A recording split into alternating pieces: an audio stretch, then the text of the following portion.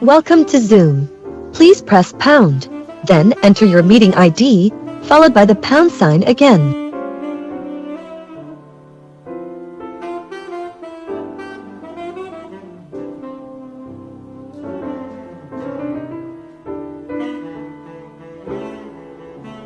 Are in the meeting now.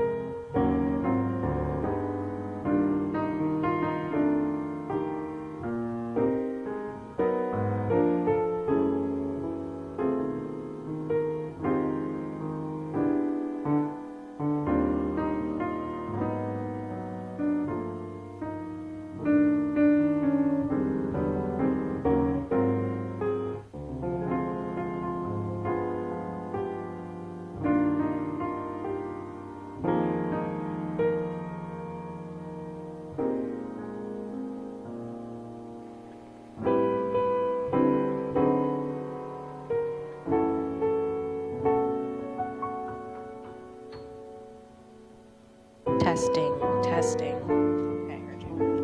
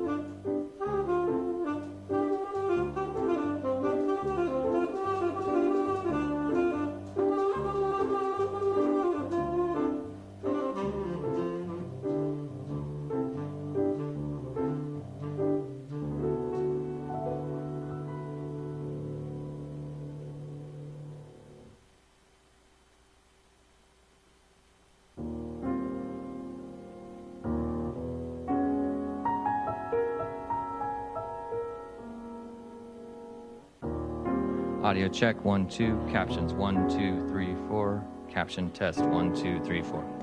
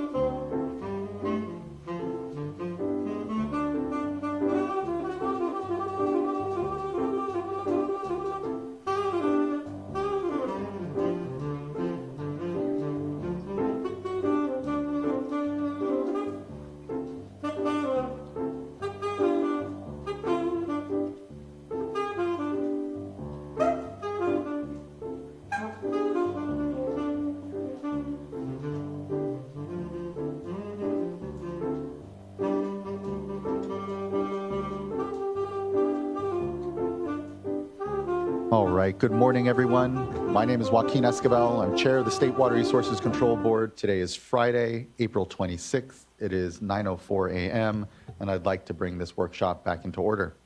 I'll begin by introducing my fellow board colleagues. With me here today, shortly, is Vice Chair Doreen Diadamo, Board Member Nicole Morgan, Board Member Laurel Firestone, and Board Member Sean McGuire.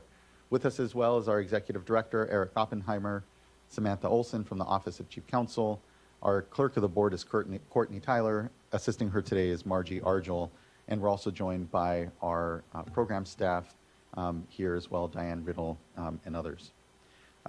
This is the time and place for a workshop, our third day now of a 3-day workshop for proposed voluntary agreements related to the Sacramento Delta updates to the Water Quality Control Plan for the San Francisco Bay, Sacramento, San Joaquin Delta Estuary, or Bay Delta Plan.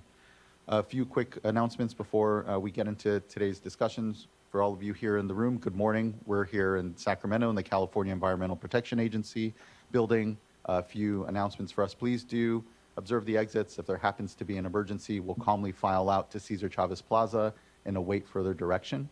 Also, if you intend on commenting on the workshop today and have not signed up, please do see the clerk of the board and she can help you get signed up. Once it is your turn to speak, please indicate any affiliation, your name, any affiliation you have, and also for us here in the room, please do silence phones. For those of you joining us virtually, you're either viewing us through our customary webcasts on YouTube Live or the Cal EPA website. But if you intend on commenting on today's workshop, you need to be on the Zoom platform. There are instructions on how to do so on top of the notice for the workshop that went out March 8th. But if you're having any challenges getting onto that platform, please do just email the clerk of the board at board.clerk@waterboards.ca.gov, and she can help get you on the platform. Once you're on the platform, your camera will be off. You'll be on mute until it is your turn to speak as indicated. Today is the third and final day, as I've said, in a multi-day public workshop on the proposed voluntary agreements related to the Sacramento Delta updates to the Bay Delta Plan. This workshop is being held in accordance with the notice of board workshop dated March 8th, 2024. The purpose of this workshop is for voluntary agreement parties to provide a detailed overview of the voluntary agreement proposal, receive input and answer questions from board members, and receive input from the public. Please be aware that the workshop days have the potential to run past 5 p.m. We didn't have to yesterday. We did the day prior. Today's long agenda and number of speakers probably indicates we'll be here past 5. Since we plan to hear from a large number of speakers and want to be sure to hear everyone's comments. As described in the notice, we are limiting speaking times to ensure a productive, efficient, and fair workshop. Panels will be limited to 10 to 20 minutes depending on the specific request. Individual comments will be limited to 3 minutes per speaker. I may need to limit speaking times further if necessary to ensure all speakers are able to speak without going late into the evening today. If you plan to make an individual comment, those comments will be taken after 2 p.m. and possibly later. We'll begin with any opening remarks that my fellow board members would like to make. We will then hear a short presentation from staff describing the format and agenda for the workshop, a brief background on the proposed voluntary agreements and Bay Delta planning process, and next steps. After the staff presentation, we'll begin sessions 5 of the workshop, followed by session 6. Each session will include an overview presentation by the voluntary agreement parties on the specific topics for that session, followed by panel presentations and board discussion. Following the final presentation from VA parties during session 6, and before we hear from our panels for that session, we'll hear closing remarks from Secretary Wade Crowfoot of the California Natural Resources Agency. Additionally, we may be taking comments from elected officials and tribal representatives at any time today to accommodate those schedules. We plan to take a short break in the morning and another break in the afternoon. We'll have about a 45-minute lunch. The State Board will not take any formal action today. Rather, the board action will occur later at a notice board meeting before the board considers approval of Sacramento Delta updates to the Bay Delta Plan. There will be additional opportunities for public comment on the specific proposed changes to the Bay Delta Plan. The discussions during the workshop will help inform staff's development of draft program and implementation language for Sacramento Delta updates to the plan, and staff will provide additional information regarding these next steps in process during their presentation. The board has made no decision regarding whether to approve the proposed voluntary agreements. We're intensely listening today and are very interested in information and constructive input to help the board and its staff in efforts to develop possible draft changes to the plan, including a draft program implementation text for further public input. I just want to thank you all again for your attentiveness and for joining us these last days. Yesterday was again another good discussion, and appreciate the back and forth that we've been able to have on the proposal, and continuing to be open here to ensuring that we're listening to all sides and providing a forum here and a basis for continued collaborative discussion on what is one of the top priorities of this board amongst many important priorities for sure. Looking to fellow board colleagues if they have any comment or question to kick us off here today. Board Member Firestone. I know this is a long day, and so, but I did want to just start out because I think today is dealing with a lot of the most challenging issues and the ones that to me are also most emotional and vital to success. And I wanted to just set like a little bit of stage of how I'm coming into this, and I hope we can be coming into this. I think it's important, and I also, just reflecting on a lot of the public comments we got yesterday, I think what we've learned or heard from the last few days is that we are considering the VA. That is what this board is doing. We are absolutely considering it. So suggestions that we should not even consider it, what we're doing today is considering it. And also what we are doing is not just rubber stamping it. We have spent a huge amount of time going through really deep questions and concerns, and we will continue today with some of the hardest issues to figure out how can we make this successful. How does this have a chance of meeting the best chance of meeting success here in achieving the Bay Delta goals that we have? And I think there has been really good acknowledgement that the VA so far has been developed in a vacuum, and it hasn't included all of the expertise that it needs to make it successful. These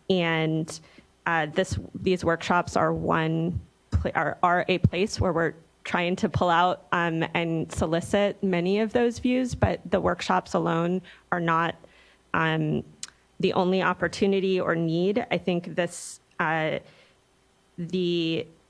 the actions following these workshops are really key to show whether, the VAs and the folks that are rolling up their sleeves to figure out how to make this work and be successful are really listening and able to wrestle with how can we adjust to make this something that can really meet the goals of the Bay Delta plan.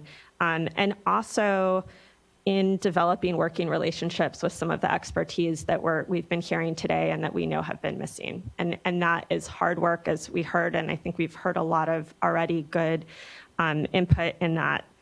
I think in order to make working relationships work, whether it's with any of these alternatives about how we achieve Bay Delta, I think all sides need to recognize we have very severe impacts occurring right now.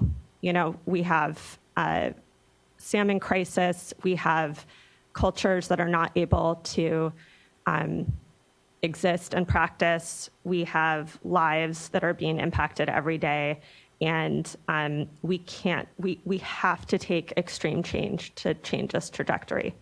And also, extreme changes and some of the types of changes that may need to be taken are going to have very extreme impacts on communities, on livelihoods, both urban and rural areas. And if this were easy to say, let's just move a whole bunch of water to help the fish, and there weren't those really extreme impacts, this would have been done a long time ago. And what we're being tasked to do here is weigh how to balance those things. We all may disagree, and everyone here may disagree on exactly where that balance is. But it is a balance, and we need to acknowledge those impacts on all sides in terms of the different alternatives.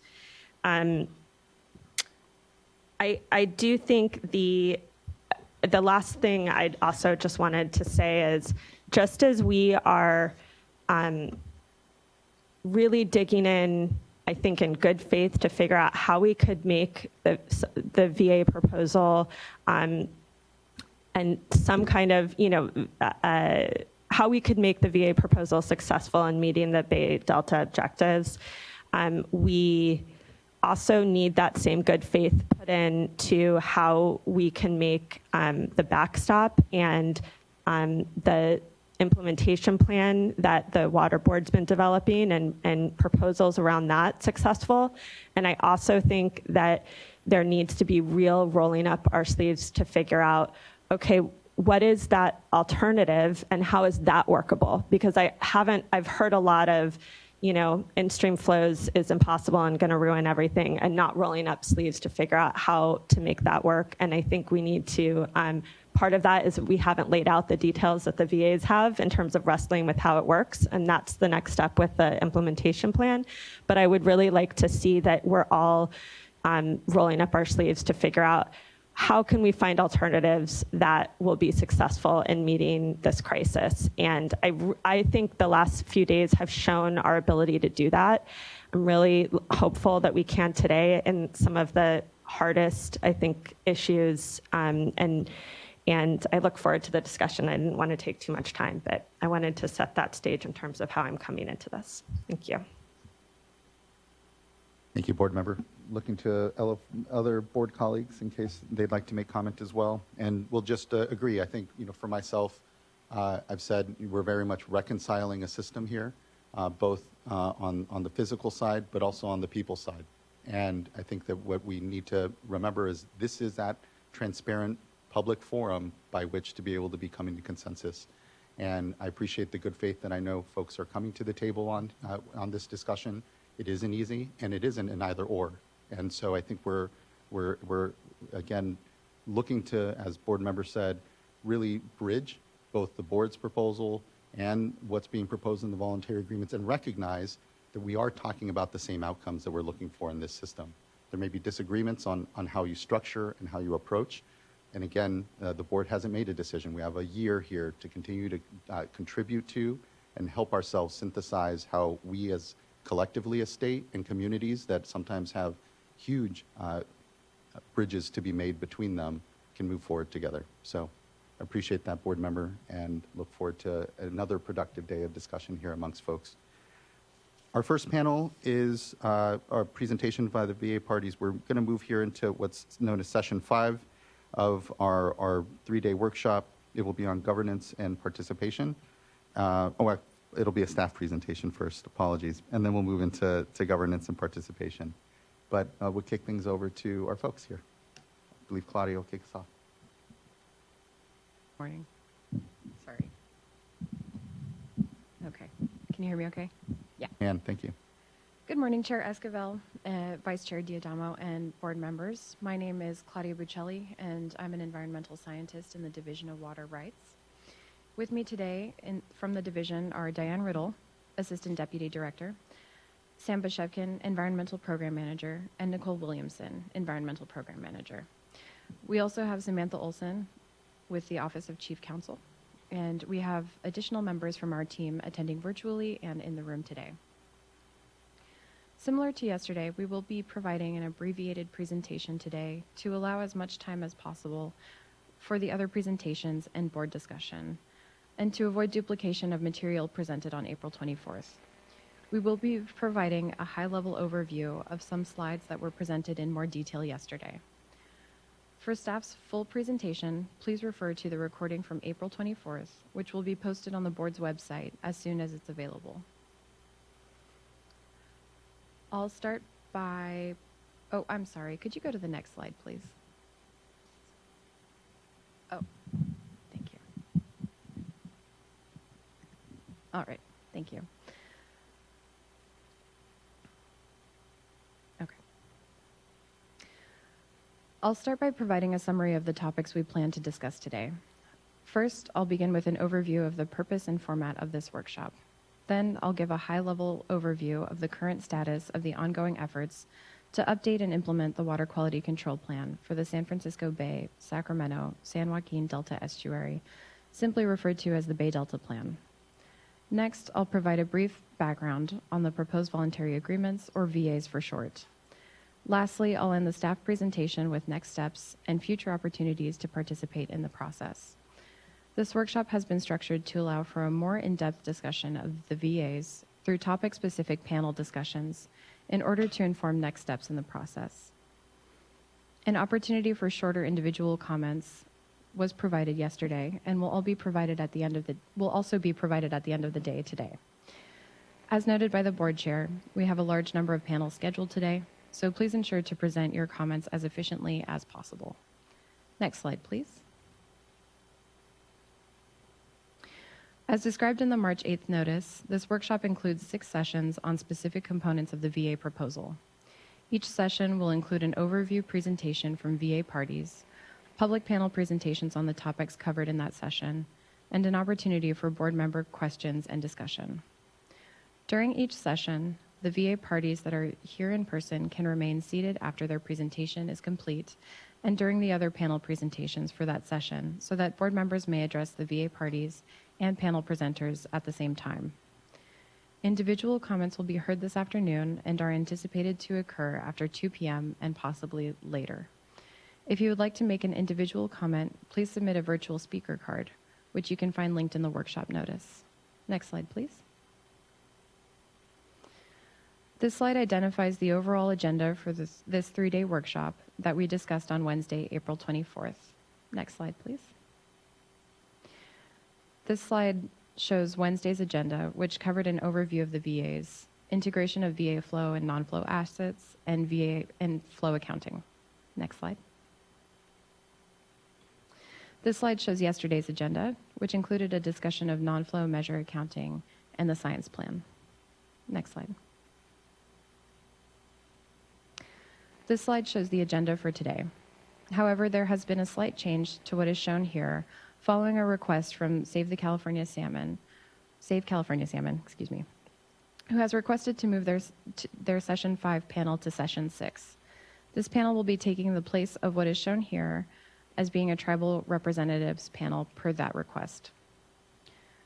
Following the staff presentation, we will begin with Session 5 and hear a presentation from VA parties on governance and participation. After that, we'll hear 5 panels from the following groups: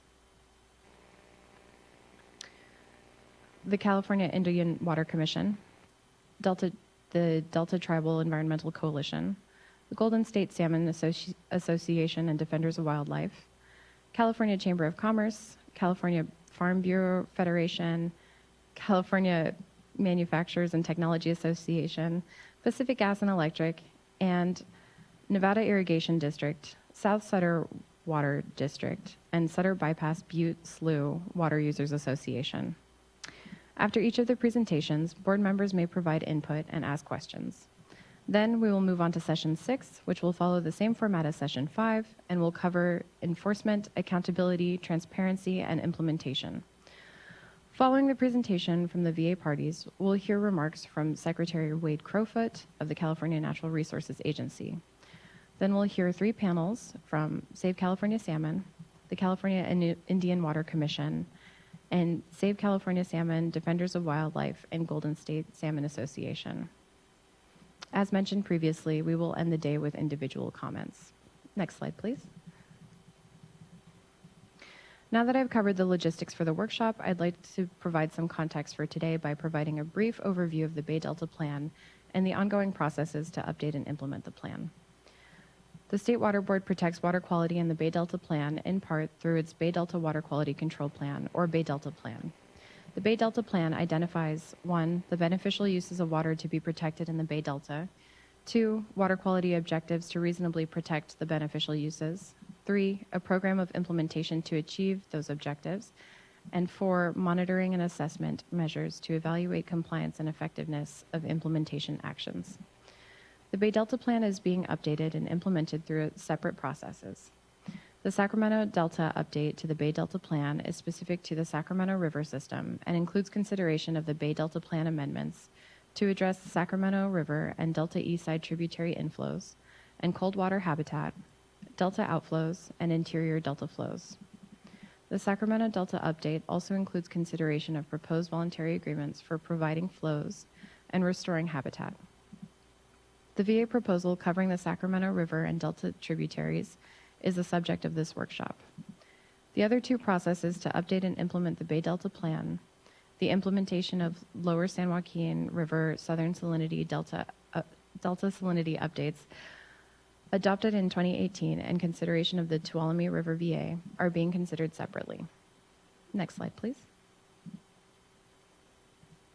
The VAs are being proposed by a group of water users, the Secretaries of California Natural Resources Agency and California Environmental Protection Agency, and the U.S. Bureau of Reclamation as a possible alternative means for updating and implementing the Bay Delta Plan. The proposed VAs include a combination of flow and non-flow habitat restoration measures on the Sacramento, Feather, American, Yuba, and Mokelumne rivers, Puda Creek, and in the Delta. As mentioned previously, the VAs also include a proposal for the Tuolumne River, which is being considered separately.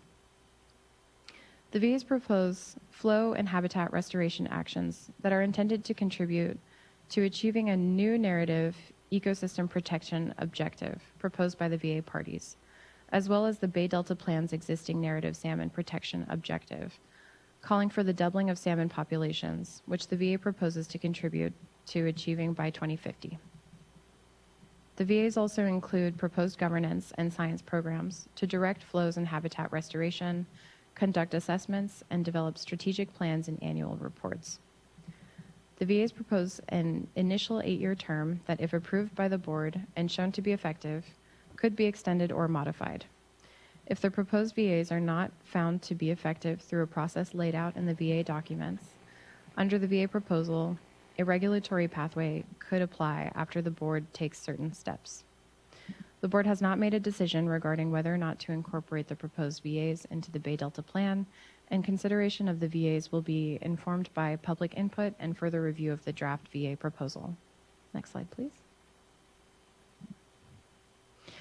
The following two slides identify actions that have occurred in the process to consider the proposed VAs in the Sacramento Delta update to the Bay Delta Plan. I won't be covering these slides today, but we encourage those who are interested in learning more about the previous actions to refer back to yesterday's staff presentation for additional detail. Next slide, please. Next slide. Thank you. This table summarizes the draft VA documents received to date and identifies the overall structure of the VA proposal. These documents were discussed on April 24th in the staff presentation and VA parties presentation, so I won't go into detail about it today. Next slide, please. All of the draft VA documents submitted by VA parties are available for public review on either the board's website or file transfer protocol site. To receive the information needed to access the FTP site to review these documents, please send an email to staff at sacdeltacomments@waterboards.ca.gov. Staff are anticipating VA parties to provide additional draft documents at a later date. Any future draft documents will be made publicly available on the board's FTP site once received by the State Water Board. Next slide, please. Following this workshop, the State Water Board will consider the input received to inform development of draft regulatory language for the program of implementation for draft Sacramento Delta updates to the Bay Delta Plan. The public comments on the September 2023 draft staff report and peer review comments on the VA Scientific Basis Report supplement are also being considered in the process to develop draft updates to the Bay Delta Plan. Staff anticipate releasing potential draft Sacramento Delta updates to the Bay Delta Plan, including the program of implementation, for public review and comment this summer or fall. The board will also hold a public workshop to receive input. The input received on the draft Sacramento Delta updates will inform the final staff report and final draft updates to the Bay Delta Plan, which are anticipated to be released for public review during the first quarter of 2025. The final draft staff report and final draft plan updates will be brought before the board for consideration at a future meeting as part of a full public process. It is anticipated that the State Water Board may consider adoption of the Sacramento Delta Bay Delta Plan updates during the second quarter of 2025. Next slide. This slide describes next steps for implementation of the 2018 Lower San Joaquin River flows and Southern Delta salinity updates to the Bay Delta Plan in consideration of the Tuolumne River VA. Again, I won't be covering this slide today to keep the staff presentation as brief as possible. Next slide, please. This slide includes contact information and resources where you can find additional information on the Bay Delta Plan update and implementation processes. Listed here are links to the pages for the proposed VAs, the Sacramento Delta update to the Bay Delta Plan, and Bay Delta Watershed Program. If you have questions regarding access to the FDP site or where to find VA-related materials, please contact staff at sacdeltacomments@waterboards.ca.gov. To stay informed of Bay Delta Watershed activities, subscribe to our Bay Delta Notices email subscription list. To subscribe, visit the Bay Delta Watershed page, scroll to the bottom where you'll find the box shown on this slide, and enter your name and email address. Staff are currently working to upload all of the presentation slides from this workshop to the FDP site, and we'll send an email out to our Bay Delta Notices list once they are available. This concludes the staff presentation. Thank you. Thank you very much. Next, we can now move into session 5, which this first session will be on governance and participation. And welcome up our first panel here.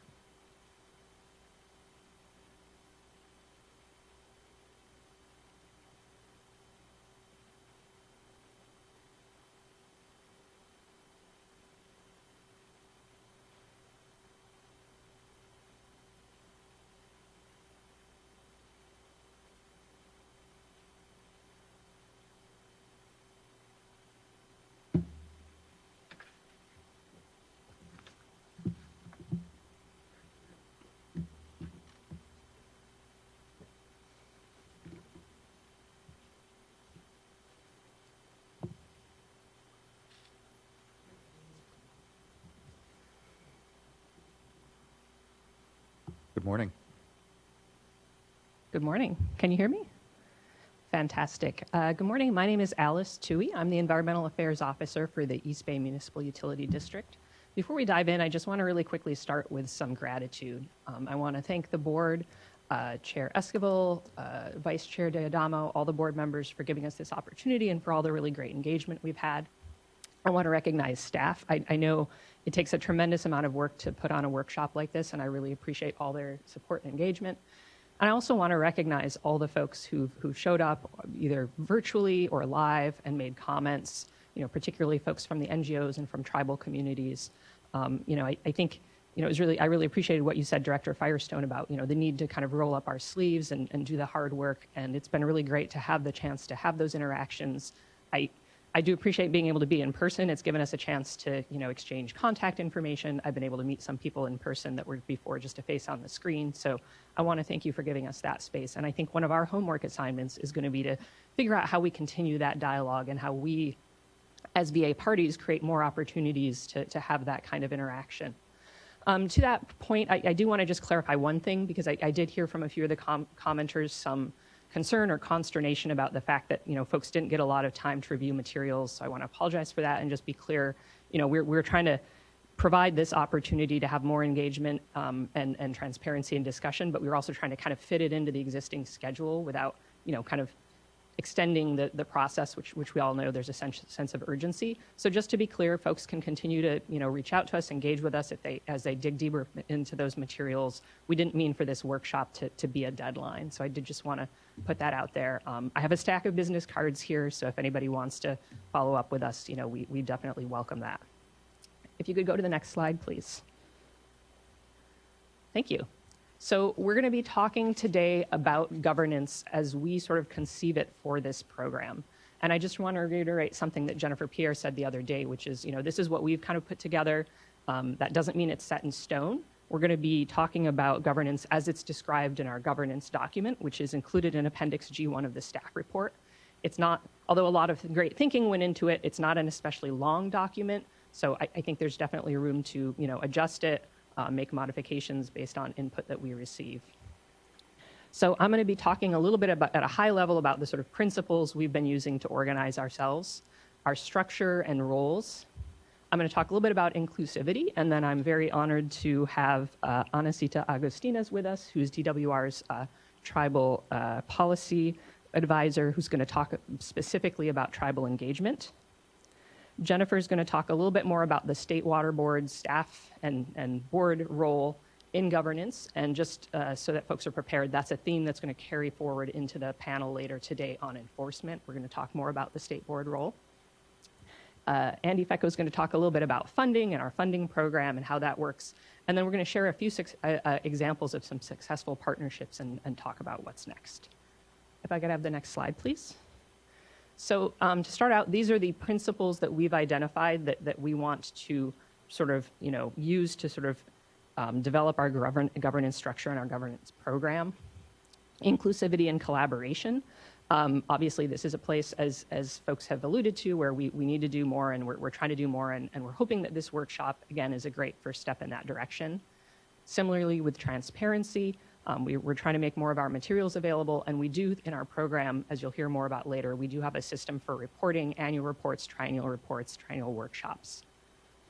Accountability to outcomes, and we're going to talk later today in the enforcement panel about how we have both internal and external accountability. Respecting rights, authorities, and obligations. Most of us are public water agencies who have existing authorities and existing obligations, customers that we have to serve.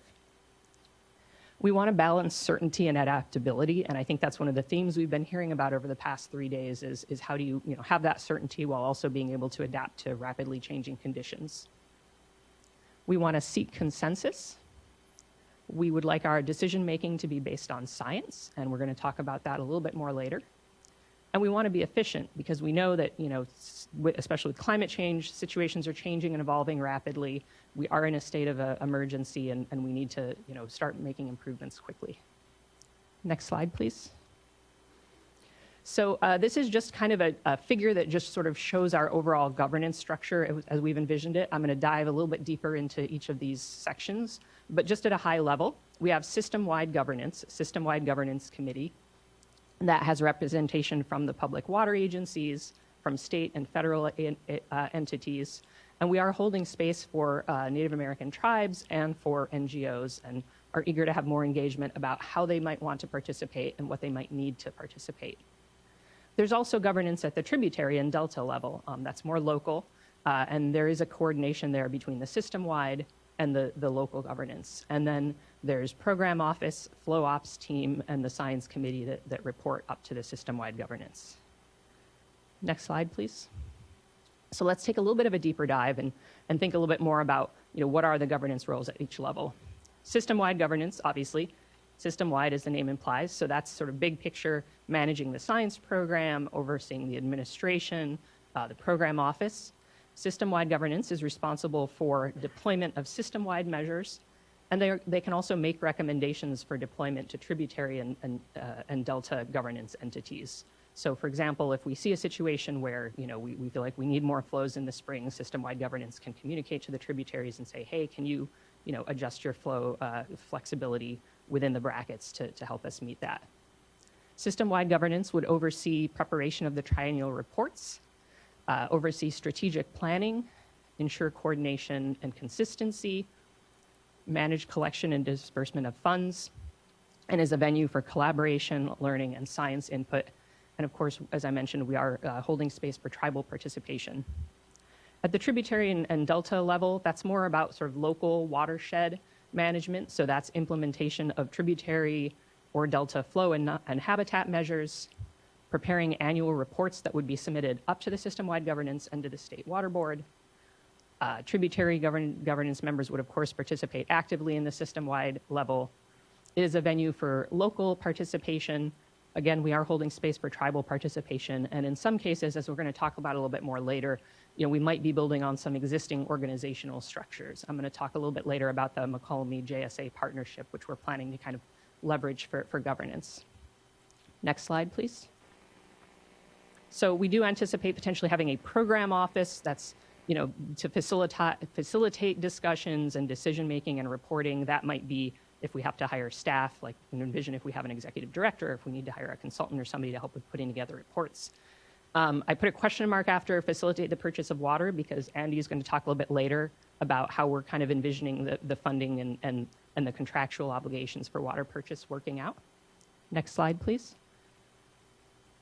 And the science committee, we got a great deep dive yesterday into the science program.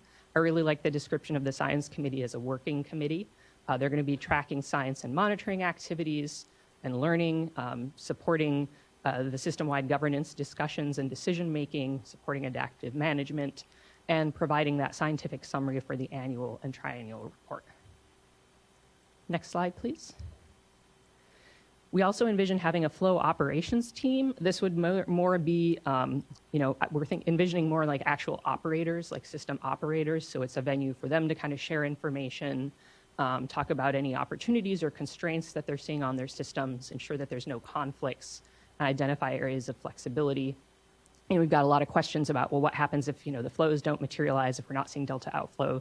I think this team could be a great opportunity to try to identify those types of issues early and then report them back up to system-wide governance. Next slide, please.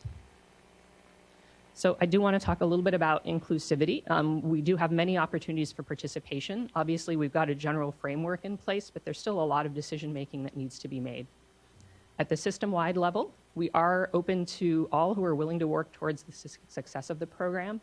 And as I mentioned, we are holding space for tribes and NGOs. So that's a great opportunity for folks who are interested in sort of big picture, strategic planning, the system as a whole. There are also opportunities at the tributary level for folks who are maybe more interested in a specific watershed, who want to help out with deployment of flows, planning for habitat projects at that level. In terms of the habitat projects, we are trying to move forward quickly. We all recognize the urgency of that. There's still a lot of work to do, so there's still a lot of opportunities for individuals and organizations to have input on habitat projects. I also just want to mention, we're making commitments to habitat, which are the floor. That's not to say that we couldn't do more in the future as opportunities, as funding becomes available.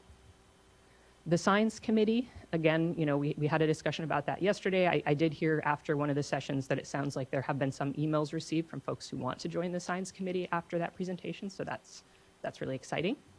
And then we do have a review process. So, tribes, NGOs, cities, counties, individuals will have an opportunity to review our annual and triennial reports, participate in those triennial workshops. So, that is also an opportunity as well. And with that, I'm going to hand it over to Anacita, who's going to talk a little bit about tribal engagement specifically. Great. Thank you, Alice. It's an honor to be here, and good morning, Chair Esquivel and members of the board. My name is Anacita Augustinus. I'm the Executive Manager of the Office of Tribal Affairs at the Department of Water Resources.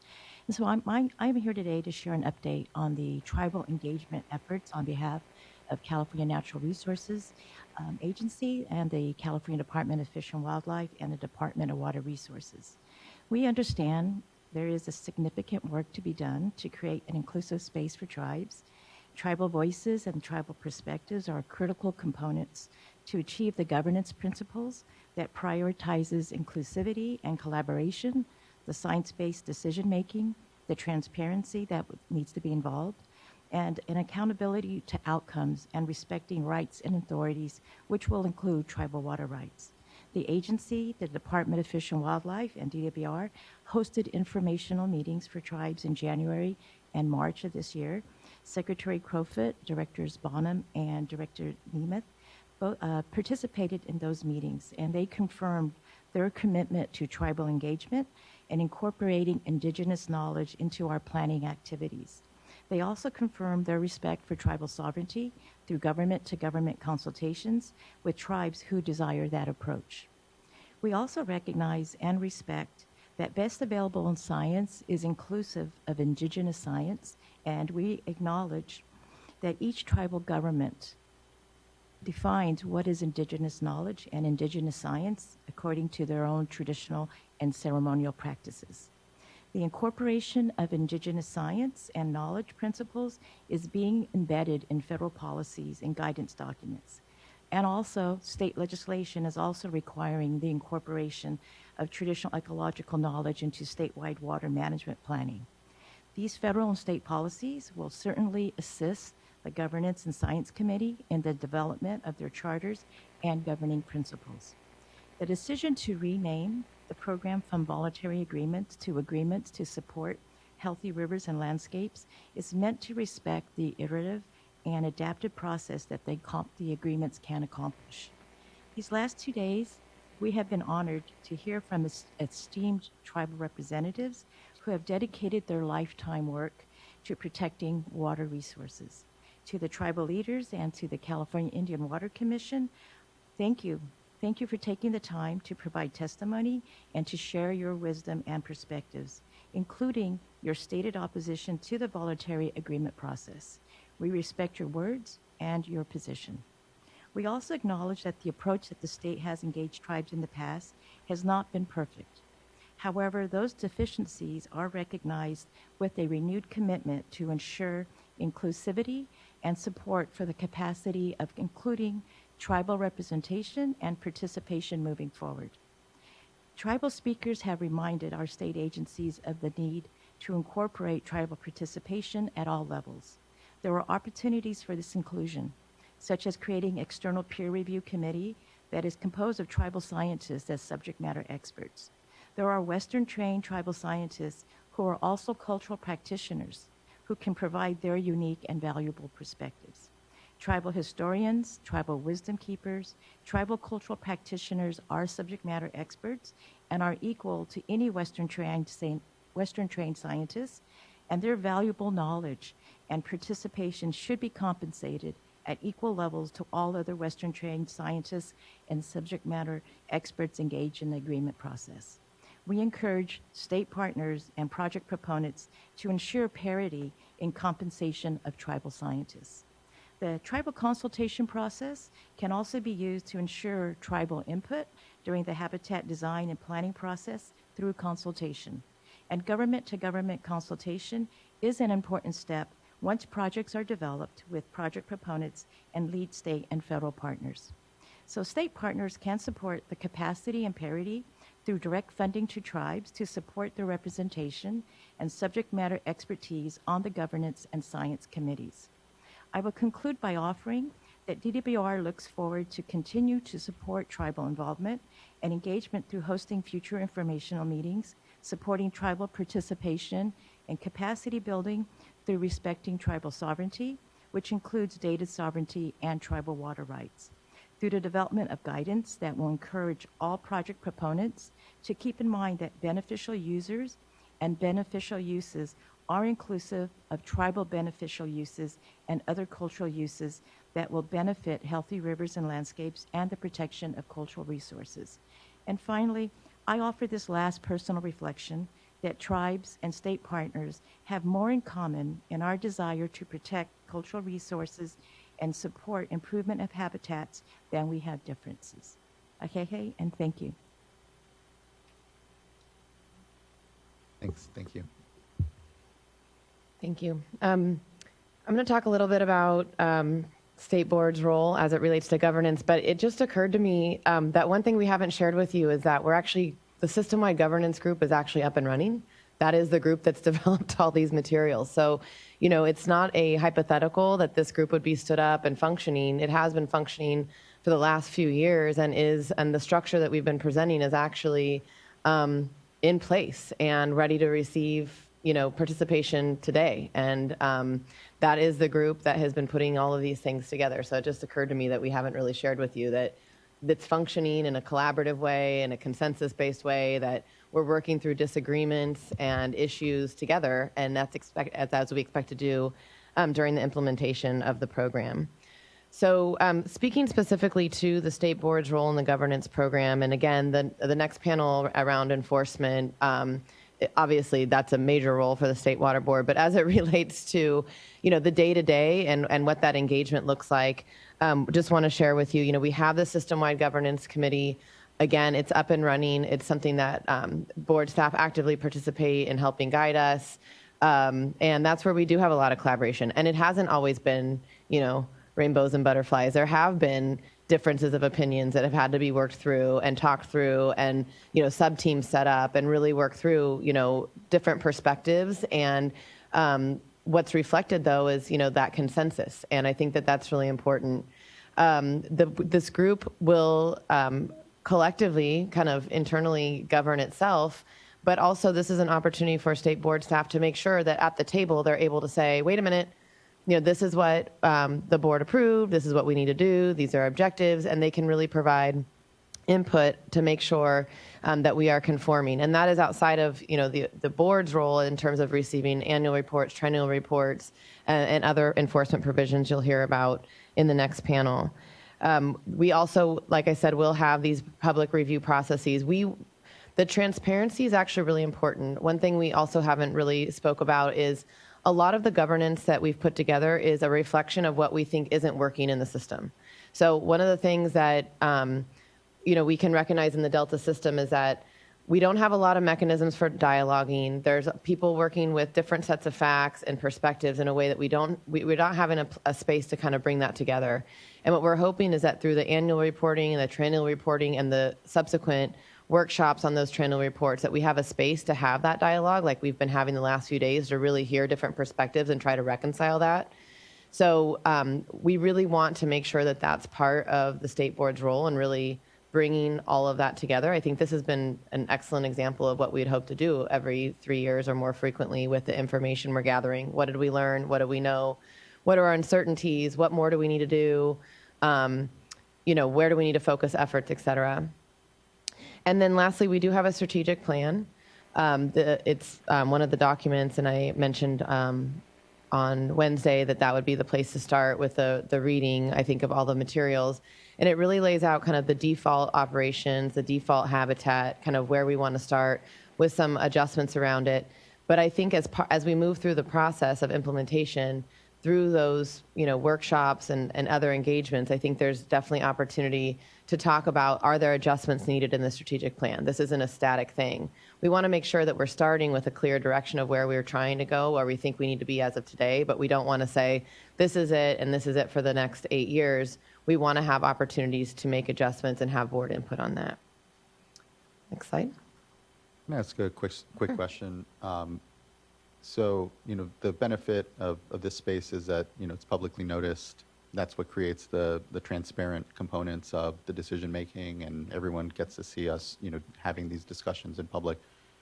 Is that a quality of the governance committee as well? Is it meant to, when it meets, when there is discussion that's going on, is it known, when those meetings happen and when, those discussions take place?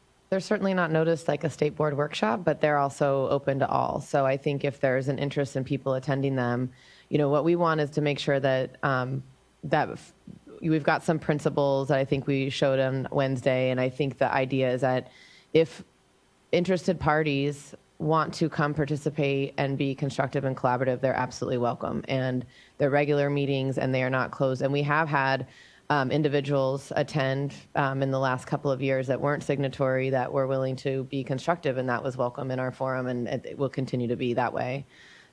So I would consider it transparent.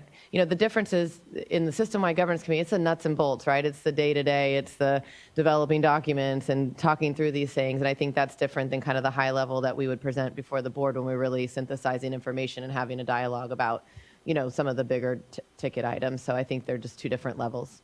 Appreciate that. Okay, moving on to the science-based decision-making. We talked about the science committee, but want to follow up on just within the governance. I think we're recognizing that there's a lot of uncertainties in many factors. That's the nature of the system that we're all collectively trying to manage, and I think we all recognize it's going to get even more complex. And there's a need for us to be responsive to that complexity. And I think that is one of the huge benefits of the agreements that we're trying to put together is being able to set a forum for dialogue, discussion around trade-offs and what we can do. We feel that we have a significant amount of flow and non-flow assets that can be deployed. And what we've tried to do is identify, again, what's the default operation so that we're not all over the place on day one, but give ourselves some space to make adjustments and a place for that dialogue. So, for example, I wanted to follow up with some on some of the questions from, I believe they were from yesterday. What happens if the science program advises you do something and then it doesn't happen, or it doesn't help. I think, we have to be honest about reporting on that. I think we have to try. As an example, let's say that, for the export reduction component on the flow, I think we have that as, March, April, May, for example. And perhaps DFW as part of the system-wide governance, or state board staff as part of system-wide governance, or anyone else says, actually, the conditions seem pretty okay. Maybe we should save some water for June. We can have that dialogue, and we've done some analysis to allow that sort of adjustment to happen. Now, can we carry it over to the next year? That's not quite in our analysis, but I think we have processes that would come back to you and be able to get the permits in place to do that. So the Science Committee can make some recommendations. We have processes to implement that adaptability, and we're trying to build as much of that as we can into what we have before you, but recognizing there could be some things outside of that. We have used all of the science that we're aware of to try to inform those default operations and that flexibility. 8 years is a long time, but it's also a very short time, right? I think we can acknowledge it's going to go by pretty quickly. And so we want to be flexible, but I think we've got a lot to learn, and a lot of the hypothesis-based science will require, control in some way so that you know what you're learning. You need to have some sort of kind of base to learn and not be all over the place. So, I think the idea here is, as we've been doing, is to be collaborative, to take input from all the parties, and to try to be as responsive to what we all collectively understand as we can, and build a program around that. So I want to talk, at the next slide, talk more specifically about flow. And I've mentioned this before, but I don't think can be overstated. The default operations are what was in the scientific basis report. So that's, the consistency with what was evaluated for both tributary flows and delta outflows. That's what's, kind of the default that's in the strategic plan. And again, we've contemplated that there could be some adjustments around that, mostly in, the percentage of flows that would be in different months around that default plan, that are also consistent with, the January through June kind of guidance that's been provided in other board materials.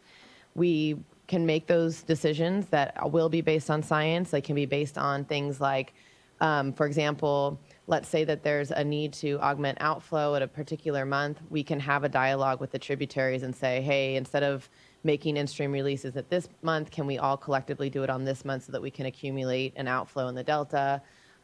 We can do, pulses. So I think there's a lot of room within the strategic plan and its flexibility to have that sort of dialogue and try to be responsive to on-the-ground conditions as a collaborative body. And that's what we are expecting to do, and that was the intent of how we've set this up.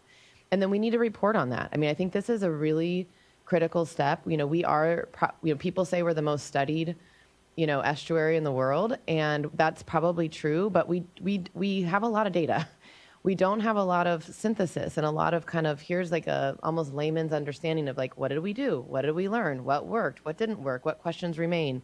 And that's why we've set up this hypothesis-based science program, but we need to report that. And I think using, official annual reports and synthesis training reports and having that in front of this body is going to do a huge service to the entire system, because in order for us to have efficient and effective dialogue, we have to be working from the same set of knowledge. And we're not, we are so behind in that way. And we've really recognized that and tried to build that into this process.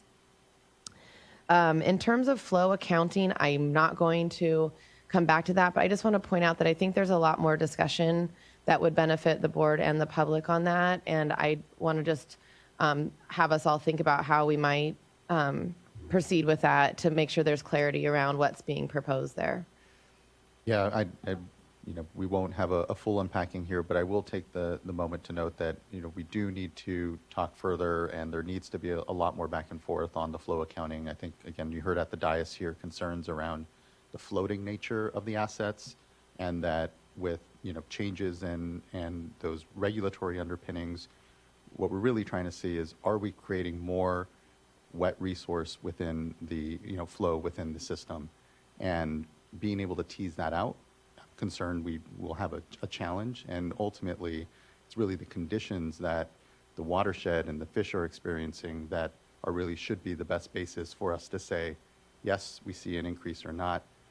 And there is, again, concern around the flow generally. And I think we heard that here at the dais. And so I think that will be something significant that we need to make sure we further have dialogue after this convening, certainly. And I think, yeah, just real concerns there. I'll just say briefly that to be very clear that the flow that is included in the strategic plan is meant to be additive on top of other regulatory requirements. So that's just, We understand but we need that. to, yeah. Yeah, so- we understand that. I think that's where the concern comes because what may actually materialize in the system could potentially be less depending on what's happening on that what those flows are riding on top of, right? Even though the material assets may be there, the system itself may actually see less depending on what happens in that floating baseline, basically. We'll have to clarify that, yes. So we need to find a way to come back, so thank you.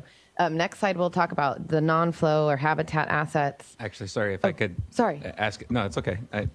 If I could ask a question, because it's flow related Yeah. and I think governance related, and it's something that I've been wrestling with and trying to better understand in this decision making space. Does the governance committee have an ability to govern the tributaries? So if there's a call and a need, if there's a science-based recommendation for a certain flow regime and a certain time frame, would the governance committee be able to, for lack of a better word, require the tributaries to provide those flows if they're within the commitments that have been made? In some instances, yes. Some tributaries have in-stream flow requirements that are actually affiliated with their existing regulatory requirements or even requirements that will be part of their implementing agreements for the program. So if they have, for example, certain commitments of flow at a certain time to interact with habitat or otherwise provide certain benefits that are required as part of this program, then they have less flexibility in what they can do in terms of generating that water for the system wide. So we have to recognize that in some instances we have very flexible assets, like for example, as it relates to delta export reductions, we can be very, very flexible around that. For other tributaries, there's more need within that system at specific times that has to be respected. So the way we see it is that we have the forums at the tributary level and we have the forum at the system-wide governance, and like Alice's slideshow kind of interact with both. So let's say that the system-wide does say, hey, we'd really like a pulse flow, let's say, end of April. Who can do that? I think we have kind of the forum set up to have a dialogue about how much that flexibility can come from different tributaries, and there will be some restrictions for the reasons I mentioned, but that's what we're hoping to do, is to be able to dialogue around that and coordinate better than we do now. The projects are obviously well coordinated, but one of the values of this program is that we're all getting to know each other and each other's systems. We aren't a watershed-wide coordinated system right now. To some extent we are, but I think there's a lot more we can do, and the benefit can be seen by being able to have that dialogue, even if we can't access the full, every single drop of water that each tributary is committed to because of restrictions they have in meeting other requirements. But that's also the role of the flow ops team, is to identify what those restrictions are. Is it a flood issue? Is it, a hydropower issue? Is it another fish obligation from an ESA requirement they have, or a 401 cert, or, there's all these things, but really trying to set a stage where we're looking for opportunities rather than kind of working within our own bubble saying this is the operations I need to do, and really trying to think more broadly. So that is one of the main purposes of the flow ops team, is to not just say to identify the constraints, but really to focus on where there's opportunities in that coordination. Well, I appreciate that, and the need for some accommodation of that. But I think this speaks and maybe builds upon the accounting conversation that needs to happen. I mean, at the end of the day, this is all about certainty, and it's about certainty both for the water user community. It's also about certainty for the ecosystem and how we can best, provide the greatest level of certainty possible in a really complex space. And so it's just an area that I'm trying to understand better about how this will work in reality. And but I appreciate that information. I don't have the table reference, but would really encourage you to look at the strategic plan with the flow tables, which show each tributary by month, by water year type, and what for each month the default flow would be, and then where the flexibility is. So the tributaries have identified actually to the point we're discussing now, what is flexible essentially and what is not. Thank you. Thank you. Okay, next slide. We have, significant amount of habitat proposed. And again, we have, some habitats already been constructed. We have been looking at habitat since 2018, and that habitat has, we've done a significant amount the last couple of years, but really over since 2018 when the framework was put before you. Parties have been working on that habitat. And so, there's habitat that people know is like, we just need to go out and do this. And then there's kind of acres that need to be developed. And I think there's a lot of space for people to provide input on what those should look like, where they should be, what's most effective. But we have tailored the program to be consistent with the scientific basis report. And that is, each tributary has its own constraints. And I think it was mentioned on Monday, for example, the American River has houses along it. We can't take those out. So there's restrictions that have to be worked in, or Yuba is a canyon. So we have to, work with each tributary. But I think there's still a lot of space for kind of program level and project level engagement on design of restoration projects, and also just kind of the bigger picture of, what is the vision around it. And I think, as was mentioned yesterday in the Science Committee panel, there will be an ability to kind of check back in. Are we meeting what the scientific basis report thought we were doing? I think there's, a very big difference between a project level, did we hit this exact, acres, and kind of looking more broadly about what's the ecosystem function that's being provided over the course of this program. And so we need to look at both, but I think the most important thing, and as you'll hear in the next panel, is really, what trajectory are you on, or are the things we doing, are they working as collectively? And that's not just habitat, but that is the flow just as a water component, it's flow as a activation of landscape, and then it's, of course, the landscapes and the governance and all of the pieces that come together. I have a question on this one. I mentioned whether or not you had considered a buffer for, just in case projects don't actually come online. And so would this be within the science-based decision-making, would this be an appropriate place if you all were to consider some sort of a buffer program or a buffer requirement? How could it be embedded within the program so that it still can be very tributary specific?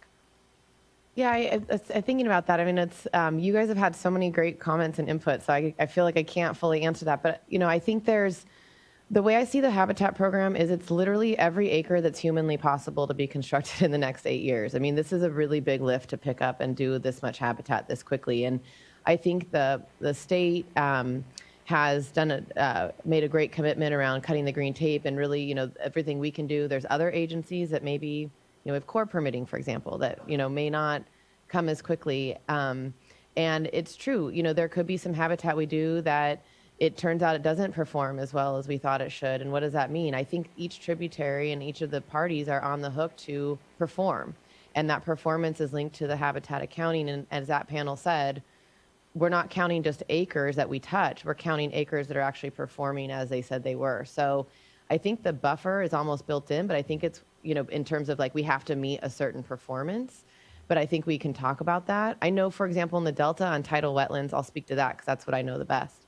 There's about 5,000 acres in there, and that's because we wanted to be certain about what acres were restorable to provide actual benefits. I think we learned our lessons from, for example, BDCP, where we were going to store everything, and there was a lot of concerns raised about creating inland lakes and non-native fish habitat. And so we wanted to be aggressive about acres in 8 years, but also not overcommit in a way that was actually going to cause detrimental impacts. But I think, from my perspective, let's say we do the 5,000 acres and we learn we can do another tranche of acres. I don't see why that shouldn't be part of our effort. I mean, whatever is working, we should be doing. I mean, I think that's part of our reporting effort. So I know I'm not directly answering your question because I got to think about how like a buffer could be officially put in.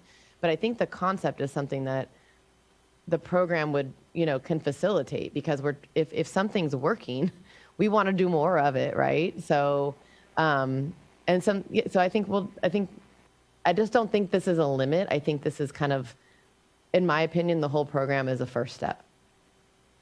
So I don't know if that's helpful.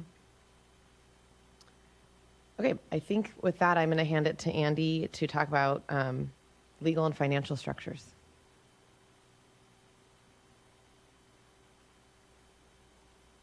Thank you. Good morning, Mr. Chairman and board members.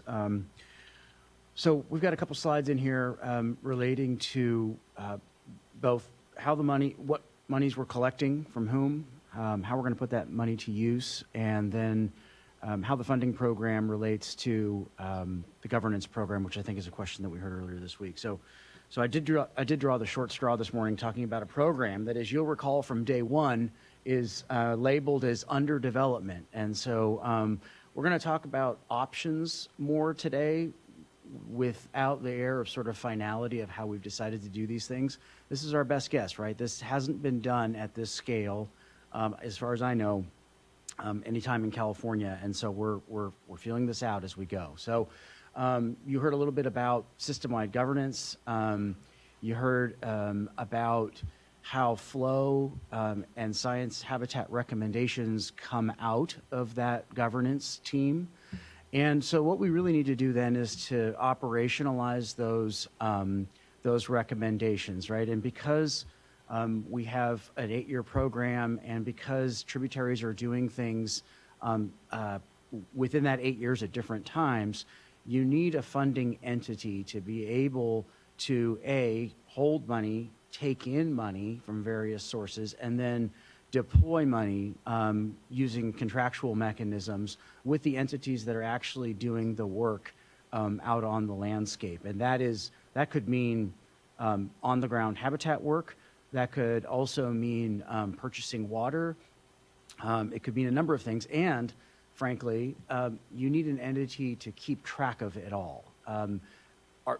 What money went out, either directly through this entity? What money is the federal government spending directly with their other programs that they deal directly with folks on the ground?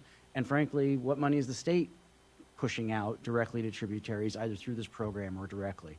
And so that's the landscape of things that we're working. That's the totality of what the funding entity needs to do.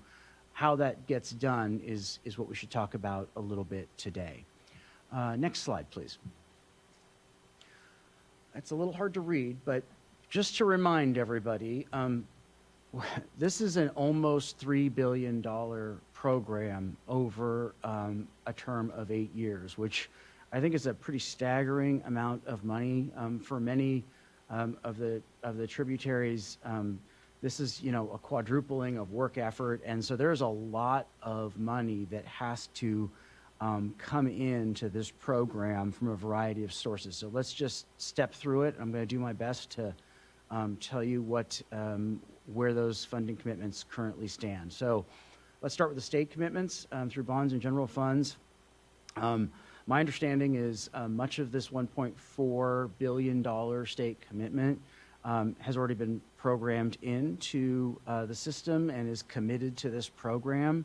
I don't know all the various streams that make that possible, but that is my understanding, working with the governor's office, that this is already programmed into the state budget and dedicated to this program. The federal share, you'll see here, is $740 million. That is still subject to appropriation. Here's my take on that. I've been personally working on this program for about 8 years, which is staggering in itself. And that's through 2 federal administrations. And through both of those administrations, commitment has been steadfast to funding this program. I know that the governor's office and representatives in Washington, D.C. are working directly with the White House to secure this funding. I feel very good that this funding is going to make its way into the program.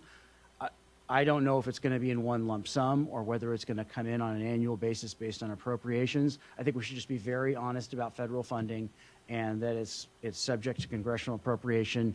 You all know that. We know that. We need to just deal with that uncertainty, which makes having a banker, for lack of a better term, that I'm going to talk to you a little bit about, in the form of a public entity that manages this money, that much more important. Because sometimes funding is episodic. And so you need to be able to carry funds from year to year and make decisions, strategic decisions, based on the funding that you have in the bank. Maybe nearest and dearest to our hearts, the public water agencies are making a very, very significant commitment. For the first time that I've been involved in Bay Delta affairs, which is 25 years now, to really, both from the tributaries and from folks who rely on the Delta for water supply, fund a program based on how much water they divert. So that's new, right, and different, because while we all have participated in funding programs in the past to do science and habitat, we've all done those things in our various ways, sometimes in our own tributaries, sometimes more broadly in the Delta. For all of us to pool together as water users, contract holders, water right holders, and say we're going to levy a fee on ourselves to fund a broader statewide program is I think revolutionary, because it puts us in a shared success model for this program that is different from a strictly sort of regulatory paradigm, right? We need this program to succeed. Many of us are going to have to go to our ratepayers and raise their rates to make this funding possible.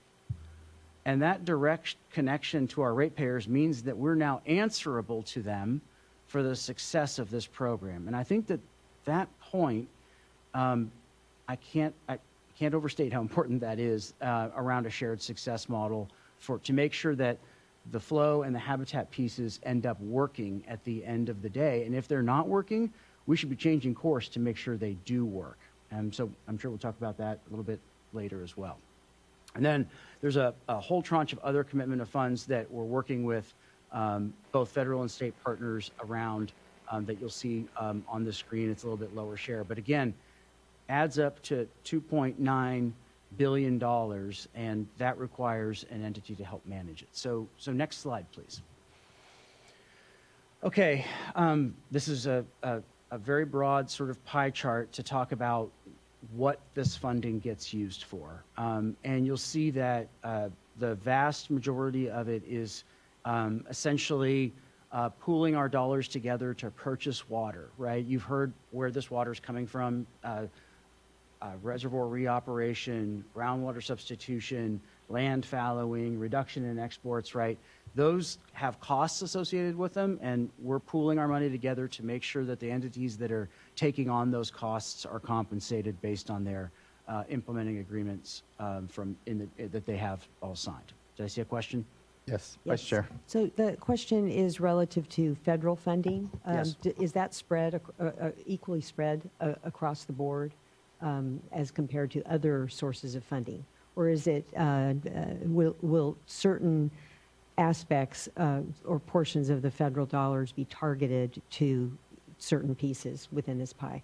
Yeah, so the federal funding is not programmed for the water purchase part of this at all, but I think that they're under the sort of habitat construction, is my feeling, is that's where the bulk of the federal funding is going to go. But I will say the federal government continues to fund science programs throughout the state of California, and I anticipate that at least part of that ask is going to go support the science and governance program for this effort. But I do not believe it's going to go for water purchases. Yep.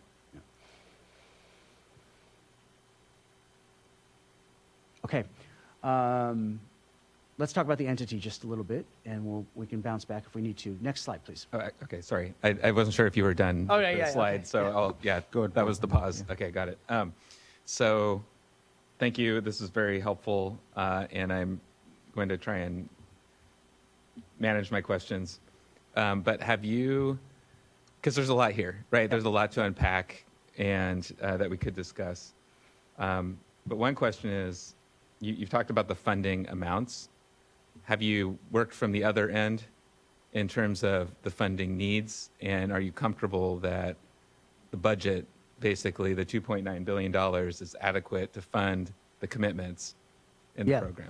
Good, fine question. If there's more, I can get to it, but let me get to that one first. So since the beginning of this program, since we sort of settled on habitat acreages and water volumes, we've been working with the state team, principally at Department of Water Resources, to maintain sort of a master account file of all of this stuff. It's a spreadsheet tool that we use to understand costs of building habitat, right? And as water purchases have moved around during the times that we've been working on this program, those numbers have shifted. And this is intended to, as we know it today, indicate a balanced budget of between the needs of the folks on the ground that are actually doing the work and what's coming into the program. And again, I just want to say, and reiterate something that Jennifer says, right, that we may find that this habitat's working really well and we want to do more of it. That's for a future conversation, right? But for what we know that we are describing to you in these last 2.5 days, $2.9 billion covers that expenditure. And that continues to be maintained. You want to? I just want to add, some of the work we did in developing the budget was we actually looked at the last 15 years of water transfers and payment for those transfers, and tried to extrapolate what the different water purchase programs would be. So some of them are set based on that, and then in kind of the water market purchase program is based on what those costs are, and we've also escalated them. So we've used all available data to try to figure out and ensure that the collection of funds is able to cover what we anticipate the cost of the program to be as it relates to even some of the unknown seller and buyer, or we know the buyer is VA, but the unknown seller components of the water purchase program. Just quickly on the water purchase program, how much of that purchase are permanent assets versus one time? There's 3 water purchase programs included in the voluntary or the Healthy Rivers program. One is completely set with sellers and buyers. That's land fallowing, and the VA is paying them to do that fallowing, so that's for the term of the program.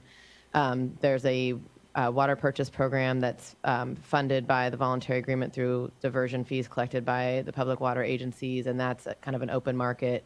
The VA will be going on the market to purchase water.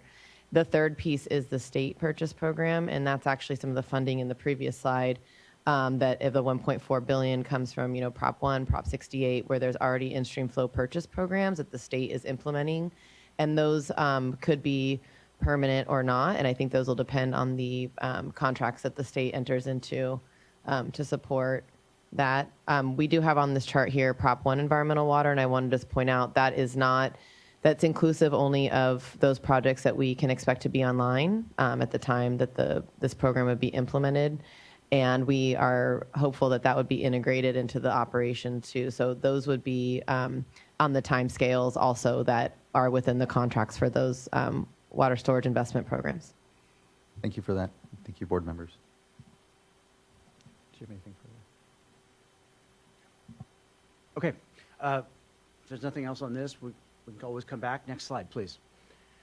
Okay, so as we think about putting a almost $3 billion program into motion, there are some, as usual, startup issues we have to think about, right? And our view of this is that time is of the essence here, right? I've heard this from various board members throughout this week that we need to get going on this program. I've heard it in public comment. We think that's exactly right as well. And as you spool this program up, we have to think about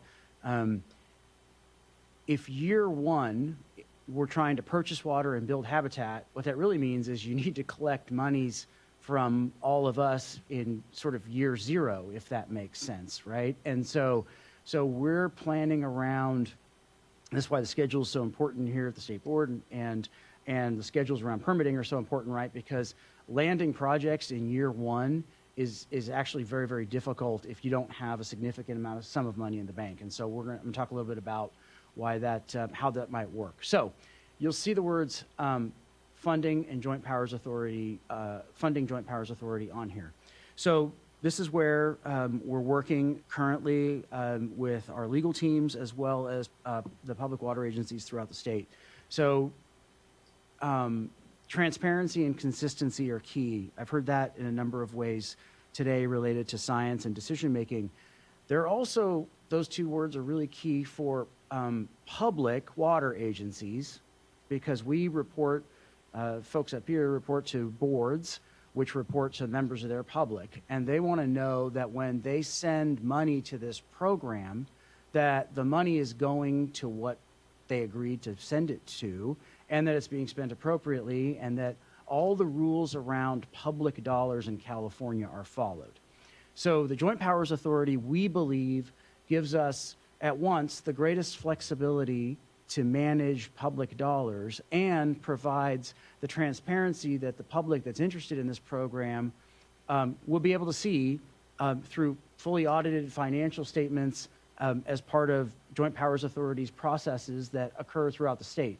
JPAs are a very comfortable vehicle for public water agencies. We all participate, I'm sure, in various ways. I think I participate in 3 just myself at PCWA to move money to specific programs that you do in partnership with other agencies. And that's really the core of what a Joint Powers Authority is and why it's so, we think it so fits this process.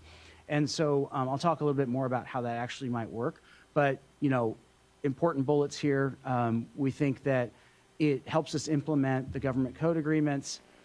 We think a JPA, a public JPA with open advertised board meetings allows us to do the public agency contracting process according to California law. We think the standardized accounting principles are very useful for us and the public, and can move quickly. And I think this is really where the intersection of the governance program and the funding program come in. As you saw on the slide I showed you, when the governance program, which again is going to be populated by any and all who want to come help with this program, makes a recommendation or really provides direction to fund something, that note comes over to this Joint Powers Authority, and then we begin working probably with some form of standard form contract with the counterparties that, let's just say, we need to pay an entity in the Sacramento River to do some rearing habitat in the upper Sacramento River. That contracting process needs to occur quickly. We need to deploy the funds quickly because they need to get going because they've got 8 years to build the habitat they committed to, which means that we need to deploy funds to them very, very quickly and efficiently. And so standard form contracts, I think, are going to be very important here, as is the accounting. And the last bullet here is really about accounting. I said earlier that there are several streams of funding coming in. Let's go to the next slide, if you don't mind. So there are several streams of funding coming in, and they're in that dotted box there. We have the federal funding. Let's just say the Bureau of Reclamation contractors, right? They're paying into this program at varying levels depending on how they're situated. We have the tributary agencies that are collecting funds from their users. And then we have DWR collecting funds as well from folks like the state water contractors. That funding, especially federal and state funding, might move through this funding JPA. That's one way to do that. But there are alternative pathways. So for instance, on the American River, which I'm very familiar with, since 2018, when we began constructing habitat for this Healthy Rivers and Landscapes process, the federal government and the state government have both put funds directly to the water forum habitat construction effort, and we haven't had a JPA in place, and that's been fine. But we think it's also important that the funding JPA account for those kinds of direct relationships, because what we need to show to the public, I think, is that the total investment of that $2.9 billion is going to materialize, and I want to be able to show them, frankly, how it was all spent, and what it went for, and what was the success of that spending. And so we think that having a public entity that can be flexible about how it takes in funds and how it deploys those funds out to the tributaries is really important. One note about the tributary agencies collect local funds. We did that very specifically because we think that geographically based entities, for instance, like the Water Forum, like the McCollum parties, like the Sacramento River parties that are participating here, are best positioned to collect funds from their sort of geographic area, their member entities. Some of us have JPAs already formed to do that. Others have looser associations, but those are going to be sort of firmed up for this program so that we can be ensured that the money that we're collecting, almost $600 million from users, is going to come into this program as it's designed, and we're going to have the contractual relationships necessary to get that money into the program. That's what I have on funding, and I'm happy to answer any questions, or I'll roll right into the next one, which is, I think, water stuff. I think we're going to maybe do McKellamy and give you a break. Thank We you. only have I 2.5 appreciate minutes that. left in the panel. So if you could move ahead through the slides to the McColmy. Yeah, we just wanted to give a few examples of some of the existing partnerships we have. So I'll just briefly touch on the McColmy JSA. This came out of our 1998 FERC settlement agreement. So that was an agreement between East Bay Mud, U.S. Fish and Wildlife, CDFW. It set minimum flow requirements based on fish life cycle stage. It had some requirements for maintaining a hypolimnion to improve water quality and help with temperature management. We've done a lot of habitat restoration as a result. And it established a partnership structure that we're planning to kind of carry forward into the VA program. If you could go to the next slide. So just really quickly, this is what it looks like. A lot of acronyms, but the base level is the MRTAC. That's our Technical Advisory Committee. So that's sort of boots on the ground. Scientists would be interacting with the VA science or the Healthy Rivers and Landscape Science Program. We've got the Partnership Coordinating Committee. That's more of a technical body that sort of puts together reports and programs. And then the steering committee that includes representatives from East Bay Mud, Fish and Wildlife, and CDFW, with NIMS invited to participate. That's more of the kind of like executive body for decision making. And I do want to highlight that those two, the Partnership Coordinating Committee and the Technical Advisory Committee are opportunities for local tributary stakeholders, whether that's landowners, other water agencies, NGOs participate. And recently we do have some tribal members who become participating in that. Next slide, please. You're probably all sick of this, seeing this graphic, but we love it. We can't get enough of it. So this is our success. This is returns of Chinook salmon on the McColmy River. And you can see that last year we had a record-setting return of over 28,000 fish. We also had a pretty good steelhead return. I don't want to forget our steelhead. They're valuable too. And you can see that, this is sort of broken up into sections, and you can see on the far right that area that's post-JSA. So you can see that that JSA structure has really worked to improve fish returns. Next slide, please. And so just to summarize, part of the reason we wanted to talk about that example, and you've heard some other examples like the PUDA Accord and Yuba and the American River, is that a lot of us already have experience doing this type of partnership at the tributary level. So we're building on what works. We're not reinventing the wheel. I think in the case of the McColmy, part of the reason we wanted to leverage that JSA is that, again, we do have a lot of existing participation from different stakeholders, and so they'll be able to just kind of transition seamlessly into, helping us as we implement the Healthy Rivers and Landscapes program.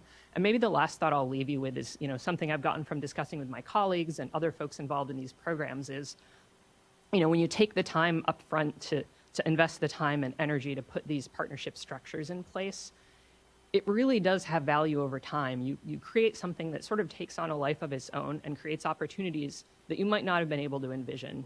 And that's something that we're seeing on the McColmy 25 years in is, we have landowners who are coming to us who want to do habitat restoration. We have relationships that have formed and trust that has been built.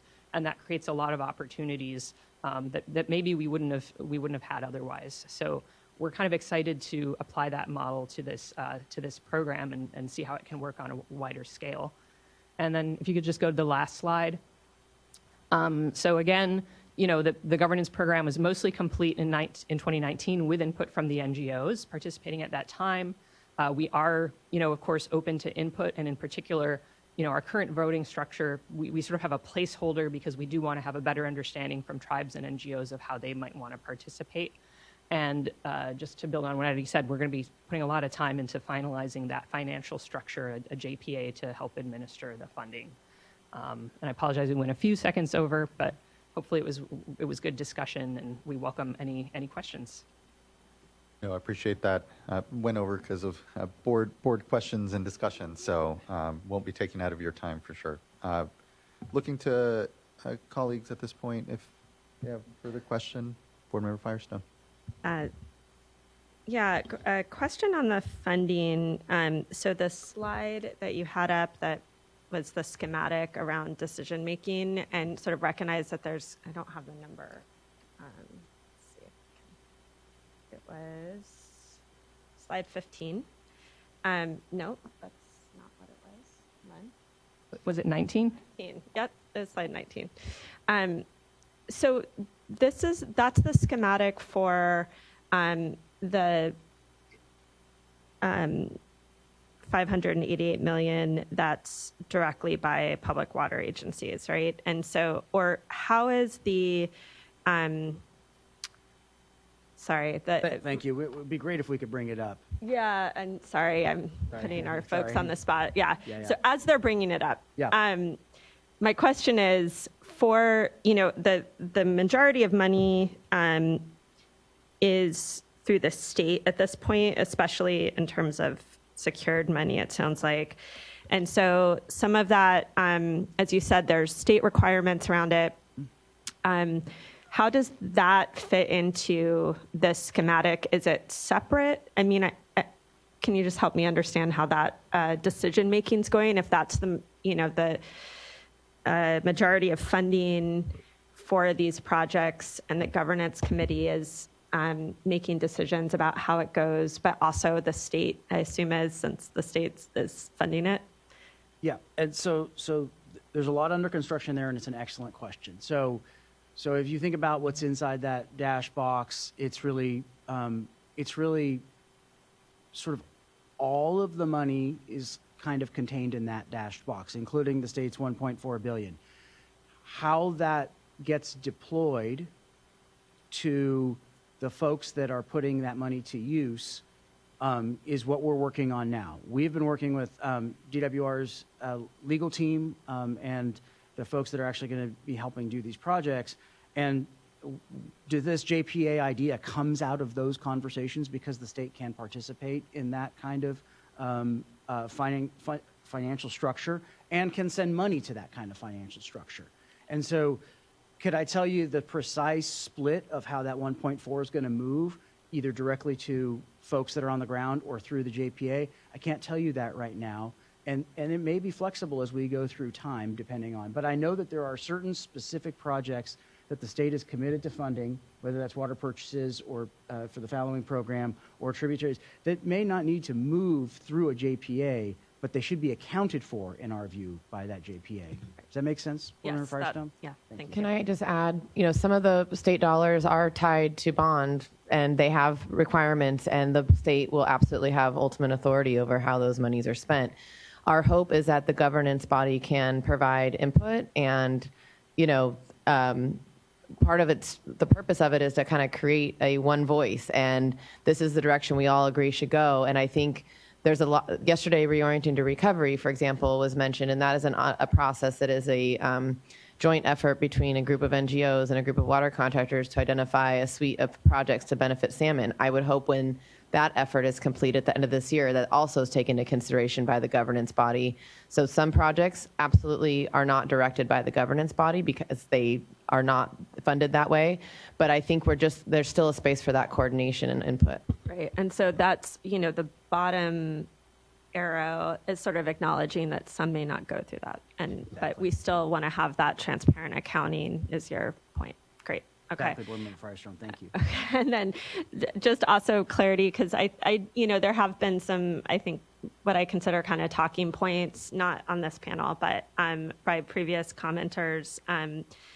It does seem like the majority here of funding for the holistic program is taxpayer funded, while a very significant majority is user funded, right? So I guess I just feel like as we're going through this process, we're all rolling up our sleeves to make it work, and we're not trying to hide the ball here, and we just want to be upfront about this is a major investment to try to make it work across the board, including taxpayers and water agencies. It's not just water agencies self-funded.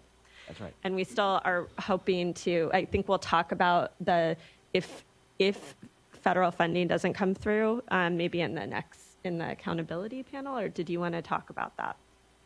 Well, I would just like to add, I mean, I think one of the unique aspects of this program is 8-year program, and I think it's actually pretty unusual to have every single dollar in your hand on day one. We have the vast majority of the funding either in hand or through the implementing agreements. The public water agencies are committing to collecting that money. So, we don't have it in the bank today because the program hasn't started, but that is a commitment and an enforceable commitment on the parties. So, to me, that's just as good as what we have already allocated from, the state dollars. As it relates to federal dollars, there's a lot of great dialogue happening. There are a lot of programs that are appropriate to fund, flood control with multi-benefits, for example, is much aligned with what's trying to be achieved within the voluntary agreement. So, one of the values of this program is really aligning funding, intent, and the willingness to permit and implement. And, those things might exist in their own spaces, but they don't get done unless you bring them all together. So I think on the federal dollars, we are working on that, but we also have, it isn't the largest part of the funding, and the vast majority of the funding is in place and or enforceably committed to on day one. So I think we have a lot of work we can get started on. And my hope is as the program progresses that it's going to incentivize ourselves and the federal government to want to participate. I think it's going to, we're hopeful and expect it to be successful, and I think it'll attract more dollars. Thank you, board member, and thank you for those responses. Vice Chair. Well, I do think it'd be helpful, having worked for Congress, and understanding when you think something's going to go through, there could be any reasons, a number of reasons why it doesn't in the end. And so I think just providing some additional information for us, many of us are very much aware of the other funding pots that are out there, but for those in the public that don't follow these processes, I think it'd be helpful for them to know what is Plan B in the event that you don't get those federal appropriations, because there are many, many federal programs that you already have been accessing and will continue to access. So maybe, putting that together, I think along with the buffer, something to give a greater sense of how this program could still continue to stay on track and be successful if things don't turn out the way you had hoped. Certainly. Appreciate that, Vice Chair, and agree. Not seeing further questions from the dais, let's move to our next panel as well. And if you don't mind, you can just kind of shift down, and would like to now call up the California Indian Water Commission.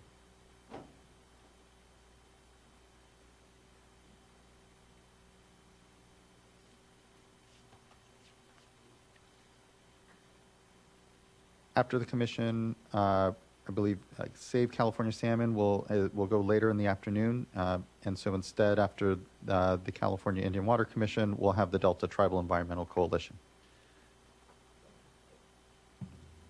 Yes?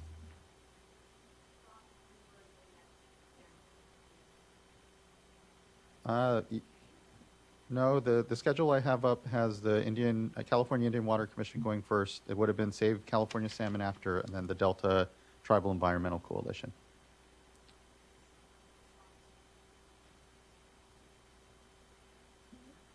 I may have something different up at my list here.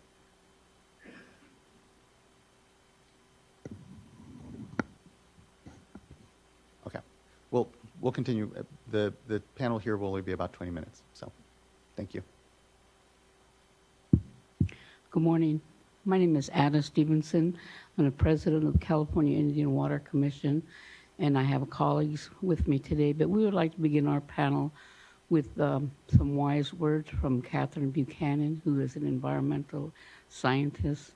And let's give her our first 10 minutes. Thank you. Okay, thank you. Ms. Buchanan. Good morning again. Thank you for letting us attend or being here or actually holding this meeting. I just have, I hear all this talk about purchasing flows and selling flows and things like that. And without the proper accounting of how much groundwater there is, I'm not understanding how this can be effectively achieved. And it seems like how are you accounting into the lack of snowfall that we now are experiencing everywhere? Because that is what it replenishes the groundwater to have the flows that are going to be going to the Bay Delta and the tributaries. And also, and a lot of the flows that they're talking about that they're going to be selling, again, is going to go to agriculture. And a lot of the Bay Delta waters go to big ag. And how can you properly account for the amount of water if, again, they are not metered? Consumptive use, so far as I know, and I've never heard of any meter being slapped onto one of the pumps that big ag uses for their flood irrigation. And then when you have the runoff, after the water has been through the soil, it's going to be carrying tons of salts and their excessive herbicides and pesticides that are going to run off, and who's going to take care of that? So when you restrict the flows, like it sounds like everybody's going to be doing, and not having a proper accounting of groundwater or even just the necessary water that is to make sure the flows can flush out a lot of those contaminants that are going to be experienced from the farms, from big ag, which is one of the reasons why the water quality is so poor in the Bay Delta. So I'm just not understanding how all of this is going to be accounted for. And can somebody please, because that is missing in the discussion. It is severely missing in the discussion. The only thing I could hear that I heard this morning, the focal point was the selling of groundwater, and who's going to be in the voluntary agreement. So the voluntary agreements again is the fox guarding the hen house, which doesn't make any sense to me. So and with that, the tribal communities and small rural communities that rely on that water, they're going to be out in the cold. So how are you going to account for that? How are you going to account that tribal communities and rural communities are going to get good, clean, healthy water if there is no accounting for a lot of the impacts that I'm not hearing being included into the discussion? Thank you. Thank you, Ms. Buchanan. And just so you know, there's a law, SB 88, that required meters on all diversions over a certain size. And so there are meters out there. And here... That's diversions, though. That's diversions, though. That's not actually... So if the water's already been diverted, it's been downstream, how are you going to account for the actual pumping of it? I appreciate that. Yeah, there are compliance points and flow meters that are within the various rivers and tributaries that I imagine those would be used here amongst that compliance. But appreciate the points and questions here that you raised. And thank you. I'll just, sorry, I know we need to keep going, but just, we did have a very long discussion. Was that the first day on accounting? And as the chair mentioned and Jennifer Pierre said, we need more time to unpack a lot more on that. So I think your point is very heard and agreed with in that we need more time to unpack that. And one of the things is the groundwater substitution accounting, I think needs to be unpacked more too. So I think great points and agreed we need more time to do that. Thank you, Board Member. President Stevenson. Good morning again. One of the things that I really wanted to thank the gentleman that was sitting here previously about the financial implications of this proposal. I was grateful to hear that. Many of our people in our tribal communities wonder where that money is coming from, and he said the increase of rates. And even though I have said that it's totally different when you're out of the family and someone else mentions it, then it's believable. Their concern and mine is not only the volume of water, the quality of water, but the quantity that's going to be impacted by the salts, pesticides, herbicides, even in fallowed areas. They say, and I believe this, that our tribal people, we fallow nothing. We cannot follow our ceremony. We cannot follow where we need to gather and worship. Cannot follow where we need to be in order for us to pick medicinal plants. So when we hear the word follow, to us it means death. Even in the agricultural world, it's temporary. To us, it is not. So I just want to say that even the language barrier, the connotation of words is completely different. there's a scientific connotation, or we're just letting that land take a break so that the water could do whatever. But in our world, when you say fallow, it's over. So it has great fear in our communities, and for even me to have to go back and tell the story of what I learned here, because I have to share that. I can't change words because they're not my words. So I really appreciate that gentleman here talking about the funding opportunities and also about the 8 years. We know that it's 30 years down the road, and 8 is the beginning of this proposal. So in 30 years, what does the cost of labor, what is the cost of supplies and material escalate from day one, year one to the 30s?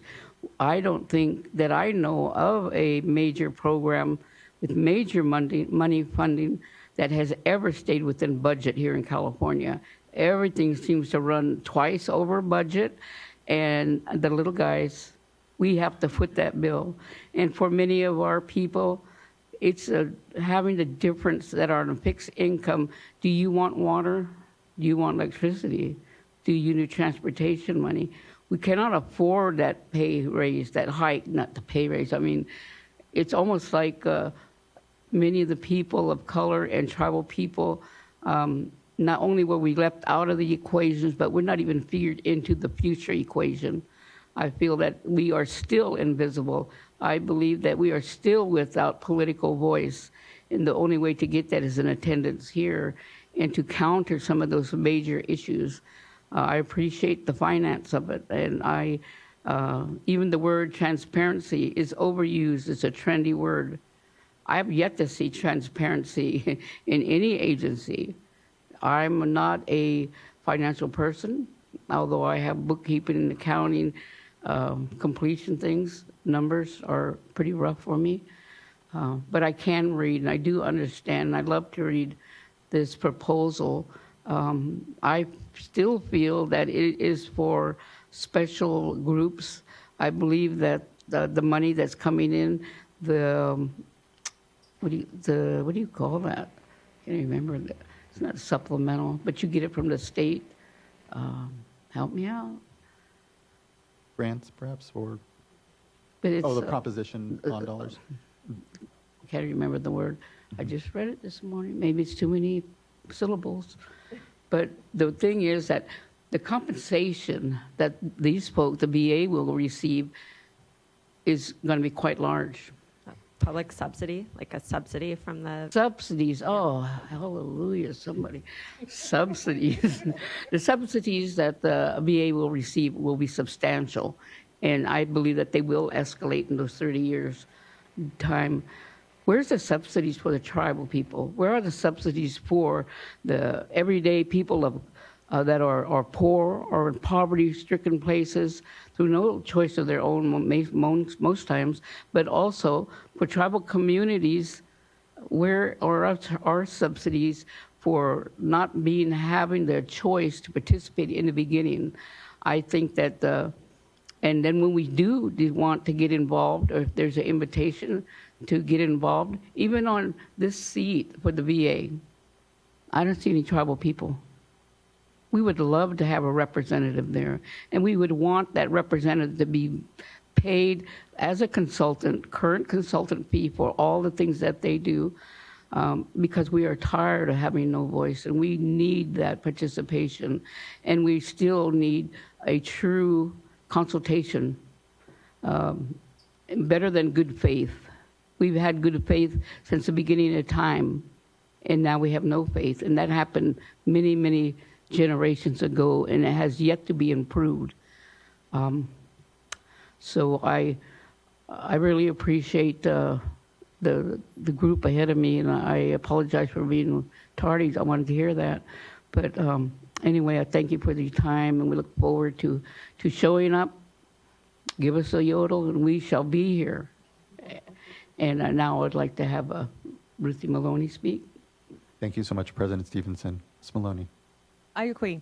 I'm Ruthie Maloney. I again would like to thank the chair and the vice chair and the board members again for your dedication and hard work, because this has been quite something to have to sit here, and I don't know how you really process all this stuff that you're hearing. You know, from what I would gain today and yesterday was that, you know, that this is a big decision and a lot of factors haven't been addressed in the VA. You know, I think the VA was a project that has not taken into consideration, let's fix the water quality. I think that 25 years of a policy that hasn't been improved on, and instead we've got this VA that's going to take another 8 years. I mean, I urge you, please really think about what this decision is going to do for the next 7 generations, because that's how we look at our future. And with your decision holds a huge, your fate is our fate is in your hands for all of the people of the state of California. So I really appreciate your hard work and what you guys have to do and all the work that's going to go into trying to figure out if we're going to approve this or not. One thing I would like to mention is that tribal members, tribes have been left out of this process. So when you make this next decision, please include tribes. Make sure you also have tribal members that are there working on these rehabilitation things. You know, we have something that's called TARO, Tribal Employee Rights Ordinance. Okay, we have qualified tribal people who are in construction, who are scientists, who can do this work and be at this level, at the state level, so that we can truly feel that we are part of the process, not just coming at the table at 90%, you know, our fate has been decided for us. So I again just really urge you to just look into your hearts and please do what's right. And let's not always go for the big ag and for the money. I mean, I know that we need it, but again, it's destroying our world. So thank you. Thank you and now so much, I'll Ms. turn it Maloney. over to Nicole. Thank you. Hey, Tanani Sentamaya. Heyo, heyo. Nicole Whipple. I'm a member of the Round Valley Indian Tribes, and I thank you for allowing me the time to speak. I've been listening in remotely and very thankful for all of the conversations, and I greatly thank you for pointing out that, you know, this isn't something that has been decided yet. You know, that is, you know, very great to hear, and thank you for accepting and including our tribal beneficial uses in our water use. You know, as a Round Valley Indian tribal member, you know, we've heard about other tribal people speak on why this is important to us, because this is our history and precedent setting for us, and a long time overdue when we talk about, talk about tribal trust responsibilities and understanding and acknowledging that this is something that was placed in the 1800s and we are just now in 2024 acknowledging them and putting them in place, and that's very well long overdue. In the meantime, we've survived, been resilient through many industrial revolutionary crises that we today call climate crisis, to try and come back and restore our livelihood. As a tribal member of Round Valley, we are the executive order tribe whose tribes span from the Northern California border to the Pacific Ocean. And so when we're talking about rivers, you may think of Round Valley as being just over in the valley in the North Coast, but our ancestral lineages, my great-grandfather traveled the Nome Colt Walk from the Concal, Maidu area, although it was forced marched at the age of 8, which is why I'm here today to be able to talk and speak. And so I would like to acknowledge that, with all of those tribes that are people, our ancestral lineage, we do respectfully choose to be here to speak on behalf of our river and our fish that was taken from us. And, some of the things that I would also like to acknowledge and respect the Bay Delta tribes. I've been consulting as a regional consultant, consulting and learning more about the tribes here in the Bay Area, because how am I to speak on the Bay Area if I don't talk to those elders and those tribal members? I had a great opportunity to speak with our chief, Kylene Sisk of the Winnemem Wintun, and she today, while we're sitting here fighting for just to save our California fish, she's, abroad trying to fight for historical detriment of when the dams went up and they, I personally, not to knock any of the fisheries. I mean, of course, we're thankful for the creating the fish hatcheries, but those fish are not able to sustain. They cannot sustain. We've seen in the recent fish kill that they can't handle our poisonous, mucky waters. And I have to reiterate the mention of the days prior where, and we're talking about water quality. What are we going to be putting? We're talking about all this habitat and saving our fish, but what are we saving them for? To be tossed into a bay delta that is full of sludge? I just came back from Atlanta a few months ago, and as I flew over, it was disgusting. I was like, is that really what our Bay Area looks like? Is that what we're fighting for? Is that the water that Southern California is trying to extract from us? Because us as Northern California people are continue to be the fix-all restriction area for everybody else, whether it's wind energy, whether it's our water, it's all of those things. It's always us being the ones who have to suffer in these disadvantaged communities. And, our Bay Delta people, these are their estuaries, these are their waters and their life connections. And so I would, just really like to point out that water quality needs to be included when talking about fish counts. Again, like how, I would like to know how we are talking about fish counts, again, of what type of fish, of sick, cancerous fish, because that's what our people are, our people that we're supporting, these ag departments, pumping all of our groundwater, taking and storing all of our water to feed a poorly regulated ag, where we are very well aware that our food source is a reason and a connection to the reason why our people are suffering from cancers. And so those are just the things that I would like to take the time to share and acknowledge, and hope that, the board considers the sludge, I like to, as we call it, our death pool that we are forcing these fish into. Thank you. In closing, on behalf of California Indian Water Commission, I would like to go on record for my 12th time, I believe, that we adamantly oppose voluntary agreements. We believe that they violate our Native American rights. We believe that they violate our right to have free drinking water. We also believe that in the California Constitution, it violates our rights for the freedom and the joy of our natural resources, our environment, as people call it, the natural resources. We believe that those living things are all our relatives, and we are tied together.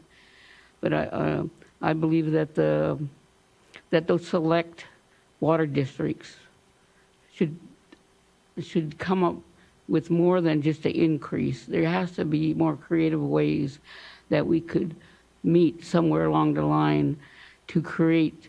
There's no such thing as new water, even though it's on paper. We believe that following a piece of land is a detriment to our culture and our religion. We don't call it a religion, but it's our traditions.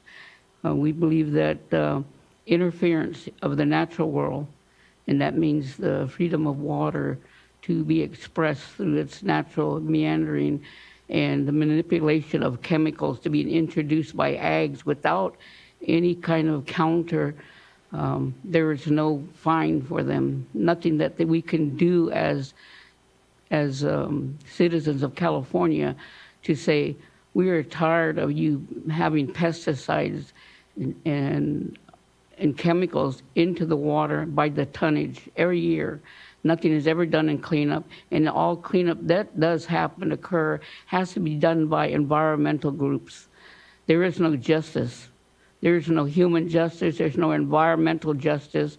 And for the state of California to dictate how we have to behave as tribal people, and we just have to be quiet and sit by quietly, I feel that It truly is a slap in the face, and all we're asking for is our right to be honored and that justice be served to the spirit of water and to all of our relatives in the environment.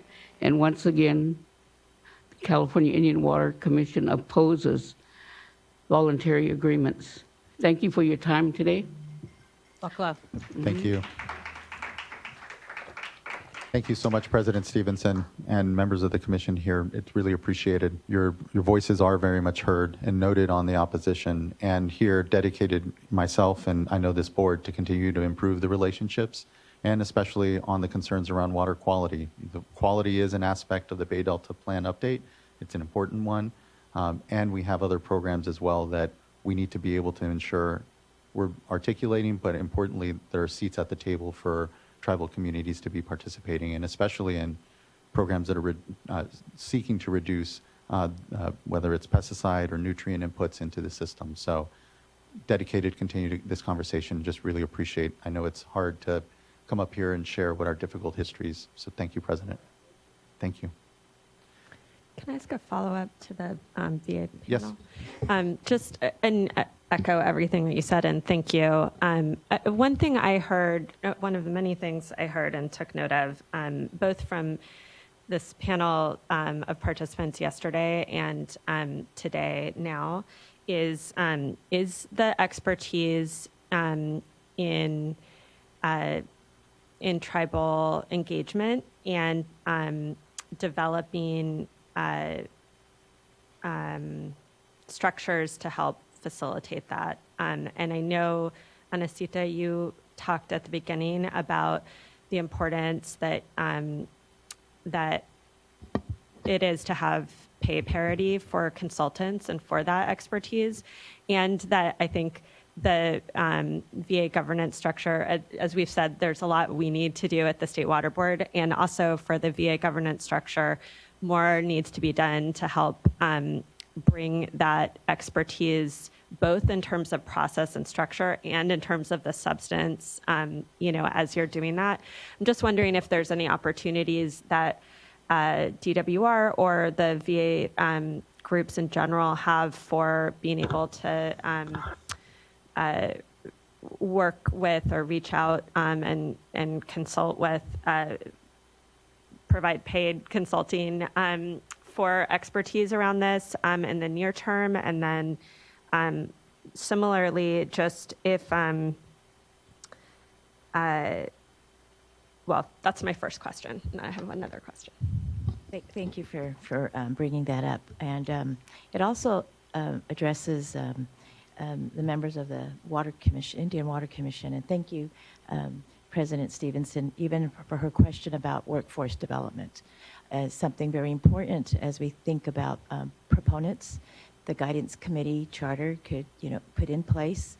The project proponents, lead agencies, and federal agencies consider who and what percentage of that workforce development can be through tribal participation. There's a big push for Tribal Youth Corps to help do, big foundational work on potential projects, and also the workforce development then allows that development in that environmental structure.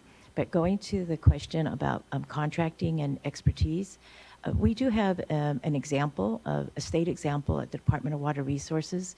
We have developed through public entity agreements direct contracting with tribes.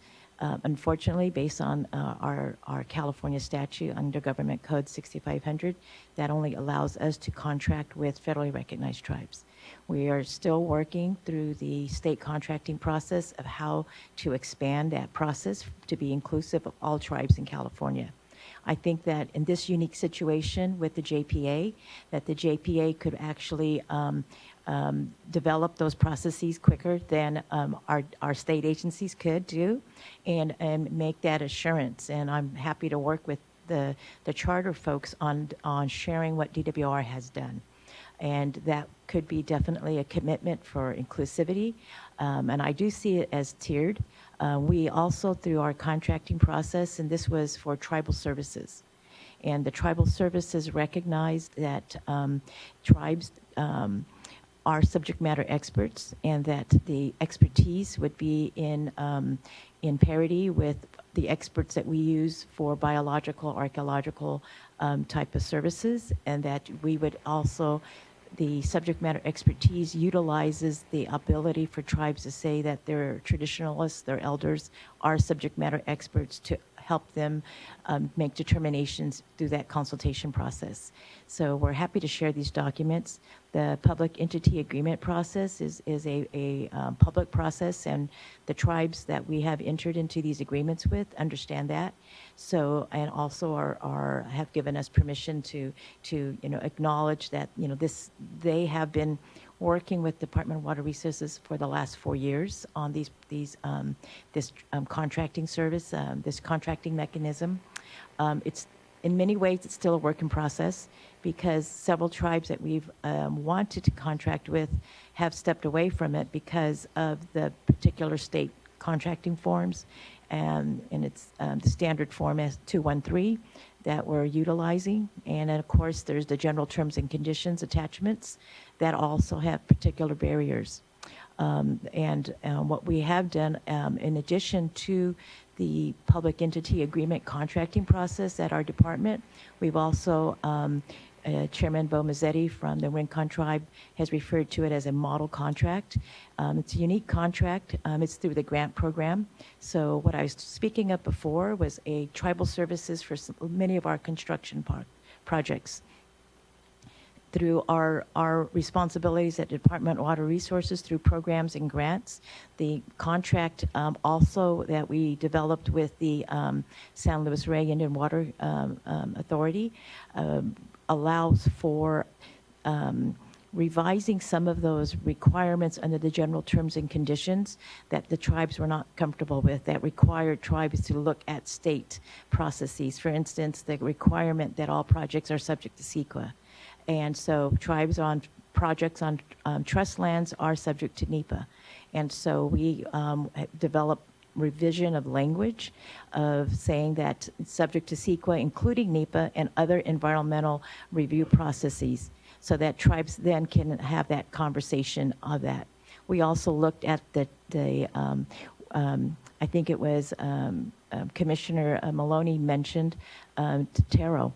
And so, that's the Employment, Tribal Employment Rights Act, allowing for, workforce development and the ability for tribes to hire, tribal citizens. So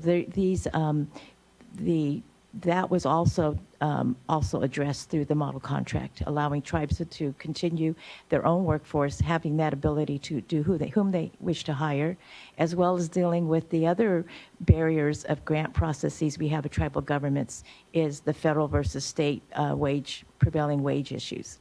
So we could go on. There's many other barriers, but these contracts are there as model contracts, just as examples. No.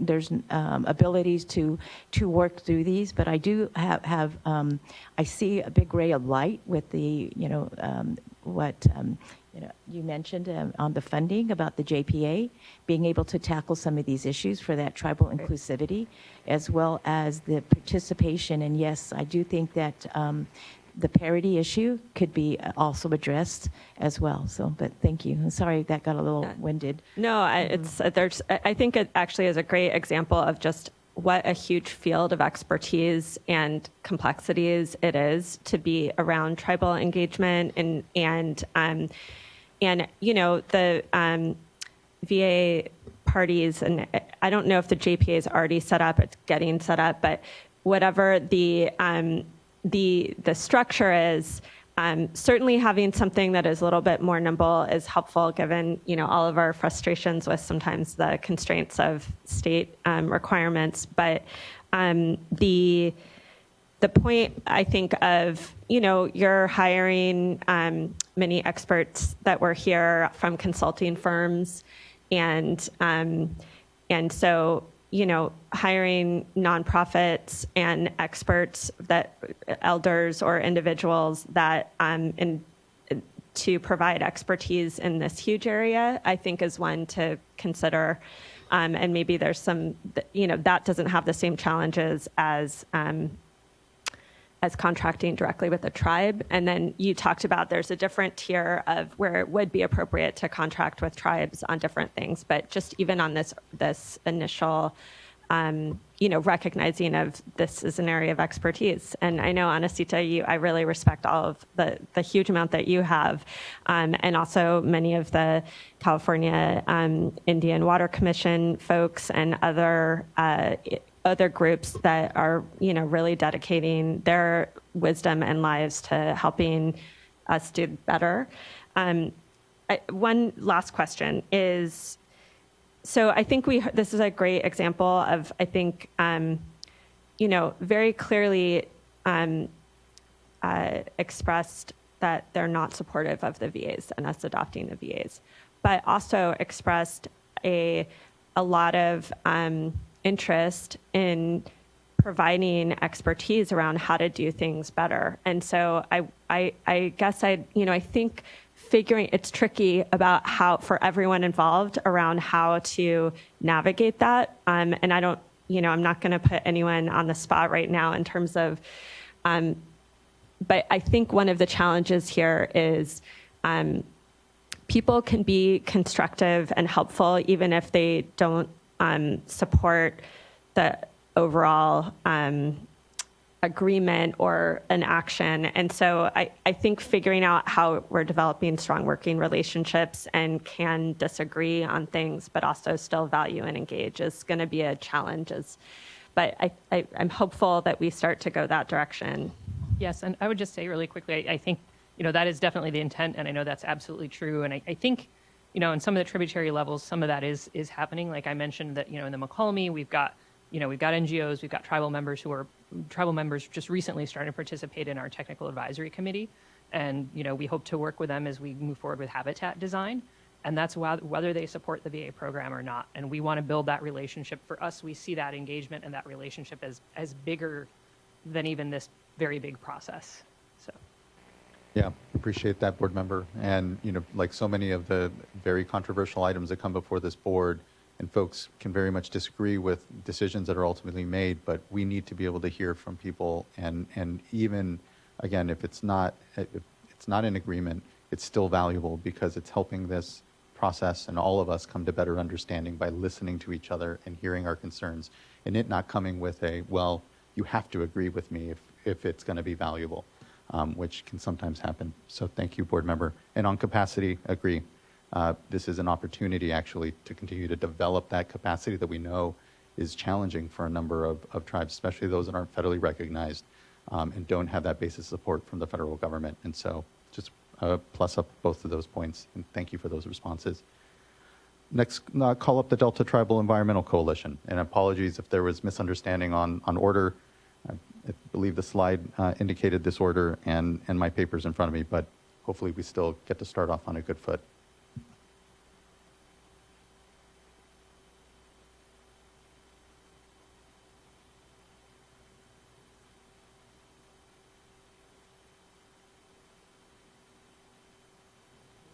Yeah, there's enough space here. Thank you.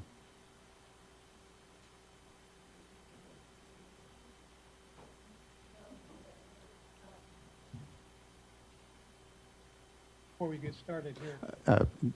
Mike, sorry about that, Mr. Before we get started with our panel here, I want to... I don't think the mic is on still. Apologies. There's a button there at the base. Okay. Sorry. Thank you. Before we get started here with our panel, I'd like to address something that Anasita talked about, about paying people coming in. Part of the problem is that in order to get paid by the state in some kind of some contract and stuff, you need to waive your tribal sovereignty, and that ain't happening. And so that's the qualification why it doesn't work. And as far as DWR goes, I don't know what they do with tribal people, but they might look to Caltrans because we've had contracts to win to, and we're not federally recognized. We've had contracts with Caltrans for 4 or 5 years for monitoring, for cleanup, for all kinds of things, and it just gets paid out of a fund in a straight bid. So I just thought I'd put that out there. I really appreciate that suggestion, and definitely we'll look to Caltrans to make sure we can replicate what they're doing. Thank you so much for that. Good morning. Good morning. My name is McKenna Kohane, and I'm a student attorney with the Stanford Environmental Law Clinic. I'm here on behalf of the Delta Tribal Environmental Coalition, or DTEC. We will comment on issues concerning governance and participation. So next slide, please. First, the voluntary agreements perpetuate an unjust and inequitable water rights regime. As DTEC has extensively documented, discrimination, racism, and dispossession are woven into riparian and prior appropriative rights in California through intentional state action. Tribes are the original stewards of the state's waterways since time immemorial, but the state's first in time, first in right regime has undermined tribes' inherent title. From the mid-1800s, the California state government forcibly removed tribes from their ancestral lands, robbing them of their inherent title to land and the water rights attached to it. The government also worked in tandem using exclusionary policies like redlining to remove people of color from their land, depriving them of the opportunity to have a water right. The 18 treaties negotiated between the federal government and tribes between 1851 and 1852 should have reserved to California tribes trust land and water necessary to fulfill the purpose of the reservation. Instead, the U.S. Senate refused to ratify the treaties and kept them secret for over 50 years. The state has yet to make meaningful amends for its intentional deprivation of tribes superseding federal reserve rights. Appropriative rights holders, many tracing their rights back to the colonial era, still organize how water is governed and used today, particularly in the Bay Delta. For example, several VA parties, including Glenn-Colusa Irrigation District, trace their water rights back to this era. This history has clear through lines to the present. According to a DWR analysis, 91% of water rights holders are white, as are the majority of people who direct water agencies and agricultural water districts. While the board has acknowledged this unjust foundation in its racial equity report, it continues to stop short of meaningfully repairing this history and actively engaging tribes and other communities of color. The VA process not only reflects this history, but is even worse, it bakes it into water quality standard setting. For example, laws like the Porter-Cologne and Federal Clean Water Act envision the state independently establishing environmental constraints on diversion through water quality parameters necessary to protect beneficial uses and public trust interests in the watersheds. Such parameters include science, public processes, and we believe implementing TEK in partnership with tribes, as well as flows and temperature needs.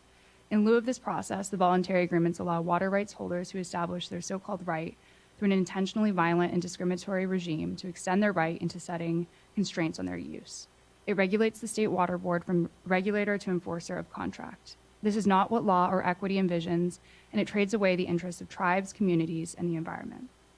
Next, the system that produced the voluntary agreements lacks fundamental legitimacy and is the result of inequitable processes that exclude Native American tribes, communities of color, and the general public from participating in water quality governance. For years, the board has delayed updating Bay Delta water quality standards to accommodate the exclusionary negotiations of the VAs. The voluntary agreements are not negotiations between interested stakeholders and various state agencies, as the VA parties claim. The truth is that the only entities given a meaningful seat at the negotiating table, or access to it at all, are water agencies, water contractors, irrigation and water districts, and private companies. Despite the board noting that it intended to accommodate the voluntary agreement as a pathway for updating Bay Delta water quality standards, no tribes were ever consulted about the VAs, invited to participate in the negotiations, and no tribe is a party to the negotiations. By endorsing an instrument that excludes tribes and communities of color throughout the Delta, the board has failed its commitment to meaningfully consult with these communities most impacted by water quality management decisions. The board, as well as other public agencies entangled in the draft global agreement, have clear obligations under state law and their own internal policies to meaningfully consult tribes in evaluating policy proposals that may impact tribes in their unique relationship to waterways. As they are now, the voluntary agreements present the board with a take it or leave it deal. How does the board plan to incorporate the feedback provided to them today and through other public proceedings if they cannot meaningfully modify the VAs in response to public input? Worse, the board is allowing the VA parties to workshop still incomplete documents outside the contours of the environmental review process. For the past 7 years, the VAs have been a painful distraction from the real work before the board, the legally mandated task of updating water quality standards to ensure reasonable protection of beneficial use and public trust resources. The board must let go of the VAs and put its resources into regulatory measures that protect beneficial uses and public trust. Thank you. McKenna. Hi, I'm Delana Castillo. I'm also a student attorney representing DTech. Thank you for the opportunity to comment today. With the context McKenna provided us in mind, I will comment on 3 reasons why the VAs cannot serve as the basis for the Bay Delta Plan update. First, the VAs are irreparably tainted. As explained earlier, this history of exclusion throughout California water rights has clear through lines to the voluntary agreements today. The VAs, developed through backdoor negotiations, cannot be cured of their exclusionary defects by bringing them forward now for public review and agency approval. As McKenna said, the VAs are a take-it-or-leave-it deal. They are decided upon contract that neither the board nor the public can meaningfully comment nor change. Second, the VAs are an unlawful delegation of the board's regulatory authority. The board cannot confer its regulatory authority on private parties. I'm sorry, actually, can we go next slide? So sorry. As I was saying, the board cannot confer its regulatory authority on private parties. In Light v. the State Water Resources Control Board, the Court of Appeal recognized that unlawful delegation would occur where the board delegates its regulatory responsibilities to regulated parties without adequate policy guardrails and without maintaining ultimate authority to formulate and exercise governing standards. This is exactly what the VAs contemplate. Based on the documents provided, the board's role in these VAs is opaque at best. The enforcement agreements do not provide adequate policy guardrails, as the board cannot seek additional contributions from the parties once the agreements are signed, are expected to expedite permitting, and its only review of the process is provided through the Governance Committee's presentation of annual and triennial reports.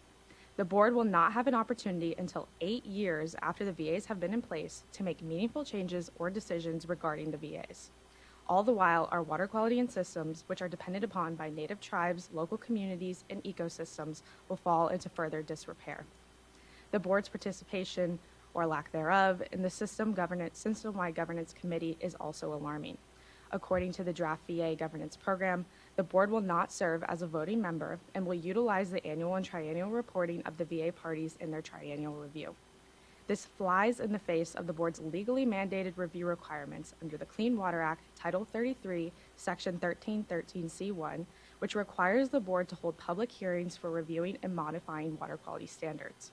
The board cannot exercise this responsibility if it is shielded from review of VA implementation and obtains insight only through the self-reports from VA parties.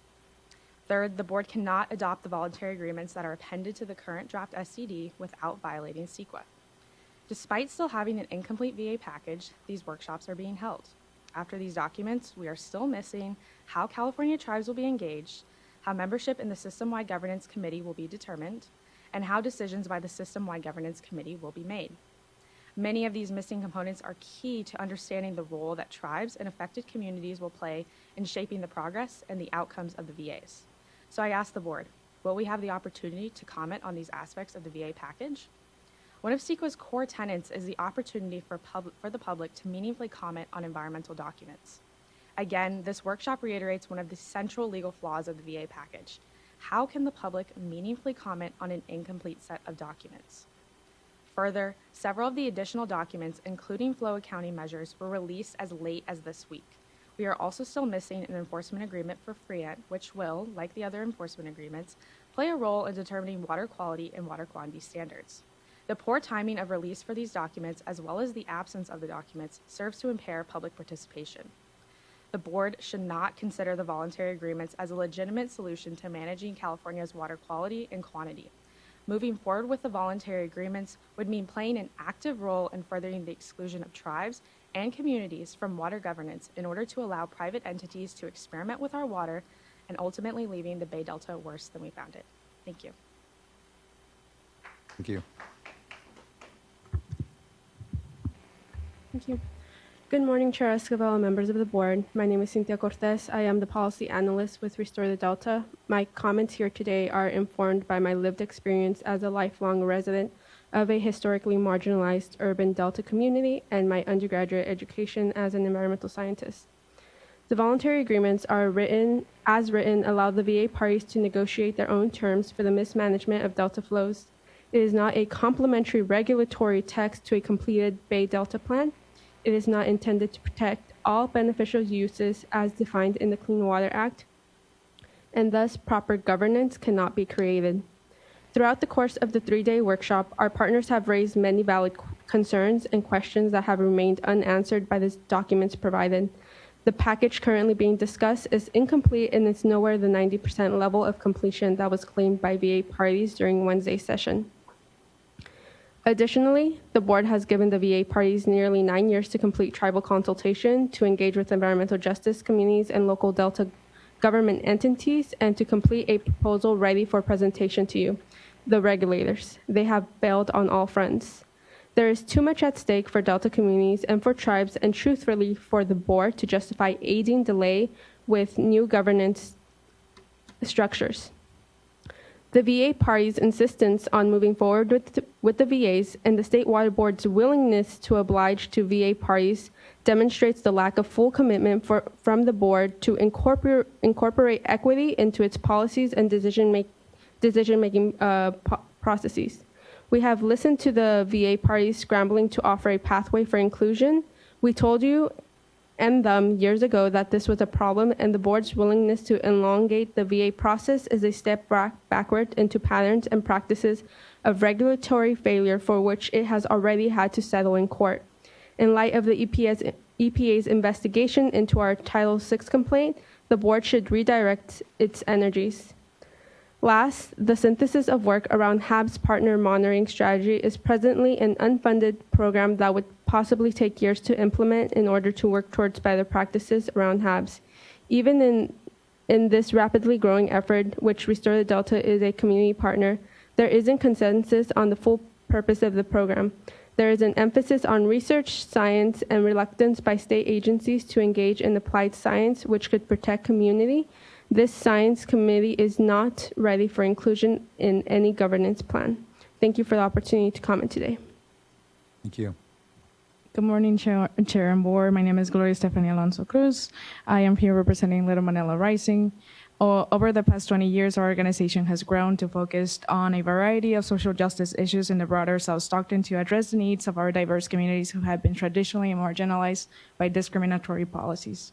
I understand that this panel is meant to focus on participation in governments, but I would like to briefly take the opportunity to comment on a community science and protection as well as governance, because from the community perspectives, all of these elements are intertwined.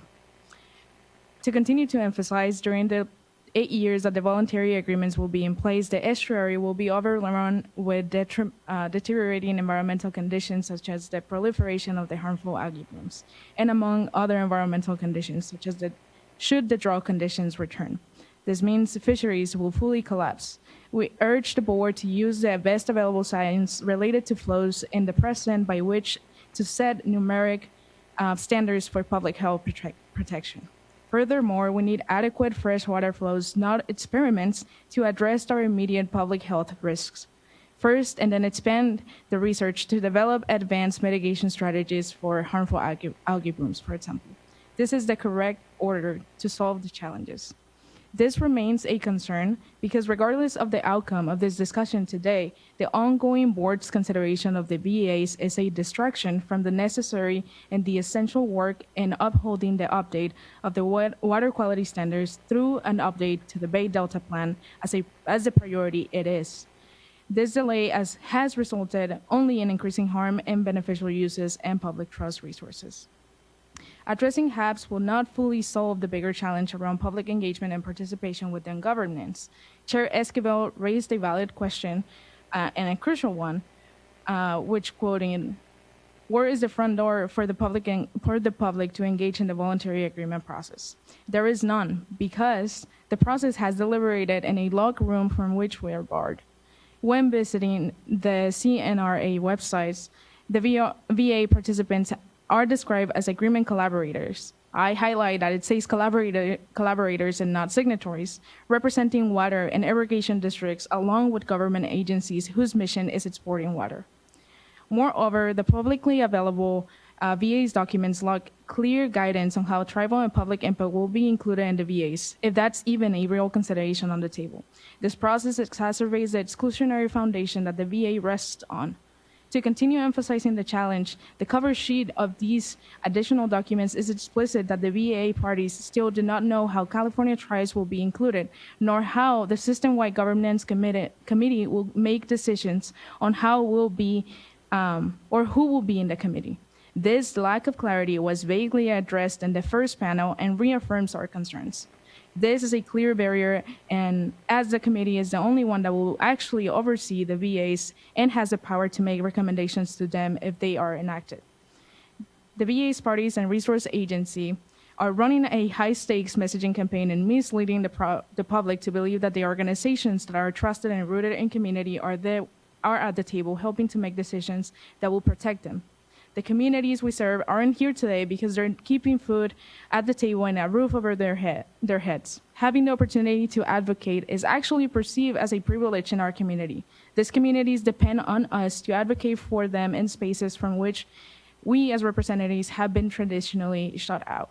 How can governance be created on this flawed foundation? The board should not be a party to an effort conducted in this manner as the regulator for the people.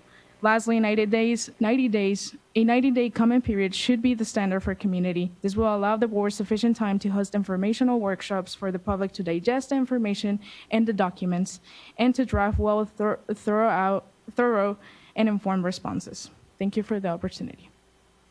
Thank you. I had to write it down because I didn't want to accidentally go off the rails, so I'm going to try and keep my focus here, but it's not pleasant. First, I'd like to thank the chairman and the board for allowing us to be here to present. We appreciate the opportunity. My name is Gary Mulcahy. I'm the government liaison for the Winnemem-Wintu tribe. My tribal name is Ponte Tiawas. Our tribe is a member of the coalition known as the Delta Tribal Environmental Coalition, or DTEC. You have heard and seen presentations from members of DTEC throughout the last 3 days, and of course throughout the last few years, and you're probably tired of hearing from us. But we're coming. We're still here. I've been asked to provide closing remarks incorporating those comments and what you have heard today, as well as some others, and what you're going to hear later on today. I know what's coming. But I want to state by asking the big question first. Why are we here? Why must we be here? And why do they have to be here? They, meaning the voluntary agreement people. I think I can answer those questions at least in part. A big reason is because the Bay Delta Plan had its last overall complete update in 2006, but the last major update in 1995. That's 18 and 29 years respectively. Who wouldn't want to at least put something on the table to try and combat the lack of leadership and direction regarding the public trust and beneficial uses of one of California's most sacred resources, water? I can't fault them for wanting to do something. I'm a little bit at a quandary today, too. I just spent a day and a half in a salmon homecoming summit talking with some of the folks who have worked on and are promoting these voluntary agreements, farmers, water districts, NGOs, settlement contractors, and many others were there. We actually talked with each other. We actually heard each other about common purposes, and that is getting salmon back into the historical spawning grounds all up and down the North State. It was great. We worked together to try and find solutions and develop an overall strategy. It's shown each of us what can happen when we lay down those barriers between us, and we carry some of that to the table with common cause. Unfortunately, that is not what happened here. In the 8 to 9 years these voluntary agreements have been talked about and developed, California tribes, disadvantaged communities, environmental justice concerns, NGOs, and even the fishing industry has been excluded from the table. That represents at least half of the population of California, if not more. And you can see what the results that exclusion are by what is and is not contained in these voluntary agreements. I could, but I won't reiterate all that has been presented to you over the last few days, whatever it was by personal testimony or by written comments. Hopefully you actually heard what has been said and what is being said. I will, however, point out one glaring truth surrounding these voluntary agreements. The exclusionary tactic of keeping California tribes and communities of color out of the decision-making process of these agreements only perpetuates the racial and discriminatory practices that have been in place since the beginning of water policy development in the state of California, which is still ongoing today. Do your job. Complete the Bay Delta Plan update. Reject these voluntary agreements at least or until you have fulfilled your responsibilities under the law. That is all we ask. Set the water quality standards first. Determine the implementation plan first. Define the necessary beneficial uses first. Then we can talk about other things and other projects. But you must do these things first and foremost above all. Thank you for your time and consideration, and we're not taking any questions. Thank you. Thank you as well. And we'll preserve any questions then for others amongst it. I just really appreciate the engagement, the opportunity for dialogue, I hope, at some point here. And ultimately want to actually make a couple of points here amongst it. I think it is important to note, as we've said here, that the board hasn't made a decision and that this space is our attempt to try to create a dialogue that helps us best understand not just the concerns, but how this board should proceed in its program implementation and in its work. And so just thank you again for still yet being part of this discussion. When it comes to the completeness yet of the voluntary agreements, there's, I heard a couple of things there, a sense that this is fait accompli before the board, it's a take it or leave it, and that they're not fully done yet. And so I think that what that definitely opens the door for is for engagement and input. And I think at this point the strategy is no, that there won't be that engagement, but I hope still yet we as a board can understand and bridge what will be a program implementation and standards that are not the VAs, that are also moving forward. And I think that importantly, on the history and the inadequacy of what we know is continues to be what we need to do when it comes to absolving that history. It's something that this board has acknowledged. Our racial equity resolution, our racial equity action plan is our attempt to own what is that difficult history and figure out how in this century and at this time we try our best to reconcile all of that. And I'm not here to say that the board is doing it perfectly, but want to just acknowledge that the concerns certainly of the Delta Tribal Coalition and others around how we reconcile that is fresh in my mind for sure.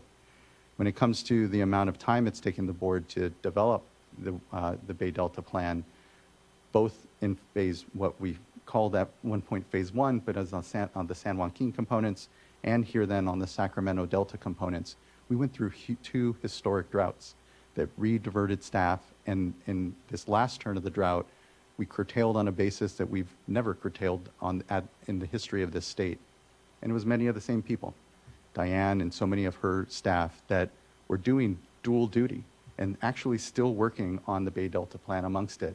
And if the 600 pages of the staff report isn't enough to demonstrate that there was good work going on during that time, there are other ways perhaps we can demonstrate that. So this idea that we were held up just because of the voluntary agreements, that the board is absolving its work, is untrue.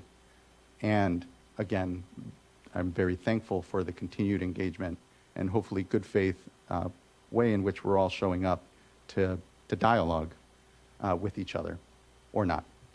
And so just thank you. I know that the emotions and also the tension around this fundamental discussion before the board are high. I'll continue to do my best to articulate where the board actually is, how our process isn't the VA process, and here, the VA parties I think have heard over and over again the inadequacy of the welcomingness they felt, but please don't paint too broad a brush. And if anything, please see the continued engagement from this board and desire from myself as chair to create the right space here. And importantly, we haven't made a decision, and we still have a lot of time here together to try to figure out how we best bridge these difficult discussions. But just can't think enough. I know it's hard to come up before us to say things here that are deeply personal and in a way that the continued concern that we're not listening makes it feel, I know, disingenuous amongst it. And so I am listening here and will continue to, and we'll never get sick of you all continuing to tell us what you believe and what you feel is right. I need you to do that. So I just appreciate your time amongst that. And I know we'll have opportunity for additional discussion amongst it. Board Member Firestone. Thanks. Sorry to keep talking. I know we have a long day.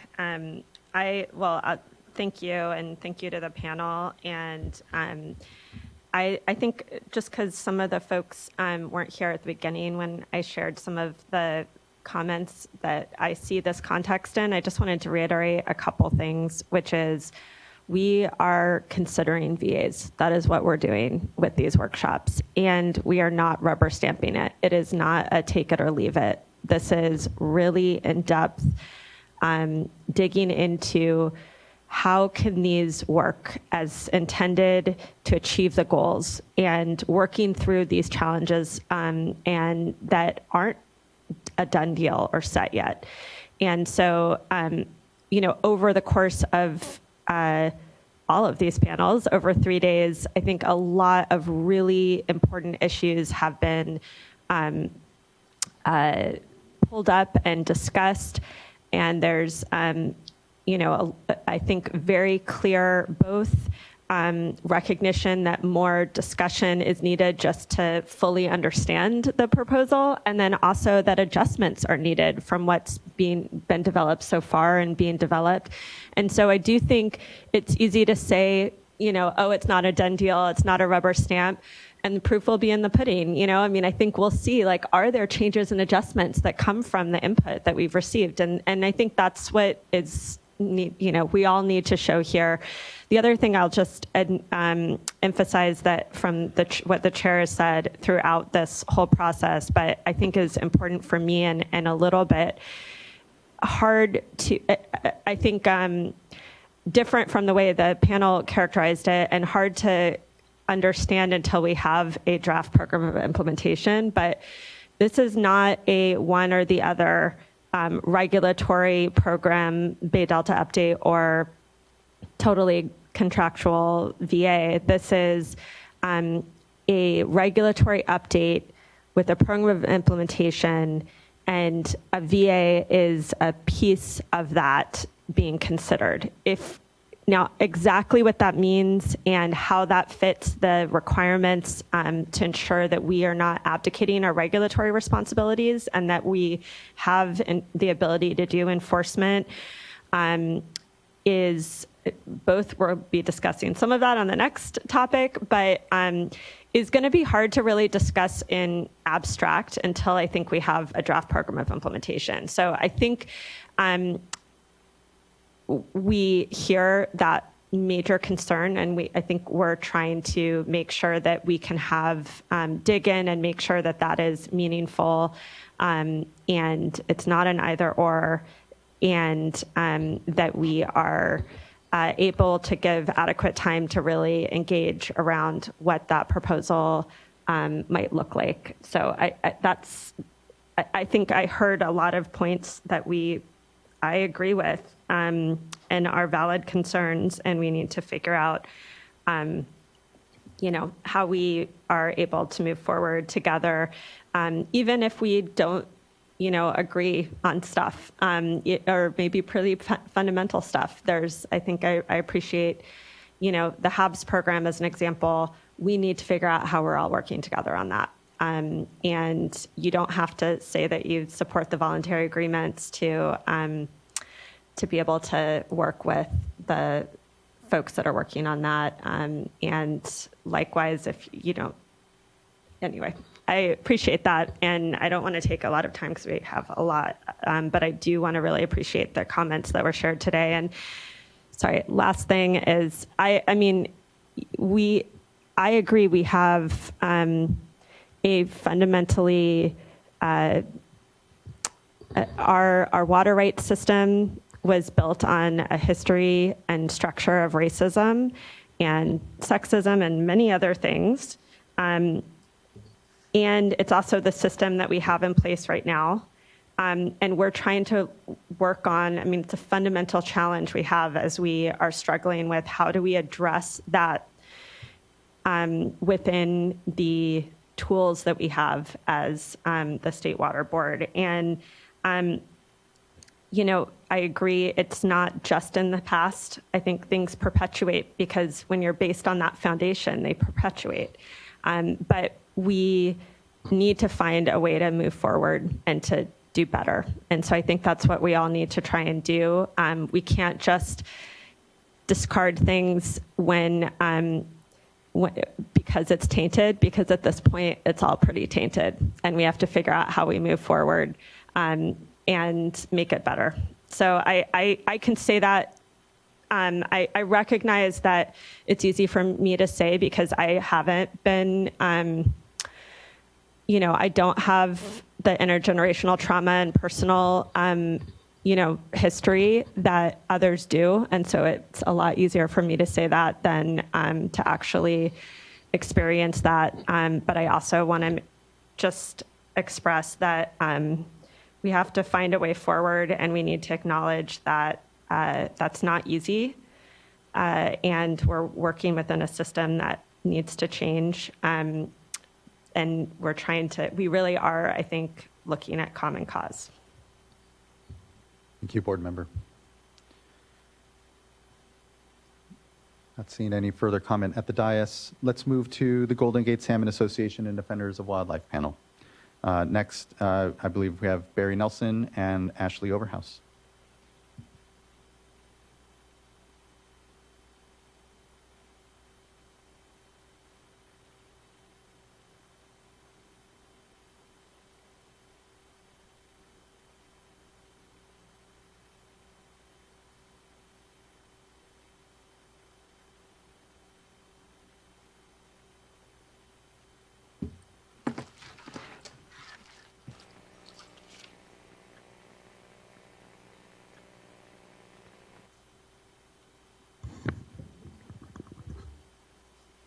Good to see you again today.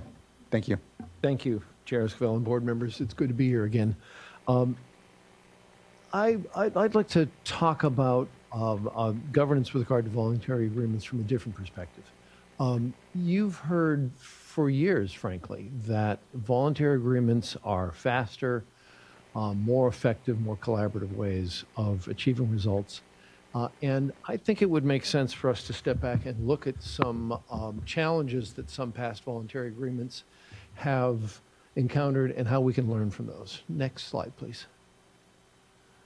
And I'm going to start with another state-led voluntary agreement process, the Feather River FERC agreement reached in 2006. The Water Board did a water quality certification for that agreement. Next, please.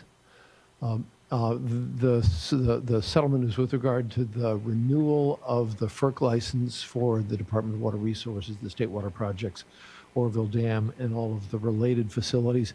It's a classic voluntary agreement. It was signed by water agencies, DWR, a long list of NGOs, and local governments. I was starting to make a list of all the water agencies that signed it. It was too long for me to take the time for.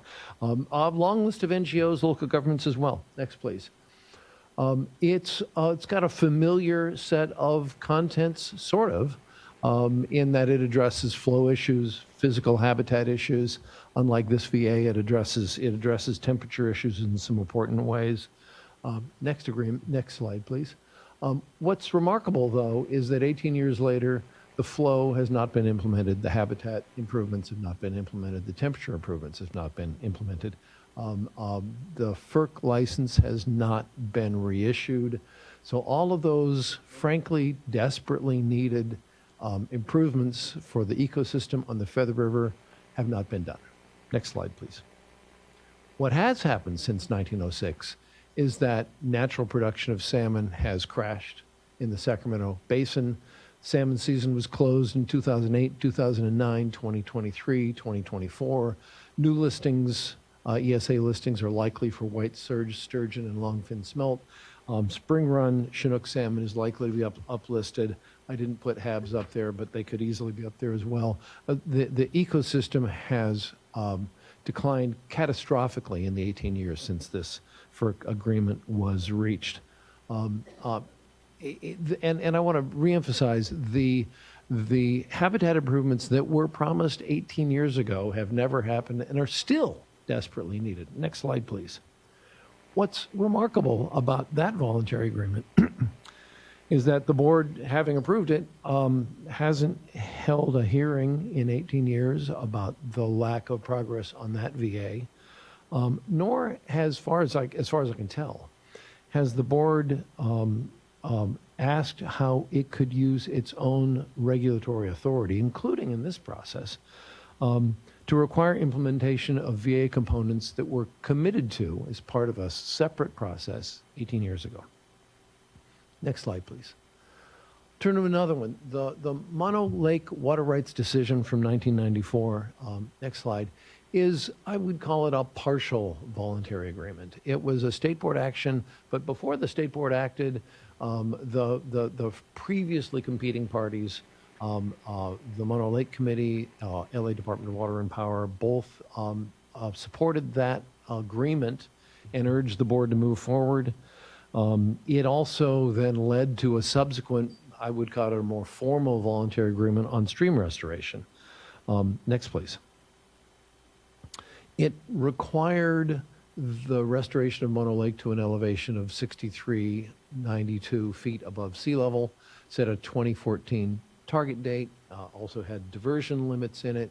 And I think one of the ways in which it resembles a voluntary agreement, the one you're seeing today, is that it did not have strong state board oversight for what we all thought was, at the time in 1994, I was around in 1994, we all thought the Mono Lake problem had been solved by this agreement at that point. And here we are 30 years later. Next slide, please. Here we are. Well, that's interesting. Somehow, turn your head to the right. Not sure how I did that. This slide shows a sideways view of Mono Lake since that level. That's remarkable. It doesn't show that way on my computer. What you can see, there's a gray block there that's not easy to see. That's the time period since the 1994 water rights decision. The dotted line is the state board mandated lake level, 6392. What you can see is that for 5 years, LADWP was making progress towards the mandated lake level. And after about 5 years, that progress stopped. And since then, that lake level has bounced around up and down, wet years and dry. If there's a trend in the last 25 years, it's in the wrong direction. It's away from the legally mandated lake level. And again, the target was 2014. We're now 9.5 years after that deadline, the state's target for hitting that lake level. Next slide, please. So, I want to emphasize here that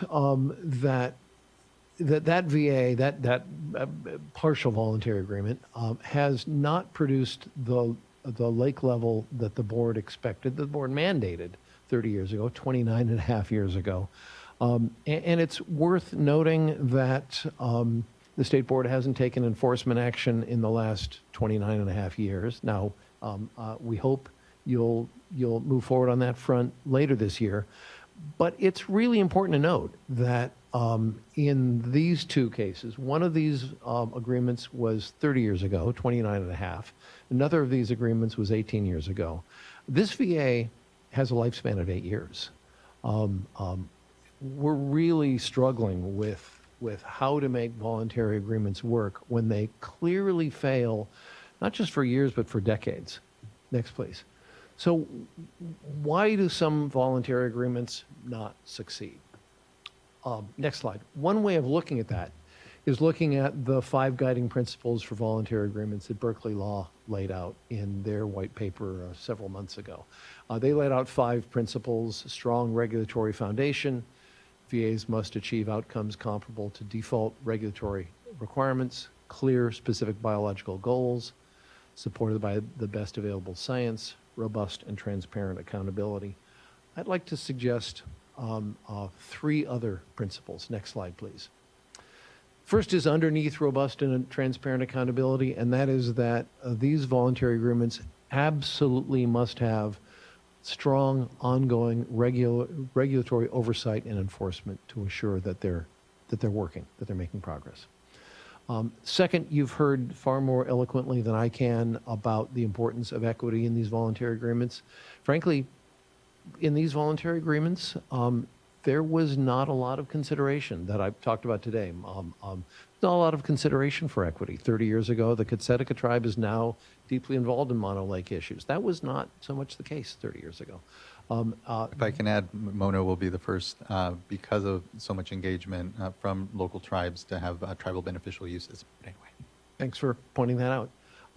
This is something that is really changing in the last several years, and it's long overdue, but it's very clear that there's an additional principle here for successful voluntary agreements, and it's equity. There's another one, final one I'd suggest, and that's leadership. And that is, I've been involved in stakeholder negotiations for well over 30 years, and you can tell which are going to succeed and which are going to fail on the basis of leadership, on the basis of basically whether the senior officials involved in the effort look at all parties and say, you're all going to sit at that table, you're all going to make progress, you're all going to make painful choices. And that means beating up everybody in that room, even the folks with whom you often agree. I've been one of those folks.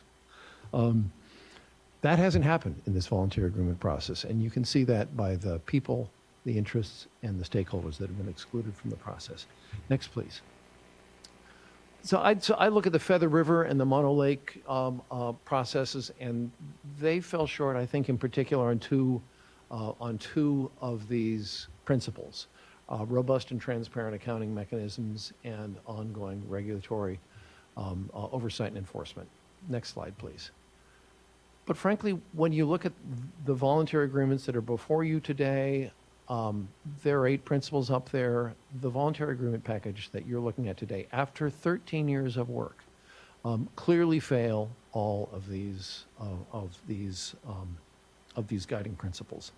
Next slide, please. So what do we conclude from this? First, it is not a given that voluntary agreements are faster. It's not agreement that they're not clear that they're more effective than what I'll call a traditional regulatory approach. Many past VA efforts have failed to deliver anticipated benefits. We urge the State Board to take action on those past voluntary agreements to make sure that they make progress. This voluntary agreement is by far the most complex ever attempted. And when you look at those 8 principles I just laid out, 5 of them by Berkeley law, that effort has clearly failed. And we believe that that means that the State Board must update the Bay Delta Plan, including temperature protections and science-based unimpaired flow-based protections. I want to close by saying I don't attribute bad motives to the folks in that table, at that table. They're working hard in that room to come up with an agreement. It's hard. I have sat at the table in voluntary agreements. It's really hard, and trying to do one on this scale is dramatically more difficult than any voluntary agreement discussion, any collaborative discussion I've been a part of.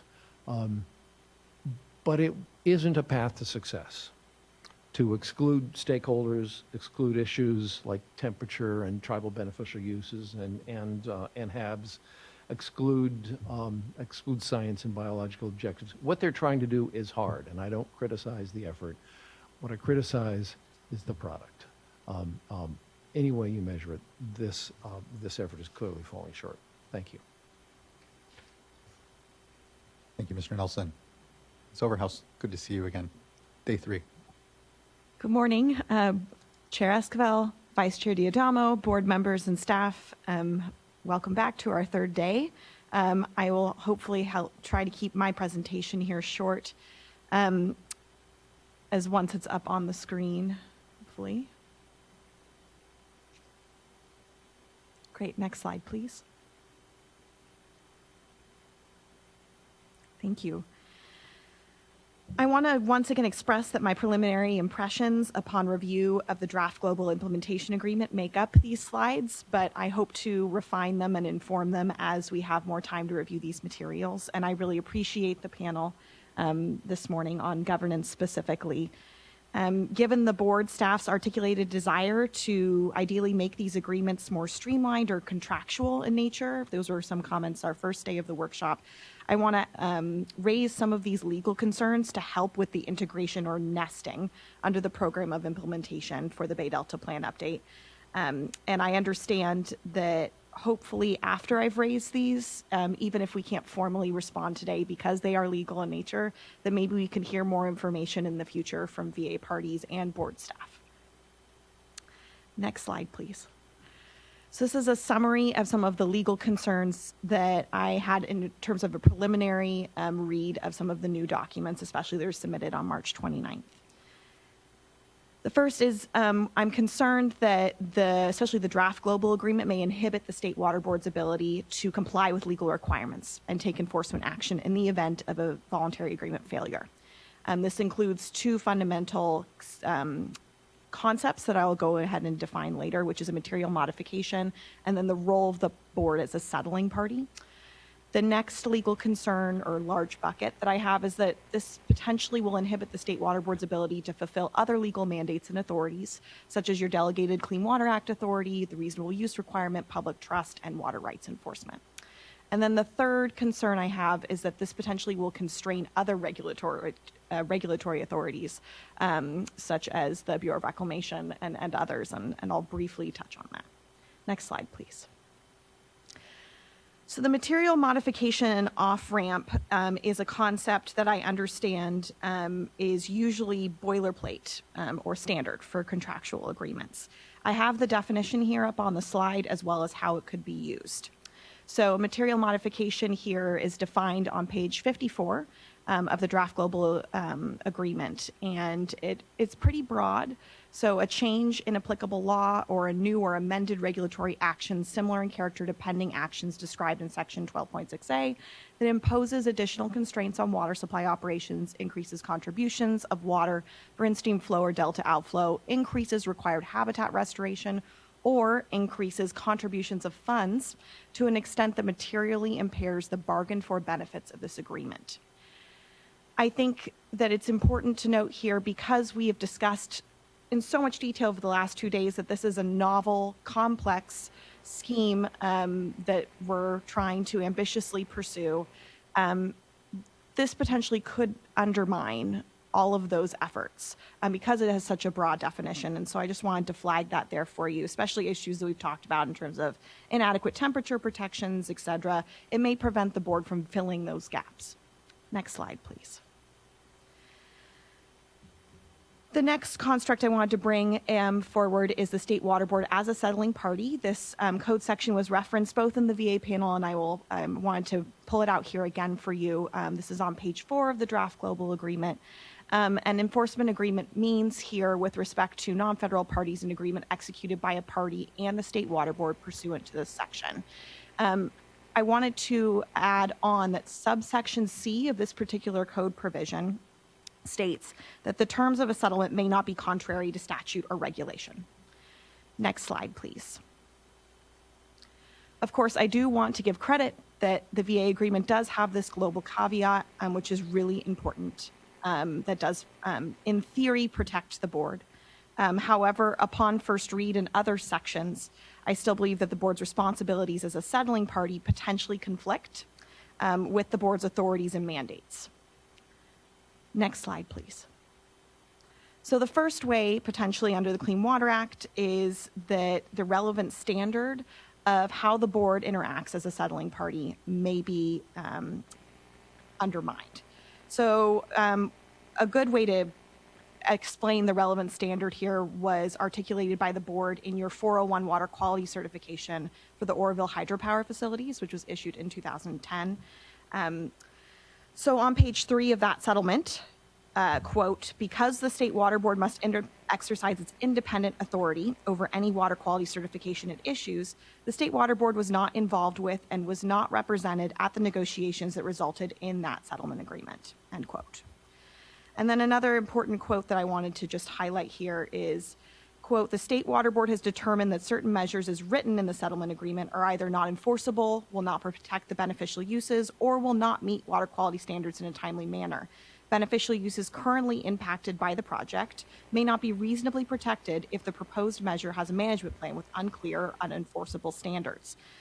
So that's on page 4, end quote, of the settlement agreement. And I think it's just important for me to articulate that standard here because of next slide. Oh, go back one more slide, please. Sorry, thank you.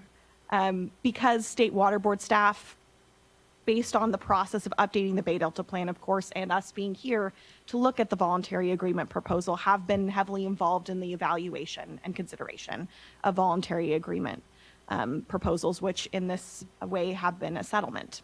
I think that I also wanted to flag a couple other concerns that are bullets here on the slide of that the independent role of board staff has not necessarily been preserved in your water quality certification proceedings in related hydropower projects. And that's something that I've talked to individual board staff about in the past, and how important 401 water quality certifications are, especially when you're looking at how they're integrated with the voluntary agreement. And then when you finalize those water quality certifications for Merced, Tuolumne, Yuba projects, those will inform, theoretically, of course, the Bay Delta Plan update and do provide a separate legal basis. And then I also wanted to flag particularly a section here about how it could be seen that the water board is being pre-decisional by signing the voluntary agreements, if you do, as constructed, because of a certain provision here that was applicable to the Tuolumne VA, but the language could be in other VAs for certain tributaries, that the VA itself is subject to withdrawal if the water quality certification does not conform to VA terms for the Tuolumne. So I just wanted to flag that you haven't, finalized that water quality certification. I know that you have an incredible legal counsel. So I just wanted to point that out. Next slide, please. The second way under Clean Water Act duties that this potentially may inhibit, the voluntary agreement itself does specify that the board is subject to a dispute resolution requirement. That's on page 22. I just would encourage you to look at those short time windows that are articulated in those particular provisions. And then the board does not control the timeline here, so even though we are talking about an 8-term limit, the VAs are automatically extended, according to page 43, if the board regulatory update is incomplete. And so, that automatic renewal or provision, especially to potentially 15 years, I just would like to highlight as a concern for you to further examine. And then we, again, have articulated in the previous 2 days, but once again would like to remind the board that the VAs do not reasonably protect beneficial uses, so that may contradict your duties under Protocol. Next slide, please. Reasonable use conflicts. So the board has a responsibility to assure reasonable use of water, and the VA provisions, particularly here for the Sacramento River settlement contractors, preclude the board from ordering reduced diversions in droughts. That's just something that we've articulated in terms of concern, tried to flesh out in the flow accounting session, and I just wanted to pull out that quote for you here in the draft global agreement on page 194. That is of particular concern, especially since we just referenced how this board had to curtail to a historic amount in this last year, and Defenders was really grateful for the staff's work and the board's authority in that, and so we just don't want to inhibit that potential future authority if you should need it. Next slide, please. Yesterday, my colleague Regina Chicazola from State of California Salmon highlighted this previous voluntary agreement here. So rather than giving you that context again, I wanted to just highlight that rather than focusing on the fact that these were really recent voluntary efforts that were unsuccessful, I wanted to point out the letter and the phrasing and the role of the California Department of Fish and Wildlife to the Water Board, and really how Department of Fish and Wildlife here is depending on the board to consider the information in those failed voluntary agreements to inform a long-term flow setting process, which is just so important. Next slide, please.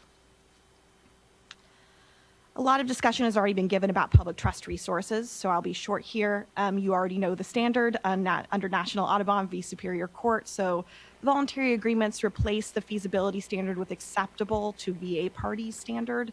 We're concerned that this will put quite a bit of pressure on public trust resources and reverses the role, frankly, that the board has here in protecting those resources. Next slide, please. And then the next two slides I have here are about water rights enforcement conflicts. And so I know that we're short on time here today, so I'm going to be very quick over these next two slides. Rather than read them to you, I encourage you to read them, please. I'm happy to answer additional questions, both in writing as well as later in the forums. But I really do want to encourage staff to look at if there's a way we can make sure that this language is maybe informed by our concerns of the board's important authority to really enforce water rights. And I know that that is something that is really intrinsic here in this process. Next slide. So board actions that increases constraints on water supply operations of the State Water Project, Central Valley Project are considered a material modification of the VAs. So hearkening back to my original flag for the definition of the material modification off-ramp here, importantly. Next slide, please. And then lastly, other regulators may be similarly constrained, which is also a concern of defenders. Sacramento River Voluntary Agreement is subject to withdrawal if the coordinated long-term operations, biological opinions for the projects limit contracted amounts for those settlement river contractors, so flagging that once again for you. And then as well as the Tuolumne FERC process must conform to a future biological opinion that we don't know yet, or we're subject to rescission. And then I am concerned specifically about there's language on page 63 that there's no application of CISA or the California Endangered Species Act to the Bureau, and I would just love additional insight, frankly, and other opinions about that. Next slide, please. So in conclusion, I think that the VA's non-regulatory regime makes the board subject to VA regulation as it's currently constructed. And so we look forward to hearing more from the board about your concerns. If you share those, if you can provide additional information, and of course, any additional clarification from VA panelists is welcome. Reason why I'm bringing this here before the enforcement session is particularly to hopefully give that opportunity, because I know this doesn't directly relate all to governance. It also relates to enforcement, accountability, transparency, and implementation. So I want to acknowledge that and thank you for this time. Thank you for your time. I really appreciate these points. I share similar concern insofar as the balance does need to be one of not abdicating the board's responsibilities, and importantly, not tying the hands of a future board. We all five here may make a decision, but it's important that the board's authorities are preserved and that there is a balance in this approach, and doesn't so over broadly attempt to constrain the board. I know these are concerns I've shared with our staff. I think right now, because we are in the moment and process that we are, it is very important that the VA parties really listen to staff and be responsive to comments that we're providing on these documents, because this is the time to really be unpacking that, and our folks have the expertise and here the responsibility and balance to consider that, again, that balance and that weight of ensuring that the boards, future boards here, for me, importantly, aren't constrained in a way that makes this all even more difficult at some future moment. So I appreciate those points and those concerns. Looking to fellow board colleagues, if they have. Board Member Firestone. I know I'm talking a lot, but I found this really helpful, also very relevant to our next topic, and so appreciate that. I think I just want to emphasize, yesterday, I think one of the panels, now they're all blending together, but talked about also pulled out the Berkeley Law 5 Principles document, which and sort of talked about how I think the VA parties feel like they are working with those same principles in mind. And I think there is a common value system there of principles that we're, if we can agree which I think there's high-level agreement that we want to be achieving those 5 principles, including within, the sub ones you added of that I think still fit kind of nest under some of those 5. So if we can have some agreement that on that basic framework and shared values, and maybe there's a way to reflect that even with a little in terms of how the documents, both with the VA and then thinking about our program, probably necessarily thinking about our program of implementation.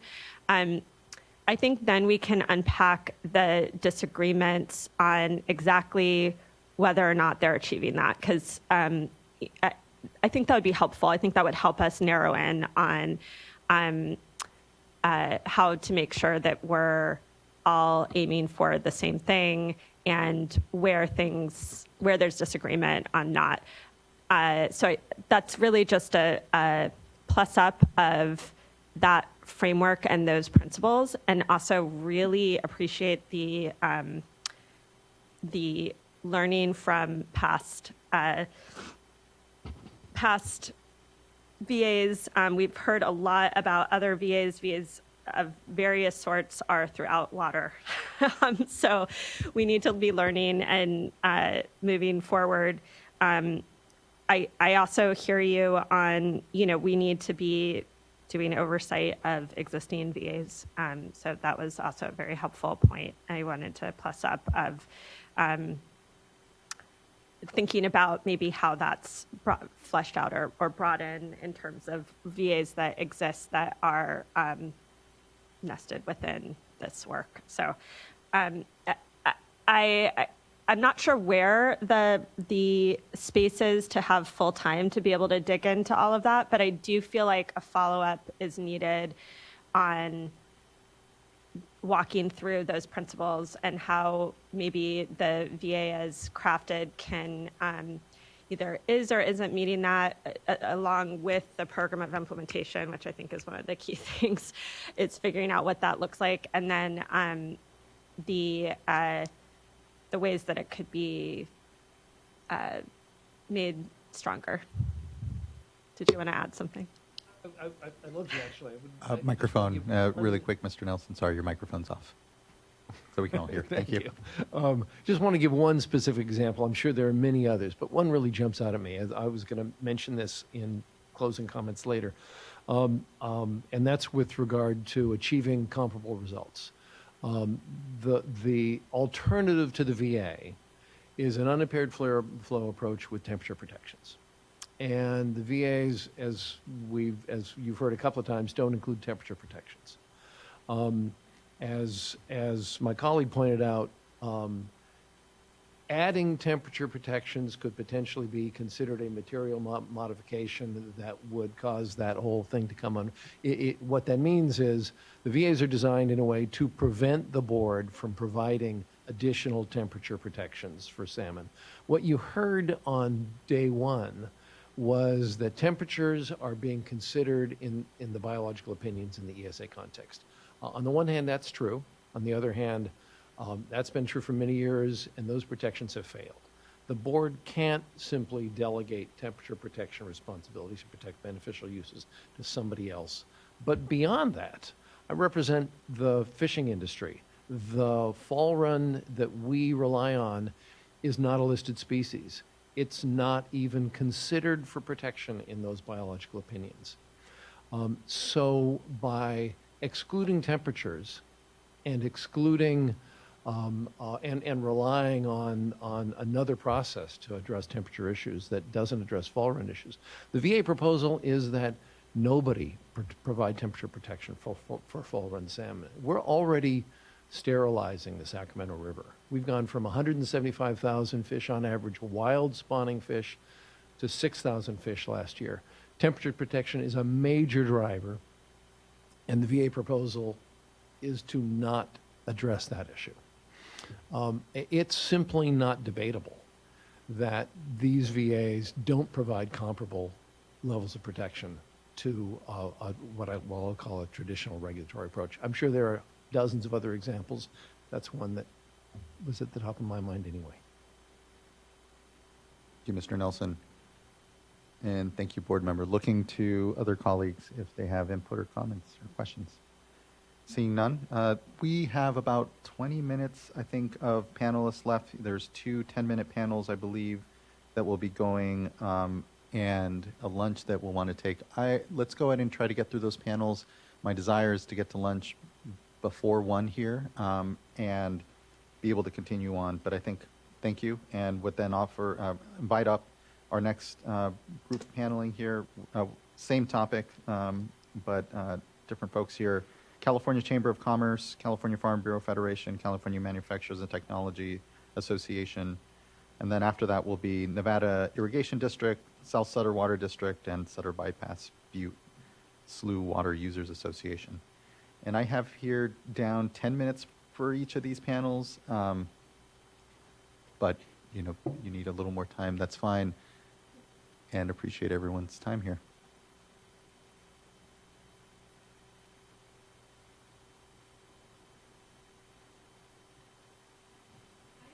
Good morning. Oh, apologies. Yeah, there's a button there at the base. Oh, there we go.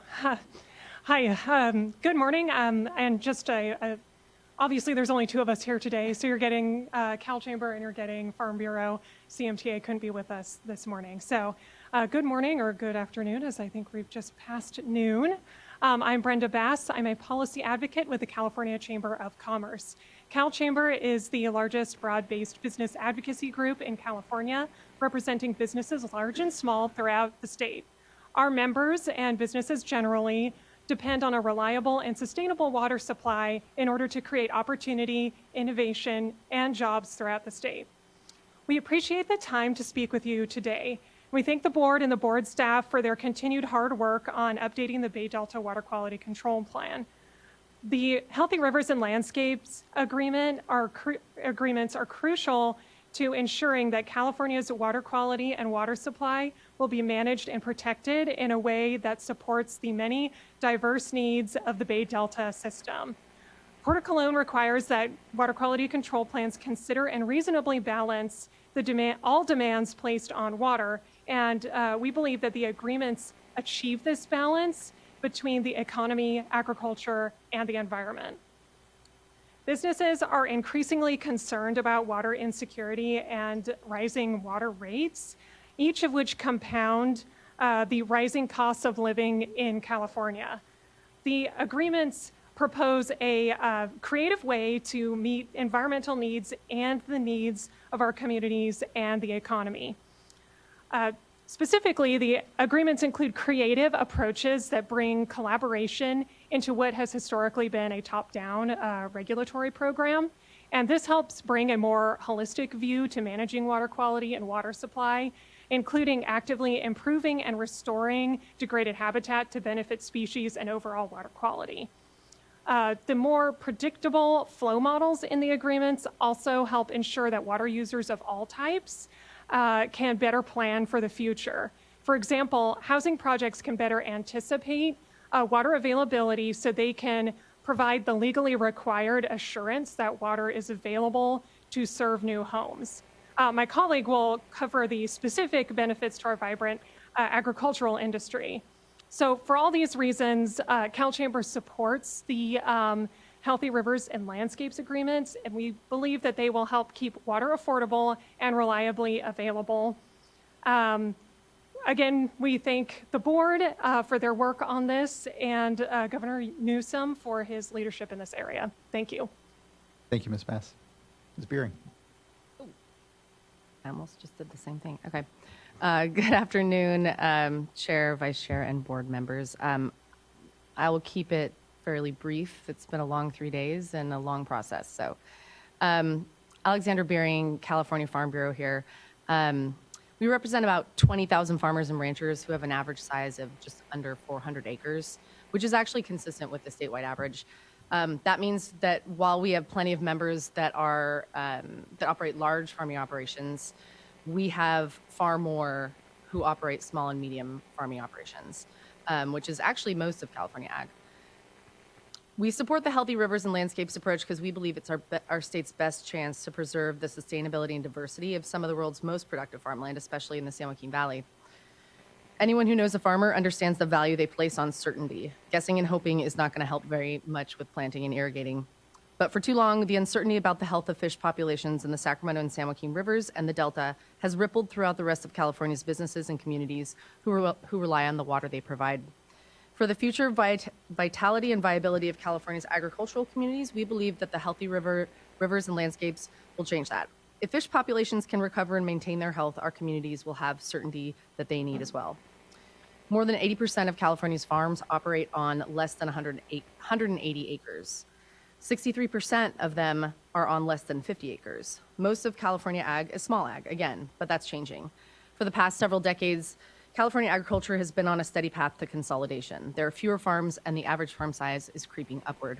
In 1950, there were 144,000 farms, averaging 260 acres. In 2002, there were 84,000 farms, averaging 330. In 2022, there were 69,000 farms, averaging 351 acres. It's happening in part because small and medium farms, especially, are the most disproportionately impacted by increased regulatory pressures, especially in a changing climate, and many of them are just going to throw in the towel. When resource inputs like water become less reliable, smaller and often more diverse farms often sell their land to larger operations with better access to those resources, who can better absorb risk, and in many cases, who have an established footprint for certain commodities in the region. This is why some portions of the San Joaquin Valley increasingly look like a monoculture. We love almonds, but everyone in this room probably also enjoys melons, nectarines, plums, kiwis, artichokes, etc. So does the rest of the country and the world. We talk a lot about how California grows half to two-thirds of the nation's produce and nuts, but those products I just listed are actually among the dozen or so crops for which California is the only exporter nationwide, and which can only be grown in about 4 other places worldwide. And 8 of the top 10 counties producing them rely on water from the Sacramento and San Joaquin rivers. By providing more certainty about reliable water supplies for the most productive agricultural region in the world, Healthy Rivers and Landscapes preserves California's ability to support not just the big growers or creepy monoculture, but the small growers and dozens of niche specialty crops that Californians, Americans, and the world demand. Finally, I want to thank the board and the staff for your patience and perseverance over the last several years as the water user community worked to develop, analyze, and refine some of the package of actions that are being considered here to strike a balance among the various beneficial uses in the state. And I also want to acknowledge that all through that time, you guys have been under enormous pressure from all sides to act faster or act slower or act differently in updating the Bay Delta Plan. And those pressures have been on full display this week too. As such, I appreciate the openness you've had to considering this proposal and the time you've given us today. Thanks. Thank you both. I appreciate that acknowledgement. And we're all collectively grappling with these difficult decisions. We're doing our best to remain open and continue to listen and hear from everyone truly. And it's important that it is a balance. We know that there are a lot of existing uses, and we know that we're trying to reconcile the system. So I just appreciate those comments and the acknowledgement amongst it all. It's appreciated. Board members, any questions for our panelists? Seeing none, thank you so much. And next then would like to call up our next panel, which is the Nevada Irrigation District and South Sutter Water District and Sutter Bypass Butte Slough Water Users Association.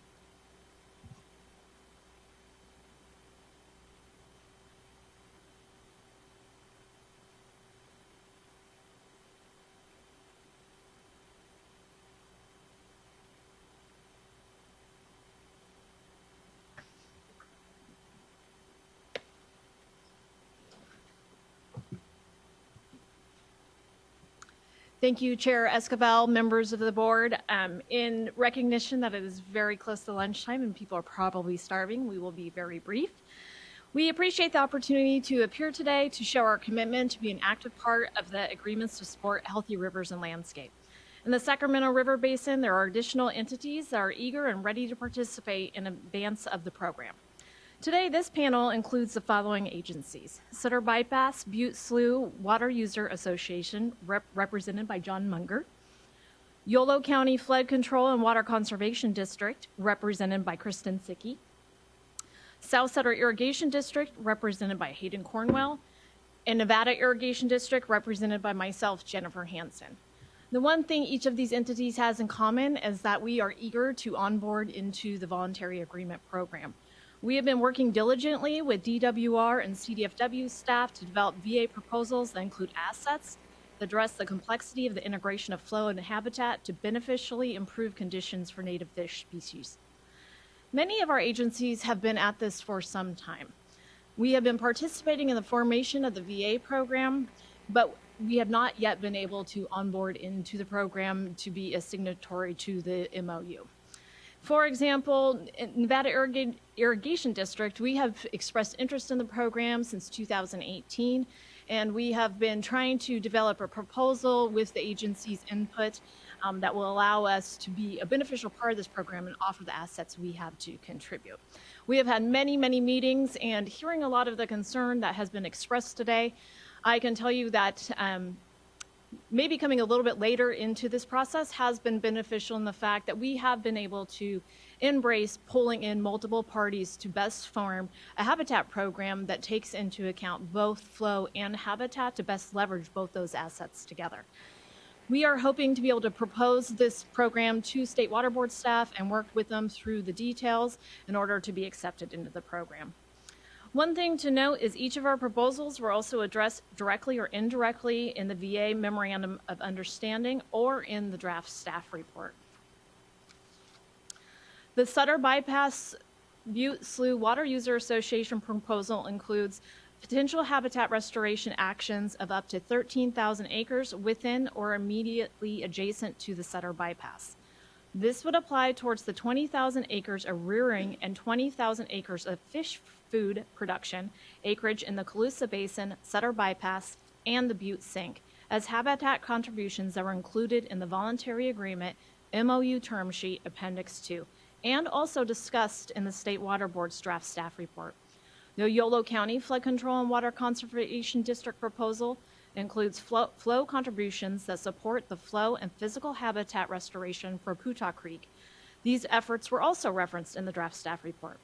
The South Sutter Water District and NID proposals include flow contributions that were included in the flow table contained in the MOU and were part of the cumulative flow analysis of the VAs in the staff draft report. The direct or indirect inclusion of our proposals provides an efficient pathway for onboarding of our parties prior to the State Board's consideration and approval of the Basin Plan amendments. It should be also noted that our agencies also understand that it is imperative that there is a sound public process for onboarding VA proposals, and that has been made very clear through the comments we have heard over the past few days. With respect to these parties, this process can be done in parallel with other existing planning processes for the Water Quality Control Plan update. As such, we also respectfully request that the board consider establishing a process for parties that are currently ready to onboard for the public to be able to engage in those proposals concurrently with the development and consideration of the program of implementation. We are working with and will continue to work closely with the Department of Water Resources, the Department of Fish and Wildlife, and other MOU parties, and we look forward to working with the State Water Board staff to advance these various efforts in the Sacramento River Basin to enhance and add value to the current program you have heard about over the past several days. We will be prepared to provide more detail as part of ongoing public processes, and we look forward to be part of the program. And with that, we can answer any questions. Thank you. Looking to colleagues if they have questions for this panel and the contributions and comments that have been made. Board Member McGuire, keep us from lunch. Thank you for being here. It's been a question I've had, not specifically about anyone sitting at the table on your panel, but more about answering questions revolving around how would new parties who enter into the MOU, enter into the voluntary agreement process, and when they come in and hopefully are bringing new assets, and that would be flow and habitat assets with them to be additive to the contributions, how that would work. So there have been a lot of issues brought up today, and you bring some important additional topics to this discussion that I do think need some clarification and to be answered. But it is very much appreciated that you're here and sharing some thoughts and a willingness to contribute and be at the table going forward. So just thank you for that. Absolutely. Appreciate those comments, Board Member McGuire, and especially because, as we said, there will be standards and a program implementation that are applied to folks that are even outside the VAs, and to the extent that you do have people going over to the VA side, what is adequate for those contributions, how those are evaluated, and what that looks like vis-a-vis then say the board's proposal will all be very important to unpack. So I really appreciate you marking that. Vice Chair. Those are good comments, and I concur. I would just add, really looking forward to the specifics, the mechanics, and time frame. We don't want to just sit around and wait, because then there's another process that needs to be considered. So I think it's important to have, a time certain and keep the pressure on. Absolutely. So thank you. Thank you for that, Vice Chair. Let's go ahead and give ourselves a 45-minute lunch at this point. This wraps up that session 5. When we come back from lunch, we will be moving to session 6, which is on enforceability, accountability, transparency, and implementation. Really appreciate everyone and for the parties for sticking here in front of us all morning. We'll be back at, oh gosh, I don't do math well, 20. Let's go ahead and bring ourselves back at 1:25. We'll call it good. Thank you.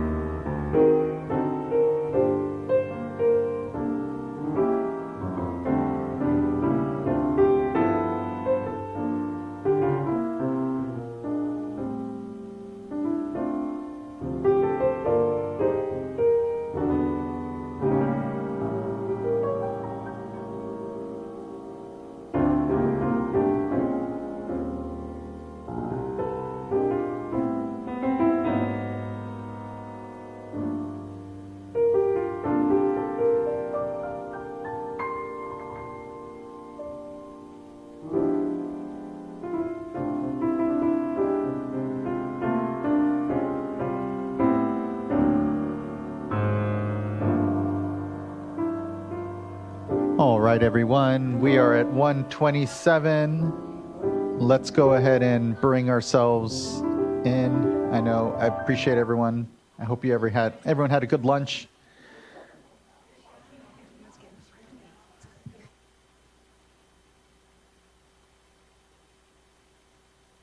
Really appreciate, I think, these opportunities and these spaces allow us to all convene in a way personally that I think we haven't in a long time, and especially when there's disagreement. And just thanks everyone for being here over the course of these 3 days.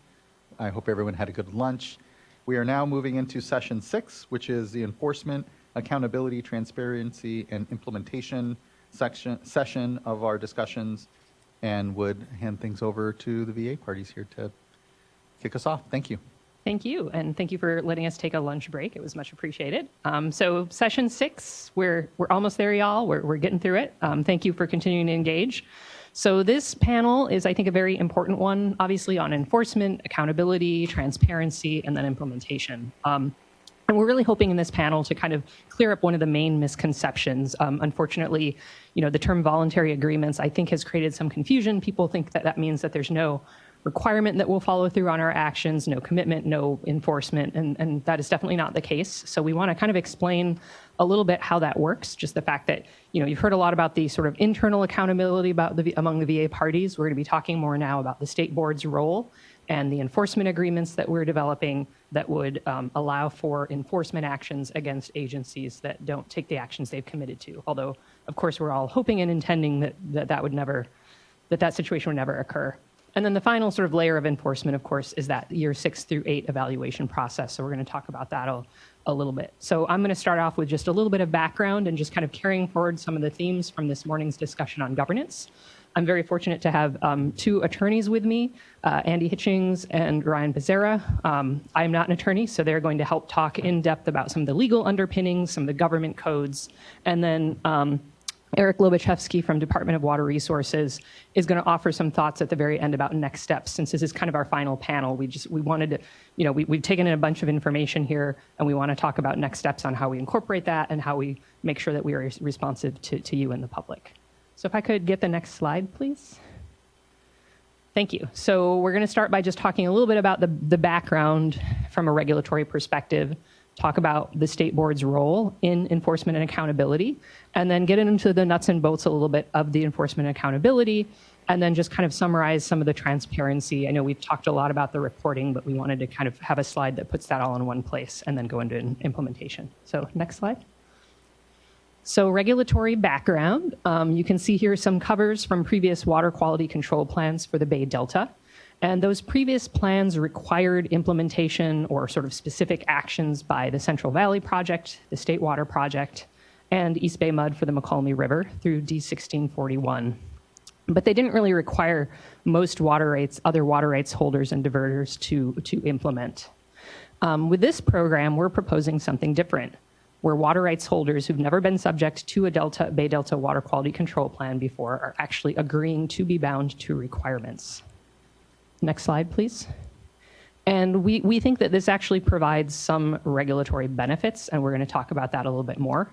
As we've discussed over the past 3 days, we're offering a fully integrated package with flow, habitat restoration, a science plan.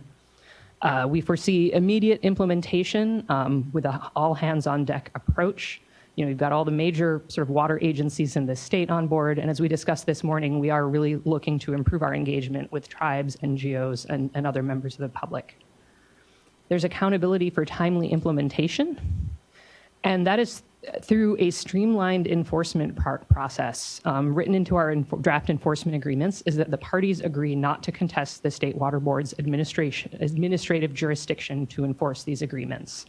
And some of my colleagues are going to talk a little bit more about what that means. And then through our reporting structure, we are committing to public transparency through those reports, through those workshops.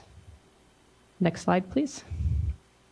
So voluntary agreements, it's a little bit of a misnomer. I'm trying to petition that we change it to involuntary agreements, but that hasn't really taken off yet. So Healthy Rivers and Landscapes program it is.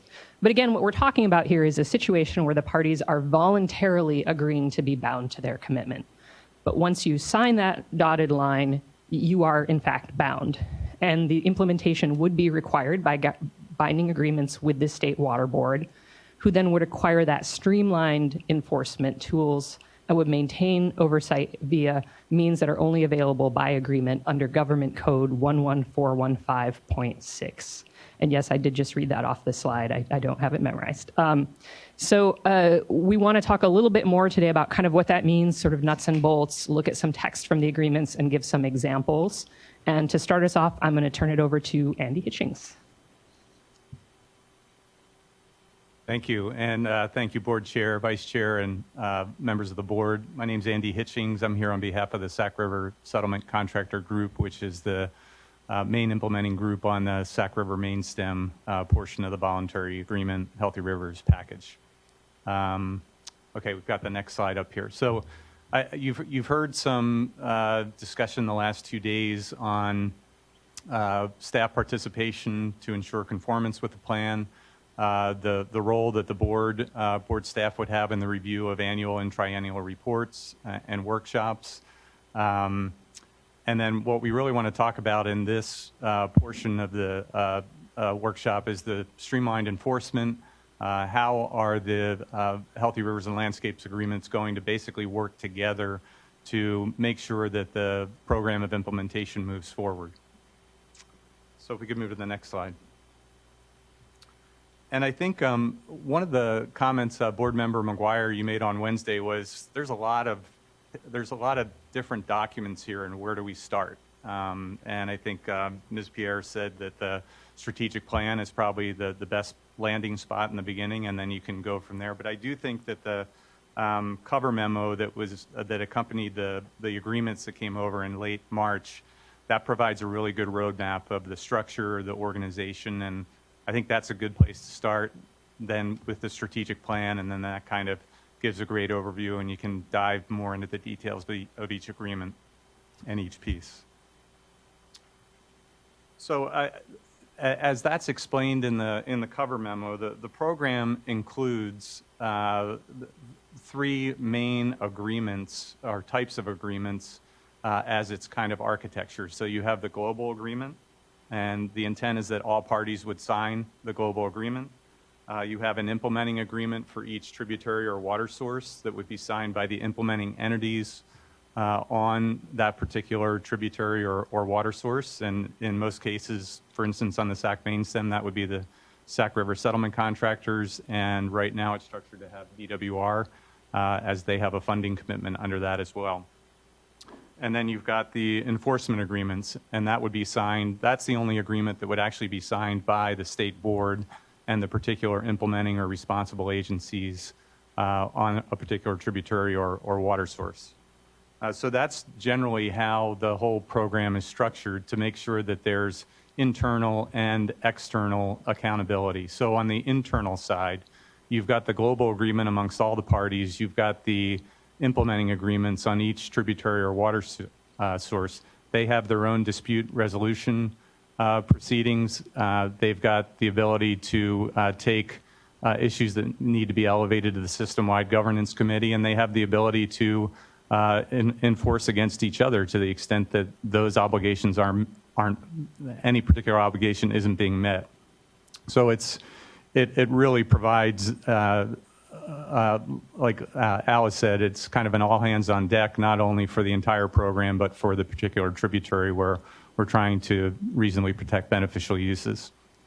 And then on the external accountability side, we've got the enforcement agreement, and that would be signed by the state board. It would basically require that those commitments under the implementing agreements are in fact enforceable, and if those commitments aren't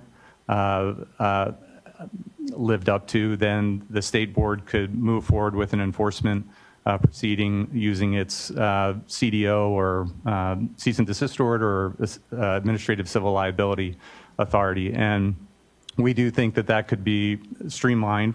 We hope and our intent that will not be necessary, but if it is, it is a streamlined way for the board to have accountability. And then the board could also use the AHO office, which seems to be doing a pretty good job at dealing with water rights enforcement issues in a timely manner. And then there's the programmatic review also for external accountability, which will be at the, I'd say programmatic review is going to be informed by the annual and triennial reviews, but then you would have the process that's spelled out in the global agreement, which will be in the program of implementation. And that's what Ryan is going to speak with when we get to his part of the presentation here. So next slide. And then I guess the other thing we should note is that the agreement structure, that's all intended to be part of and essentially baked into the program of implementation. So all those agreements, the processes in there, those will be reflected in the program of implementation. So it will be part of the board's, it's contemplated to be part of the board's water quality control plan update. So again, we have the timeliness of accountability. This slide is supposed to depict what the layers of accountability are. There's clearly going to be a great deal of accountability and a desire to work together and make sure this program is successful within the program itself. So all the water users and the state team entities that are part of this are going to have an incentive and recognizable and written commitments to carry that out. We've got the enforcement agreement structure that I just mentioned, and then we've got the state board deep look at year 6, and then possibly a change in direction or a continuation of direction in year 8. Next slide, please. So just maybe some relevant text in the different agreements themselves. The global agreement, section 3.3, it references the enforcement agreements as an integral part of the parties' commitments. There are similar provisions reflecting the requirement to enter into implementing agreements under section 3.2 of the global agreement. Section 6 of the global agreement discusses the flow measure implementation in accordance with the implementing agreements and enforcement agreements, and then the same for habitat under section 7 of that. Next slide, please. The global agreement also reflects the obligation to implement, that each party will implement each of its obligations in the program in good faith and with due diligence. And then, and that's reflected in section 12.3. In global agreement section 13, there's the decision-making and dispute resolution process reflected in that as well. Next slide, please. Under the enforcement agreements, and again, these are going to be, they're contemplated to be entered into under Government Code Section 114.15.6 for regulatory enforcement. The regional boards have used that often in the context of a water quality violation, but there are examples within the San Francisco Regional Board that, as part of the water quality monitoring, that they're used to provide for funding, used to provide for studies and special projects. So this is something that the board is has a history and a precedent of using as a vehicle for enforcement. Within that, section 5.1 would be the enforcement and dispute procedures, and in that it does specifically call out the use of ACLs and cease and desist orders under the board's authority to do that. Section 4.3 also reflects that there would be the protection of flows generated by the Healthy Rivers program, so that those are indeed additive and protected from diversion by other users. And section 3.2 actually reflects the requirement to have the annual and triennial reports in the enforcement agreements. And there's corollary language in that in the implementing agreements under section 4.2 for the annual and triennial reporting requirements. Next slide, please. Board Member Firestone? Yeah, sorry, can you go back to that slide? So in the second big bullet, A, it says, responsible parties who will participate will support these protections provided they agree with the authorities cited by the board, the scope, and the technical methodology used in a proceeding.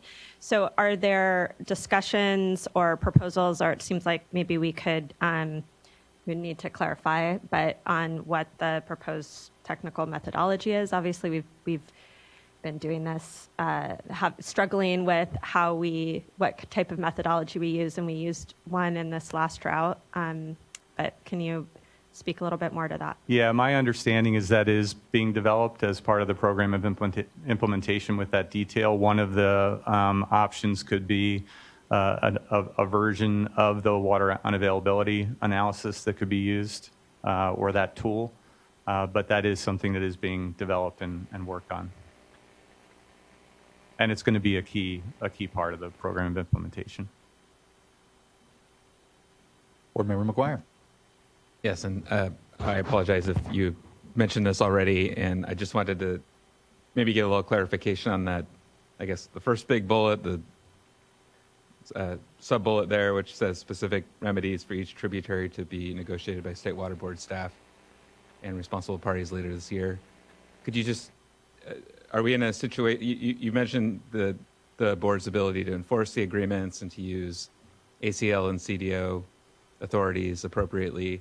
Is this different than that, what you just described, or is this some, and then would this be unique for each tributary or each participant? I'm, again, just trying to understand what is envisioned and what we might expect to see later. I think at this point it's acknowledged that the AHO or the ACL and CDO authority are acknowledged as tools to use, and that there could be further specific remedies for a given water source that make sense, and that those could be further developed. But at least now, as a baseline, you've got the ACL and CDO authorities specifically identified. I'd turn to my colleague, Mr. Becerra, here as well. Yes, if I could just add a little to that. I think first, the foundation of the enforcement agreements is the parties agreeing under that specific government code section to authorize the state board to enforce the agreements. I would think primarily by cease and desist order. And the reason for that particular government code section is it says that the parties can agree to allow an administrative agency to exercise an authority you wouldn't have other than statute. And so the board's statutory enforcement authorities don't include agreements, fundamentally. So we are agreeing that you can do that.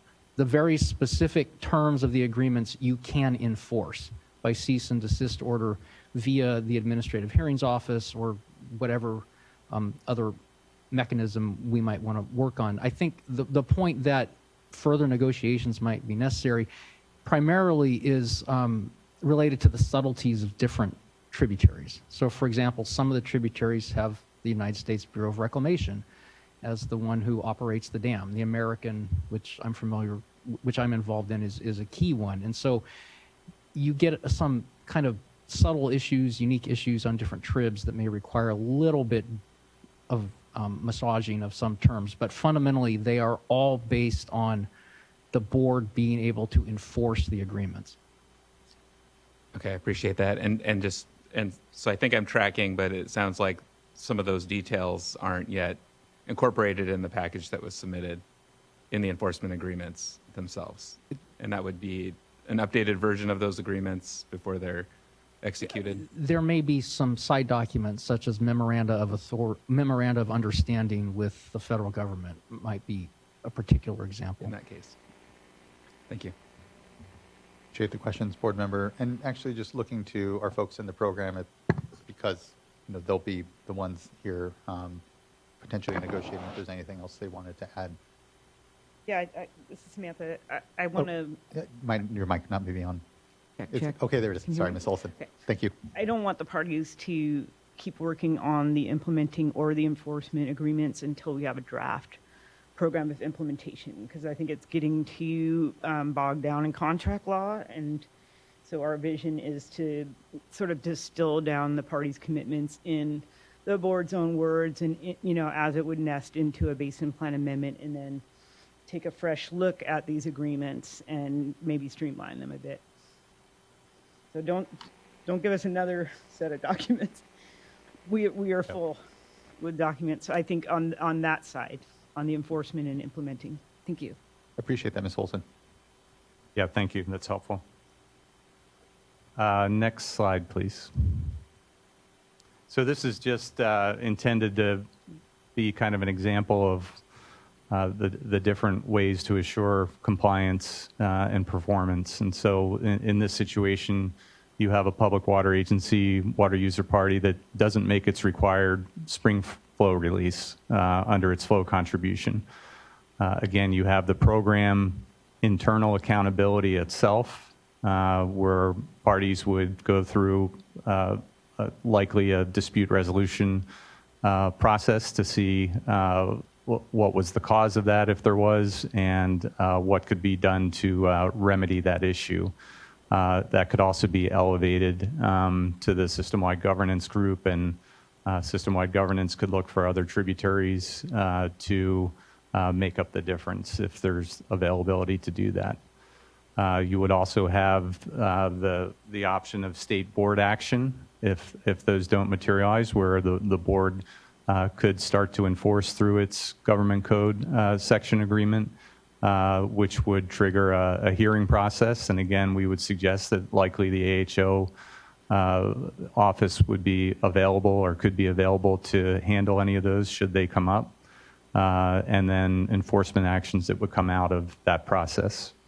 And then again, you've got the year 6 review where the state board could consider that particular party's or that particular tributary's failure to meet those flow commitments. That's reflected in the Global Agreement Exhibit A, Section 2.2C2, that's one of the factors that the board would consider in what option it chooses, whether it's the green, yellow, or red option that Ryan is going to go into more detail on.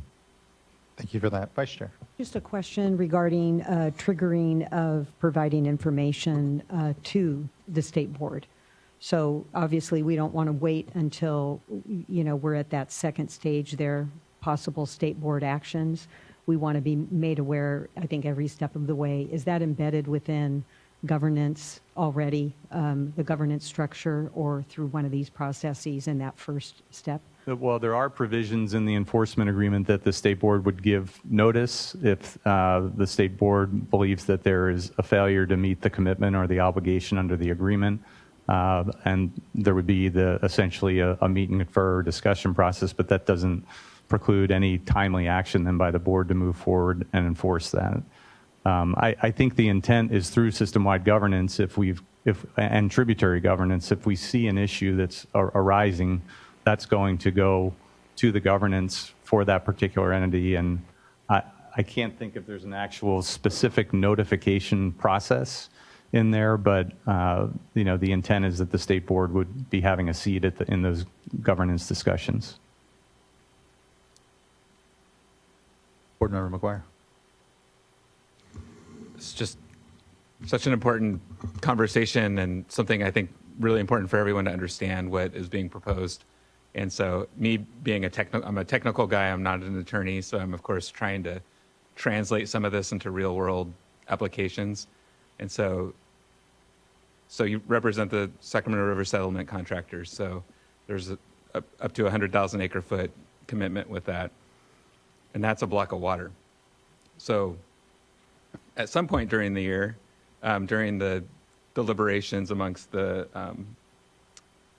committees, the governance group, there will be a decision to convert that into flow, right? Into some in-stream flow rate applied over whatever the timeline is. And I realize there's lots of flexibility and different considerations there.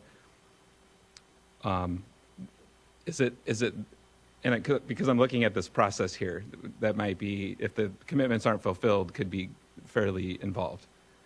So would those flow commitments, the CFS, if you will, cubic feet per second, the actual in-stream flow commitments, would those be enforceable? Would that trigger disputes under, step 1, or is it the block of water at the end of the day? And I'm hesitating asking this because I know it's really getting in the weeds, but I do think it's important to understand what it is that at the state board level we should be expecting to see from each of the parties, since each of these agreements are going to have to be tracked and then ensure compliance with. So what are we ensuring compliance with?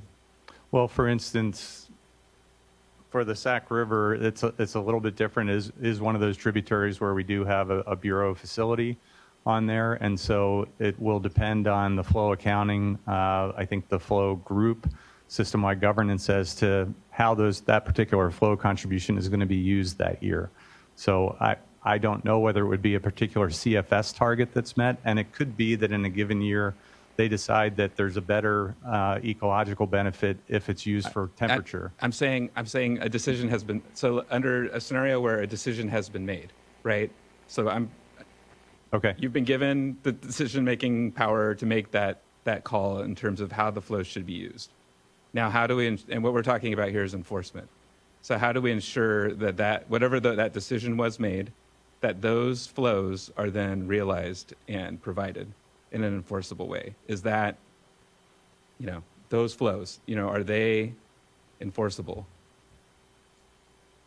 I can help possibly. I think if you're an operator that has the ability to manage your river unilaterally, then the flow at the compliance point is enforceable according to how the flexibility parameters have been exercised that year. You have a block of water to contribute that year. You reach an agreement about how to do it within the flexibility parameters, and your obligation at your compliance point is enforceable. As Mr. Hitchings was saying, in some systems, you do not have control of the whole system. The Sacramento, the Feather, the American are the key examples, because on the Sacramento and the American, you have the Bureau of Reclamation is the one that releases the water. So the enforceable obligation under these agreements in that case is you as the local agencies will contribute the volume of water you are supposed to contribute. So if someone refuses to pump groundwater for a groundwater substitution contribution, you can require them to do so. You then have the issue of how do you get the water into the stream, downstream of the dam, and that is the issue of interaction with the federal government or DWR as the operator on the Feather. DWR is signing one of these agreements, and I don't want to speak for them. Perhaps Mr. Lobachevsky will, but you have an issue with the federal government, and they intend to cooperate. I mean, we have discussed with them extensively on the American, and it's not a problem. It's just a legal issue of at least two sovereigns operating in the same space. I appreciate that. Ms. Pierre, do you want to add? Yes, thank you. So just to not dig in on any more confusion on flow. So let's take Sacramento River or Feather River. They operate very similarly. They are committed to a certain block of water on the call years, 100,000 acre feet of water on the Sacramento Valley side and 50,000 acre feet of water on the Feather River side. During those call years, as part of the setup of the program, those water districts would have agreements with landowners. So there'd be specific landowners that have agreed to reduce their diversions on the call years at the prices that are identified within the strategic plan and in all of the enforcement and implementing agreements. In that call year, for those systems, as an example, the Bureau for Shasta and DWR for Oroville will make releases at the direction of the governance group, which would be by default or in those brackets as I've been describing the last couple days. And in the summer, when those landowners within those districts that have signed on and that are committed and can be enforced upon through their districts and then up through this process, could not make diversions. So in the same way that diversions are allocated now, they would be precluded from making that equal amount of diversion from the river. So that allows the water that was released from the reservoirs to be, I don't want to say refilled, but essentially there'd be a makeup within the summertime when otherwise those diversions would not be occurring up to that block of water. So the Bureau and DWR have a lot of control here in terms of ensuring that the water for those two systems, for example, is made available. And obviously the accounting for that is very consistent with any sort of accounting we're doing currently. So hopefully that helps. That's one example of how that would work in terms of enforcement and ensuring people do what they're saying they're going to do with the use of reservoir reoperation. Anything further? Yeah, no, nothing further, but thank you. That does, all the explanations are helping piece this together. Thank you. And I'll just confirm on the American, what Ms. Pierre described is exactly the way we anticipate operating on the American. That the contributions will replenish a block of water that would be released from Folsom Reservoir consistent with the flow contribution numbers in the spring. Appreciate that, and thank you for that line of questioning, board member. I share it. Yeah. Board member Firestone. Maybe I just want to make sure, maybe this was the vice chair's question, but I don't think I quite got it. So for the accounting for each of those, how do we get that information? How is the state board getting the information, the accounting information for each of those contributions in order to inform whether we need to start a dispute resolution process? So if I can't I'll jump in here on this one. I have a slide in a few that's on the reporting processes. I mean, right now we're envisioning an annual and triennial reporting, and a strong component of that reporting is on flow measures and non-flow measures and the accounting methodologies that we would at that point have all agreed upon. They'd have to follow that. And so that would be, at the smallest time step is annually, but, as we would dig into any particular tributary, our department releases daily operation details. So I think, at least from my perspective, some of our, we'd be able to do it more frequently. Okay. And so I think this overlaps so much with the accounting questions. Yeah. So, okay. I think I have other questions, but I think I can wait. Thank you, board member. Thank you. Next slide, please. And maybe in the interest of time, this is really kind of a repetition of the prior slide, except it's for an obligation for habitat restoration, but you would have the same type of structure in place to assure performance and accountability. And in the year 6 review, again, it would be one of those non-performance items, should that occur, that the board would factor into its decision as to where is the program going to go as of year 8. And that's specifically called out in one of the factors, the ability to meet the habitat restoration timelines on that. So with that, I think we're going to switch gears here, and Mr. Becerra is going to. I have one question. Oh, I'm sorry. Sorry. So is there a point for, is there a way to enforce the overall sum? Are things, let's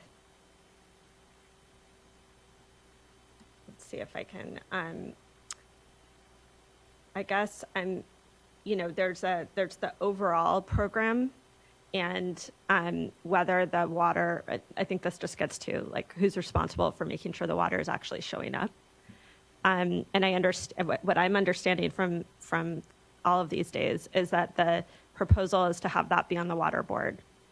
And I'm trying to, and same, I'm also, maybe you can speak a little bit to how that would work on habitat, and we could come back to the flows question, but it seems like there's a lot of different potential habitat projects out there. We don't know exactly which ones. Maybe this is similar to flow where, there's a lot of flexibility and we don't know exactly what it'll be. So what are we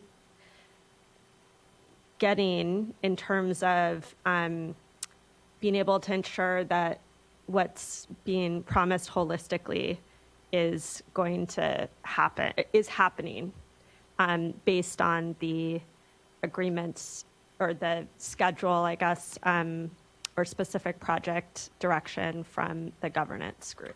Well, I think the agreements themselves have the flow contributions, which I think Mr. Lobashevsky just indicated how that could be tracked. For the accounting and the protection of those flows to see that they've shown up, yeah, there is going to need to be a methodology developed for that, and I think that is part of the program of implementation that is being worked on. And there could be various approaches to do that. For the habitat, there's specific habitat projects listed in nearly all the implementing agreements. That would be part of the reporting each year as to the progress on those and whether they've been met. I mean, there's already been a lot of habitat projects that you've heard of that have already contributed towards some of those acreage goals that were set forth when we embarked on this. So I do think that there is the ability to track what exactly are those specific obligations that are in the implementing and in the enforcement agreements, which essentially mirror each other, and those would be reflected in the program of implementation as well. Did that answer? Yeah, I think so. This And maybe part of your this is question? just sort of something maybe to come back to is this issue of, if the flow or non-flow measures don't materialize, who's responsible? I think that's sort of the bottom line. Well, I think it's the responsibility of the particular, I mean, ultimately, as a program, the program wants to be responsible, but I would say that one particular tributary that's putting forth its contributions isn't going to automatically make up for one that doesn't, if that did occur. There'll be a lot of, again, internal accountability to make sure that doesn't happen. But ultimately, if there's a failure to perform on a particular tributary or water source, then these are the tools that the board has available to it to, immediately enforce under its government code agreement. I think these are the same. These issues apply no matter what we do. Again, they're applicable today. They're applicable tomorrow. And I think, as I mentioned yesterday, I think we just need to have some dialogue about what tools are available, what other tools that are needed, what the different roles are. And I think speaking to the last slide, I think just to be clear, in the MOU, we've committed to working with the board to ensure that non-parties that aren't, contributing are, doing what they need to do too. So I think we are really trying to find a partnership, and I don't want you to take away that we're saying, board, this is all on you.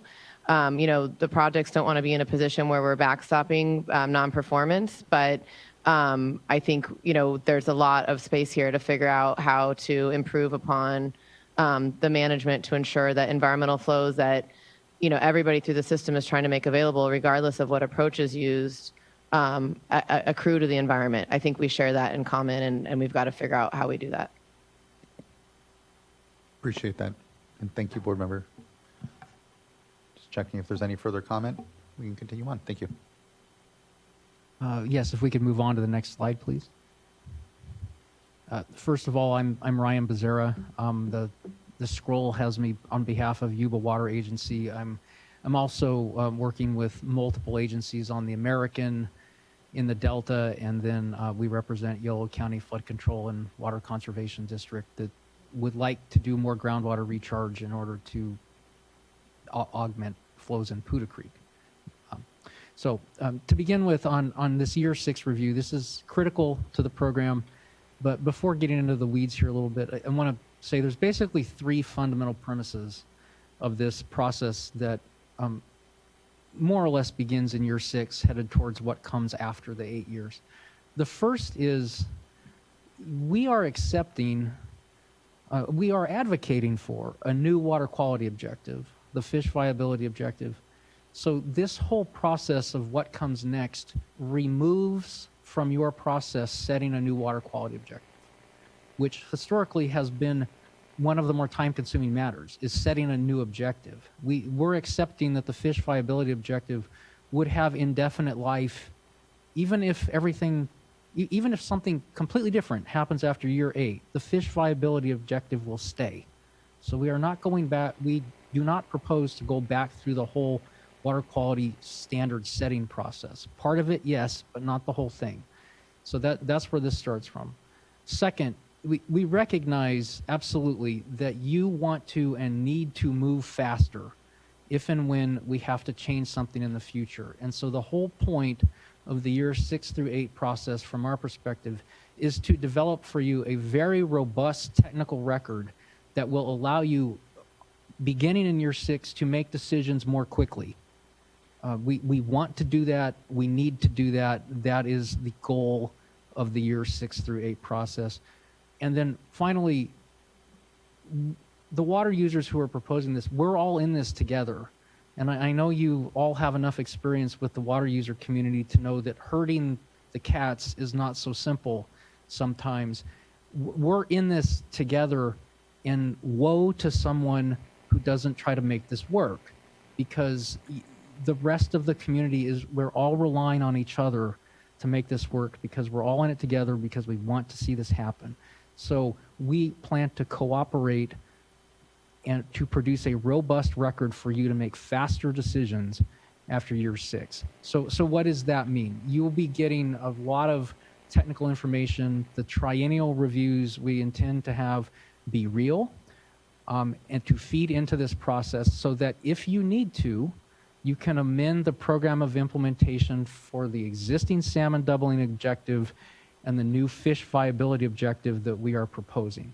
So what you see on the screen is our roughing out of what that process might look like, so that you can make good decisions by year 8 if necessary. It's a little hard, of course, to anticipate what that might look like, because we don't know what might need to be fixed. But this is the roughing out of what it is, and there's more detail, of course, particularly in Exhibit A to the global agreement. It's drafted, the proposed amendments to the Bay Delta plan that we think would work here. So all of this feeds into the year 8 issue, and then the green, yellow, red analysis that is obviously the crux of what might come next. So if we could please advance the slide. So the green, yellow, red analysis, fundamentally, I mean, green's pretty easy. If this is working, we would plan to try to continue it. Yellow is essentially, some of it might be working, some of it might be not. Do we need to make some course corrections? That could be on a single trib. It could be on different tribs. I'm sorry. It could be on a single tributary. It could be on multiple tributaries, potentially. It could be in the delta. We just don't know, but that's the circumstance where some adjustments need to be made. That might involve an amendment to the program of implementation. It might not. We're hoping, to accelerate that process if necessary. The red scenario, obviously, is the one where it's not working and we need to do something else. Again, that would almost certainly, presumably, involve an amendment to the program of implementation.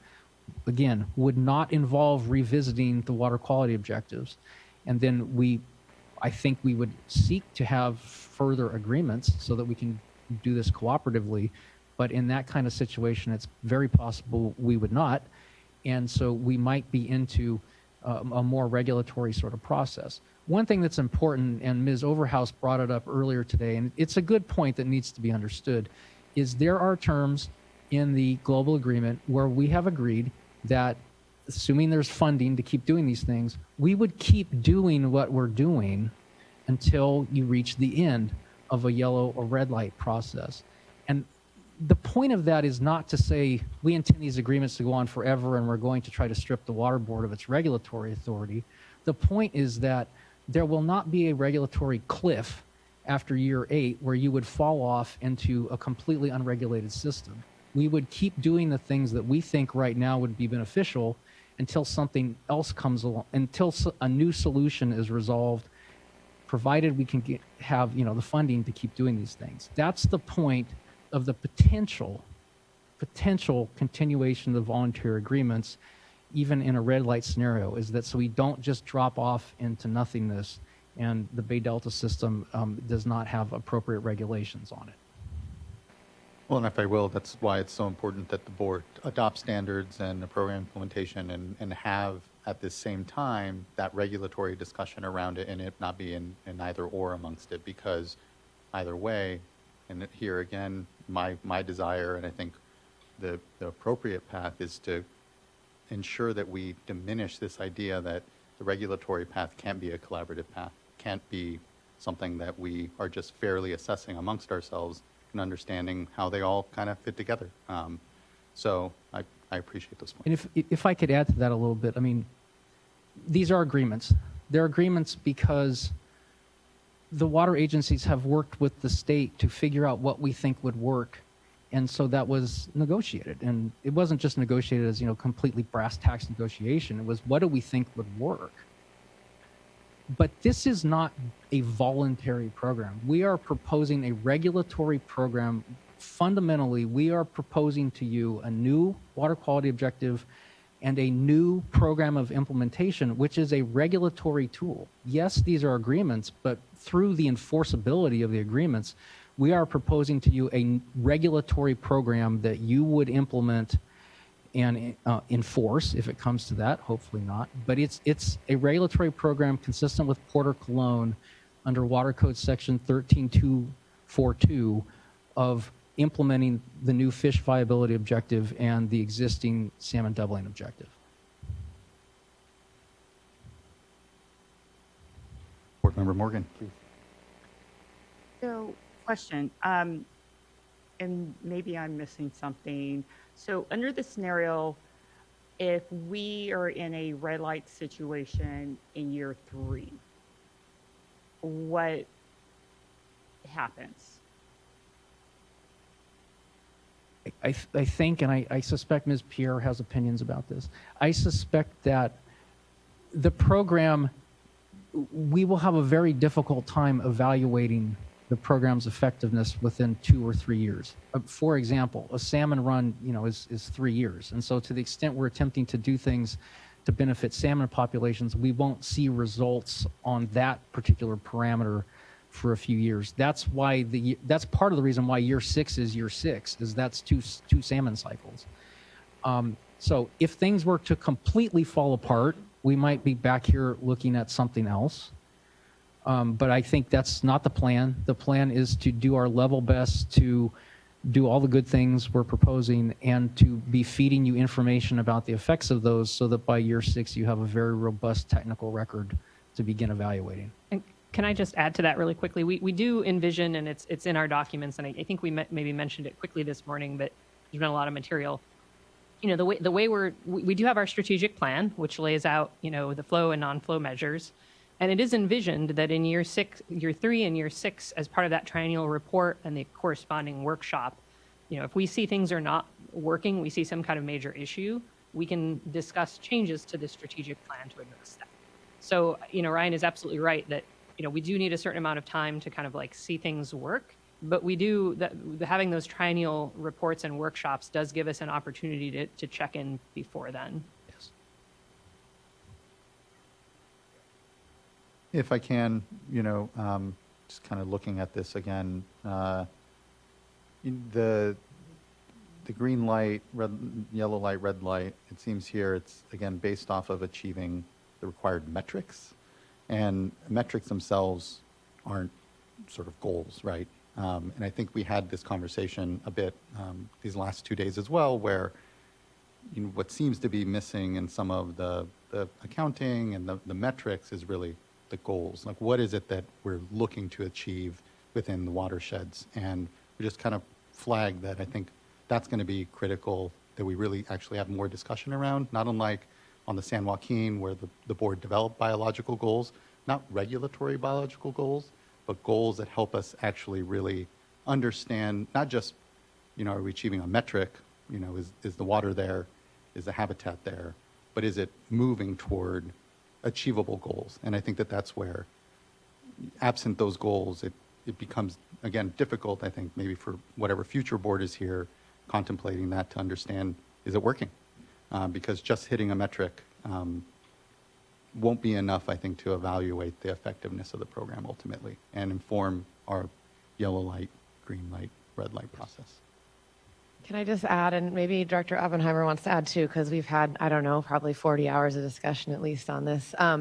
This is an 8-year program, and I think Alice mentioned, we have 2 salmon life cycles essentially before we really dig in and start this decision process. And we're really trying to figure out, if we keep doing what we're doing, are we on the right trajectory or not? I mean, that's really the question we have to ask ourselves. And I appreciate all the comments we've received the last 3 days about being really clear about what the biological goals are, what's the environment really experiencing, how do we measure ourselves on that.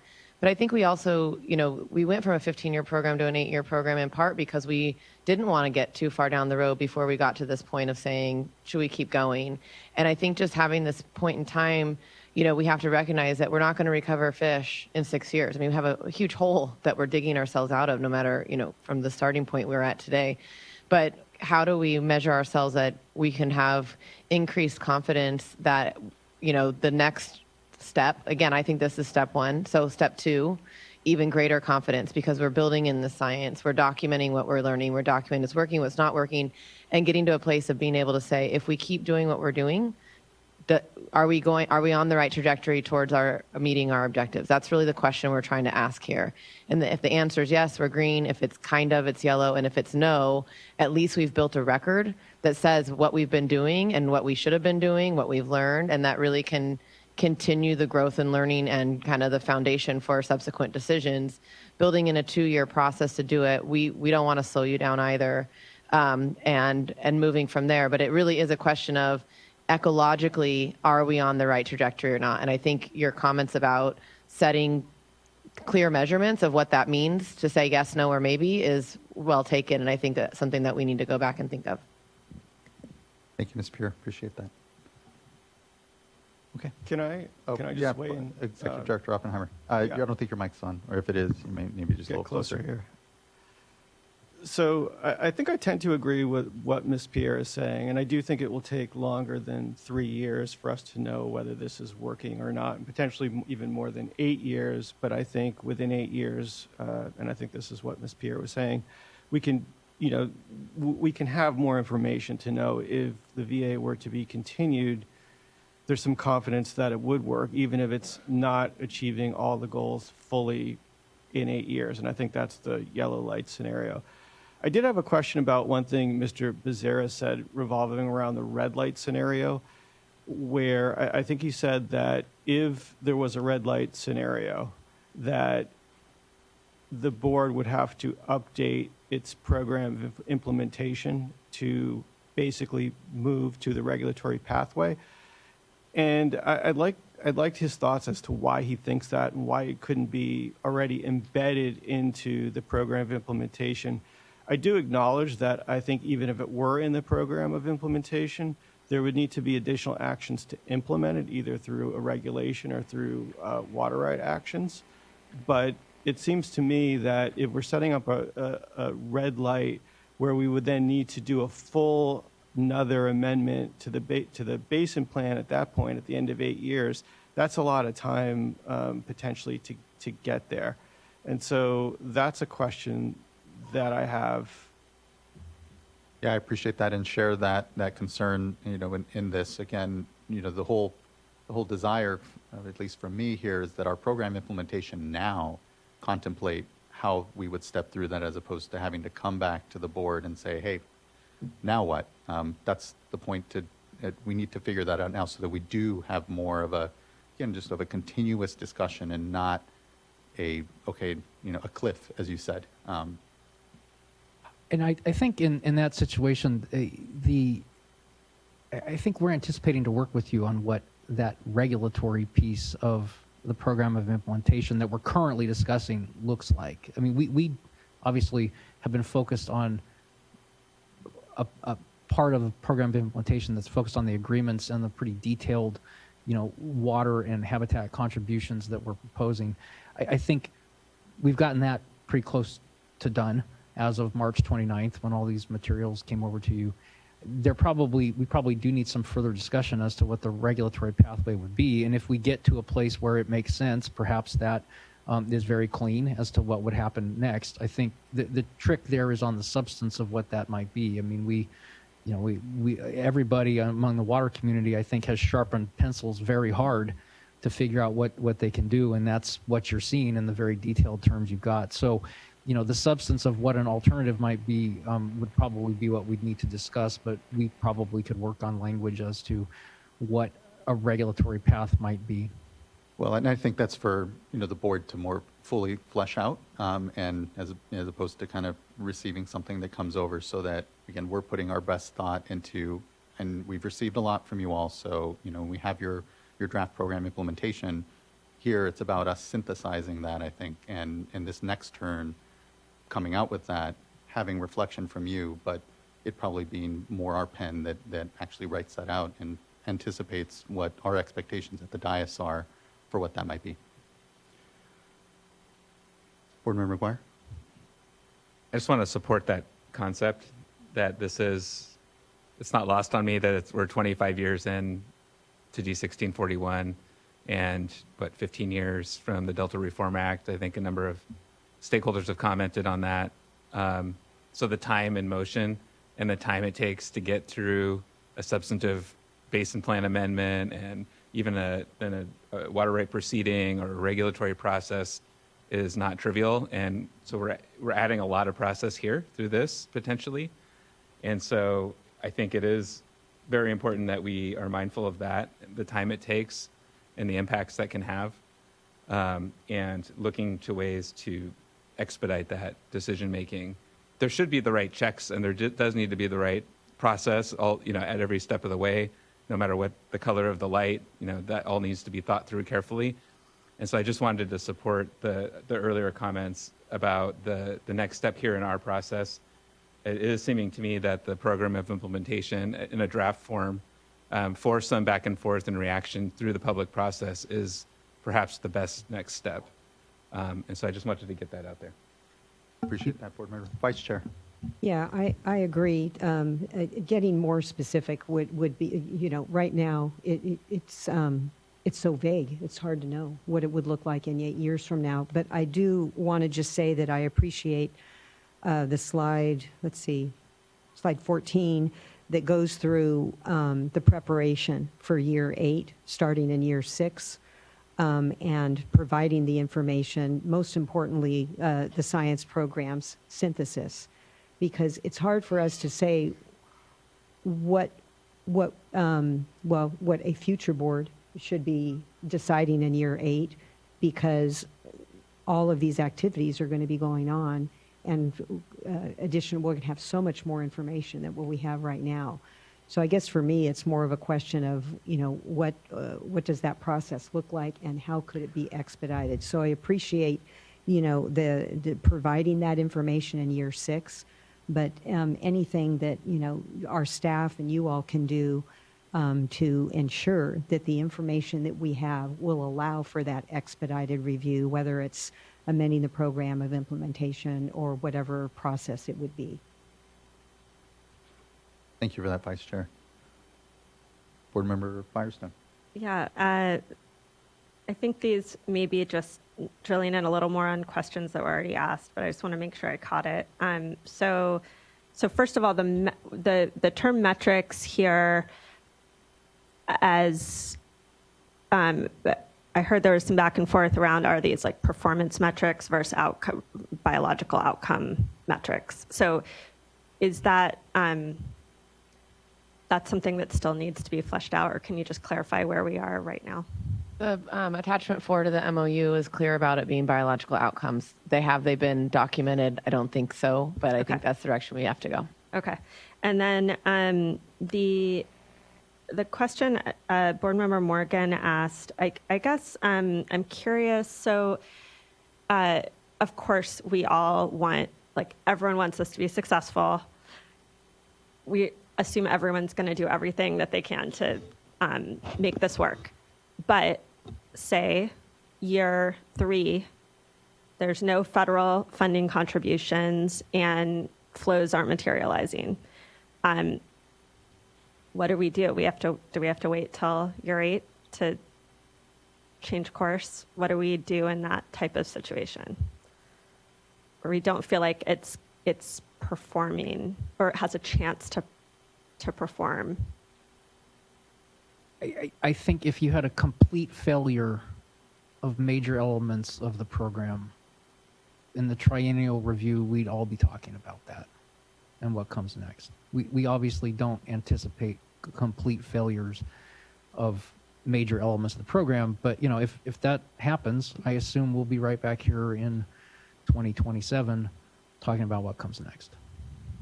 Yeah, and if I could add, that's a conundrum you have for any alternative you choose to update the plan, right? So you could update it with the same update on the San Joaquin, and you could be in that same situation, that same dilemma. So I think it's something that we all want to avoid, and hopefully we will. Yeah, and I think the question and the difference here is whether or not the agreements as constructed currently preclude the board from asking for something different at that point, but I guess not. Okay. Seeing shaking, so good.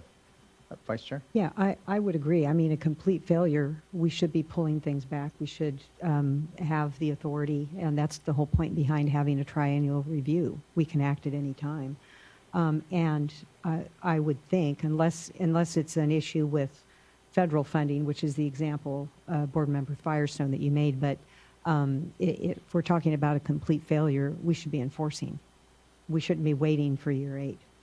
Well, and yeah, and I think that's where are the options before the board then going to AHO and doing ACLs and just kind of churning on that, or is it a broader option that the board has in the question between that? I think the idea is to change what the board's enforcement provisions are. I mean, I think, and I think I would just note that the parties on the VA are those that are currently enforced upon and comply with the board's obligation. So, I know that we want to explore, like the what ifs, and I think it's good for us to think, test the program around that. But I think, these are parties that are, under lots of regulation currently. This is another layer, regardless of what direction we move, and, we'll be complying, and the program is not about removing enforcement authority from the board. The program is about trying to create flexibility within that enforcement to be adaptable. Appreciate that, and thank you. And I know we have next up our Save California Salmon panel, and folks are looking to be able to chat, but we'll continue on the presentation. I think there's just a few more slides, just helping for timing for folks in the audience. Thank you. Yeah, I think I'm up. So probably next slide. Thank you. So I'll be as brief as I can here, recognizing time. Eric Lobushevsky with Department of Water Resources. I lead up our department's efforts towards this Healthy Rivers Landscapes program. And again, just a few slides to close this panel out here. So we've talked a little bit already on some of these reporting processes, but just a quick step back is reporting in any program to me is fundamentally important. Among other things, it promotes accountability, transparency, coordination, and information sharing.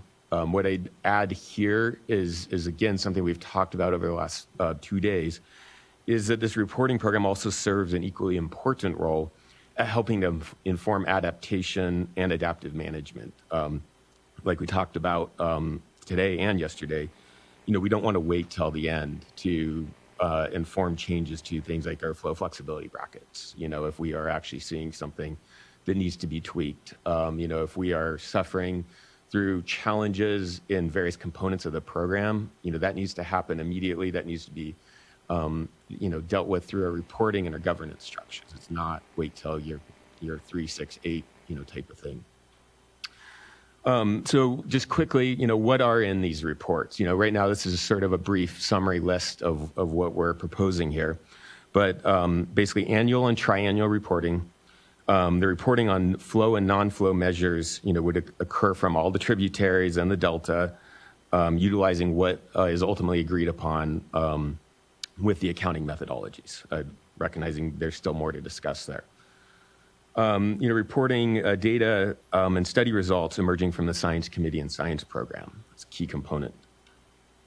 Reporting on the progress of habitat restoration and progress towards the habitat goals and targets. And summarization of funding and funding efforts, recognizing what we just chatted about a minute ago. The distinctions between annual and triennial reporting is, I'd say the triennial reporting is generally overall more robust. It's all what I just mentioned, but it's a synthesis of, what occurred over those 3 years or the 6 years. And it also incorporates, a broader public process and engagement with the board, much like we're doing right here. Because that's the way I would envision those triennial reports to occur.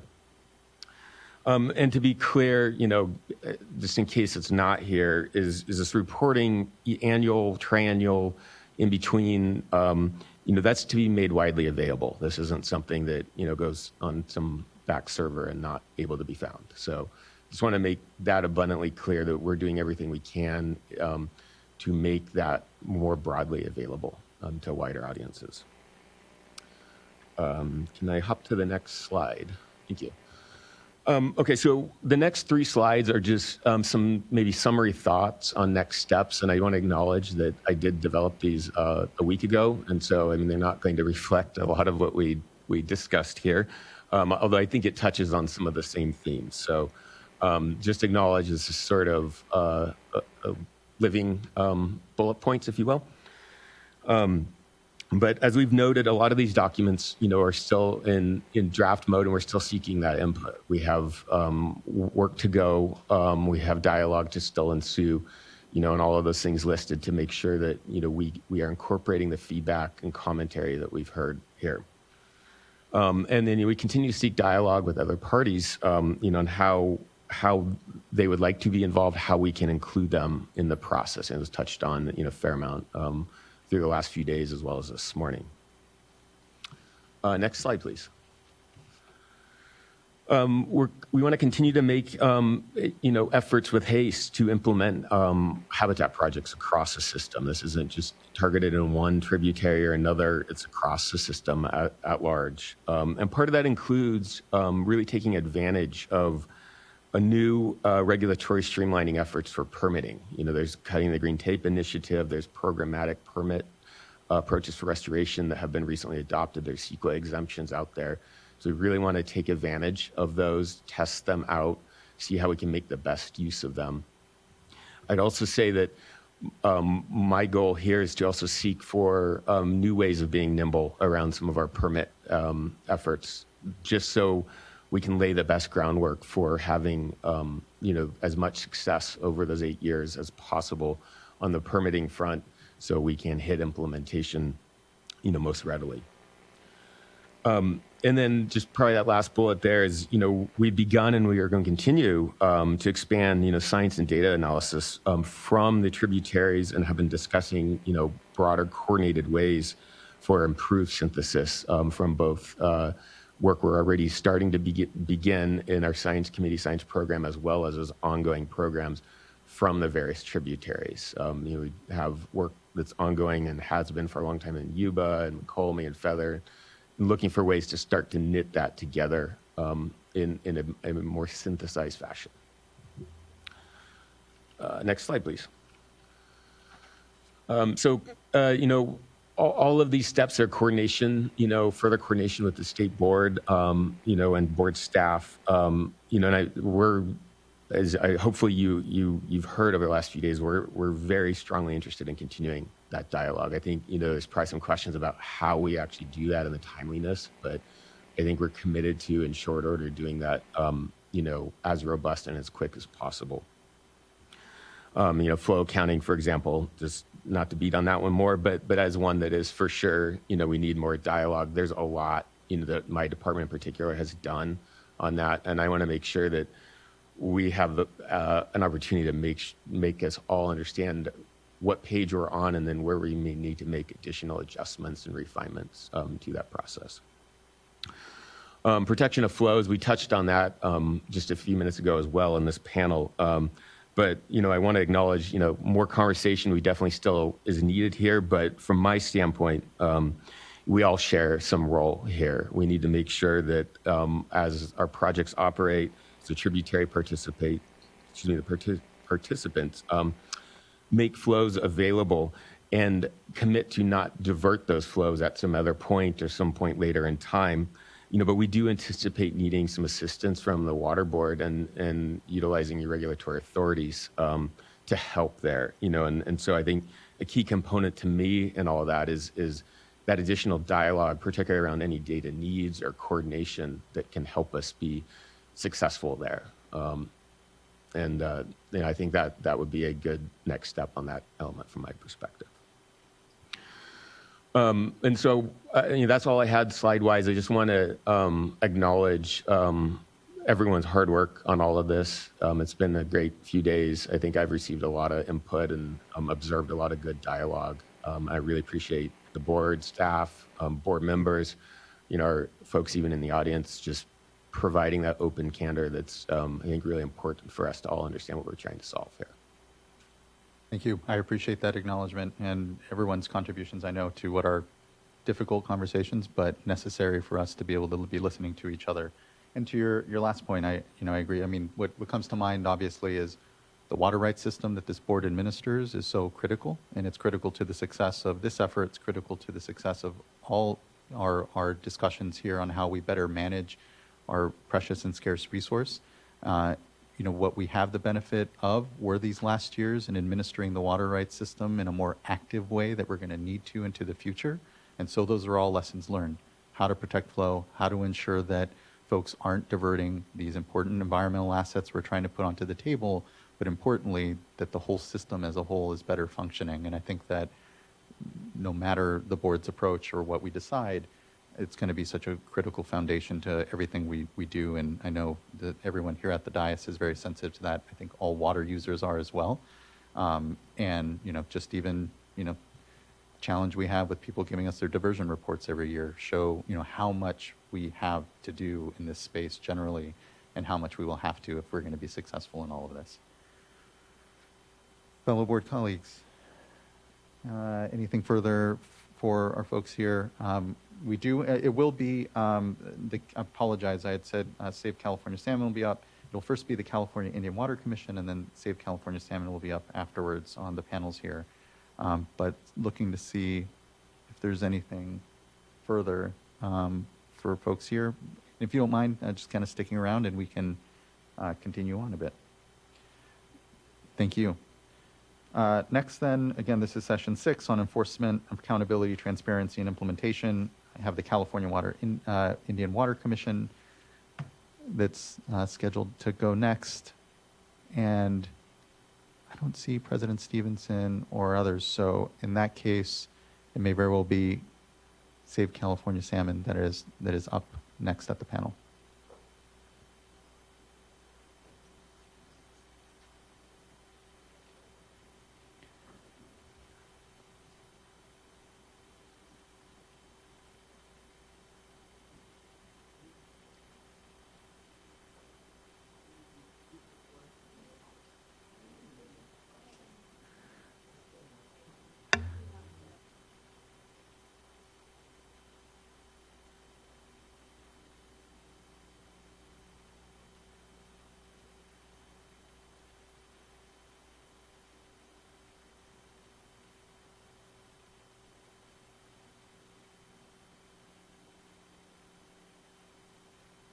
Yeah, there's a button it's at the base of your mic right there, and it'll be green when you're able to speak. Hello? Is this? Yes.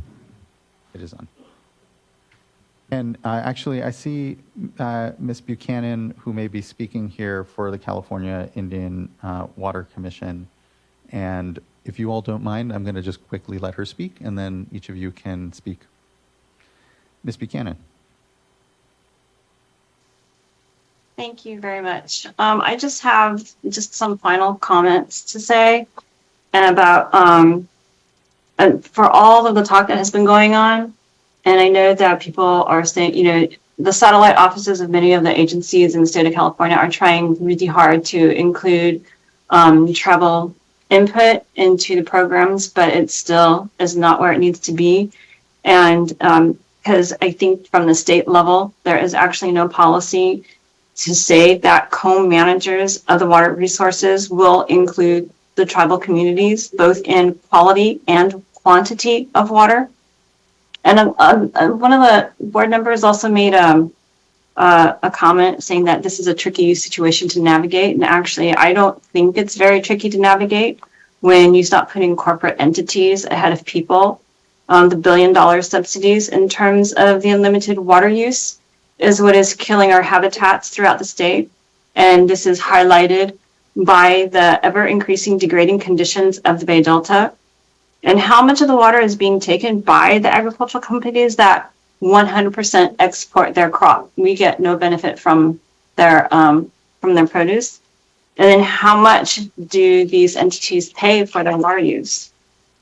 So, I mean, those are huge subsidies that are missing in the conversation. And then tribes are consistently told that they will be heavily fined and or in prison for using their own water. Yet the businesses can take as much water as they want with no repercussions. Case in point, again, I'm going to mention Nestle? And then how many more wineries are going to be permitted? I mean, we have wineries now on the sides of hills and places that have never been located there, and they're taking groundwater, and the groundwater also goes to the Delta. So, I mean, and also for the farms too, when will flood irrigation be stopped? I mean, people are talking about accountability for flows and things like that, and to make sure that there is enough water. Again, another question is how can flows, and there was a comment earlier saying that there are compliance measures in place at certain areas. If the pumps, if the farms do not have meters on their pumps, because I understand consumptive use is basically as much water as they can possibly take, how can an accurate accounting for agriculture be done for which farm it is and their location? And I would like to know how the accuracy is going to be accomplished if there aren't pumps, if there aren't meters at the actual pumps of where the water is being used. So those are just my last few comments, and I thank you very much for your time. I really appreciate those comments and contribution these last days, Ms. Buchanan. Thank you. Appreciate that. Individuals here on this panel, who would like to go first? I agree. Neck now, connect neck. In Yurok, that's the Yurok way to say, hello, my name is Connect Neck. This is the Youth California Indian Water Commission and Save California Salmon Youth Water Protectors. Voluntary agreements, VA, more like virtually abysmal. They're just an endless hole of distractions and stalling. They may seem convincing, and they may even seem to be backed up by science, but in reality, they're just stalling the Bay Delta plan, resulting in more water diversion and a 90% population decline in just 5 years. Not to mention that they are completely privatized, meaning that the California indigenous tribes and common people in general have had no say in them. The Bay Delta plan is something I have yet to fully grasp, but if these big corporations are using VAs to distract the State Water Board from them, then it seems like it may be something that benefits the Trinity River, the salmon, and the native tribes that depend on them. Here's what I do know. It is backed by actual science, not the fake science that the VAs employ. The Bay Delta plan shows that more diversion is actually harming the flow of the river, resulting in heightened temperatures in the river and harmful algae blooms. I remember asking, why is water being diverted in the first place? Well, the reason is they're enabling unsustainable industrial agricultural practices for profit and making water toxic in the process, showing its gluttonous use of water and blatant disregard of its importance. All they care about is money, money, money, money, money. So now what's being affected by this so critically? The salmon. Because of the lowered flow and heightened temperature of the river, due to the drainage, salmon populations have grown so low that fishing was prohibited for the second year in a row. And that brings me to think, why do we indigenous people, who have fished here long before invaders have been here, have to stop our traditions because of your mistakes?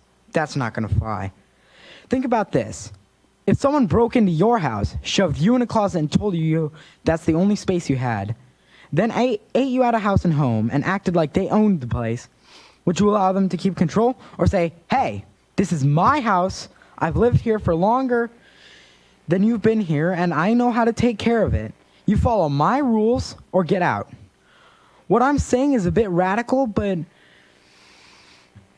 yeah, the point I'm making here might be a little bit radical, but maybe Native Americans shouldn't just have a voice in the State Water Board, but we are the voice. It's run by the Native Americans who know how to take care of the land the right way.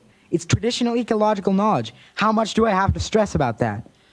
So what do you say we take the first step into taking back our house? The Youth California Indian Water Commission is opposed to the VAs.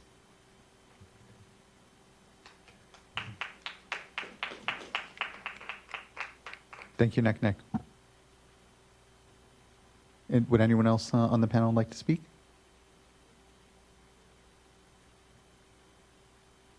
It's okay. I'm nervous all the time up here too. Don't.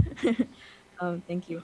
Hello, my name is Nadia Whipple. I'm here as a youth water protector. I come from the Round Valley Indian tribes, Maidu and Wintum. Some of the waterways are in my ancestral territories. Our people have the most specified natural resources management system to date. Western scientists call it natural resource management, while we know it to be sacred relationships based on the indigenous scientists. So, the voluntary agreements have desegregated our water and the lives of our fish. The center of the tribes, I'm here to stand against the VAs. Thank you. Thank you. Thank you for raising your voice and being here with us. Anyone else on the panel?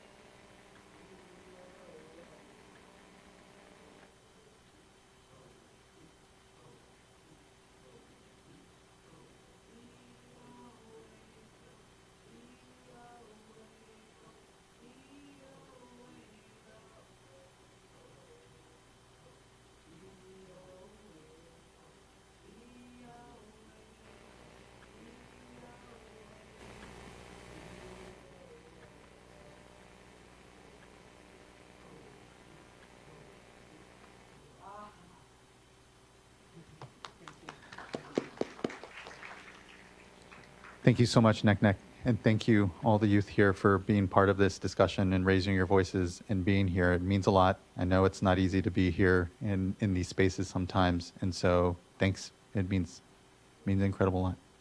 Yeah, does anyone else, please? It's okay. If you're moved, you can, and we support you on it.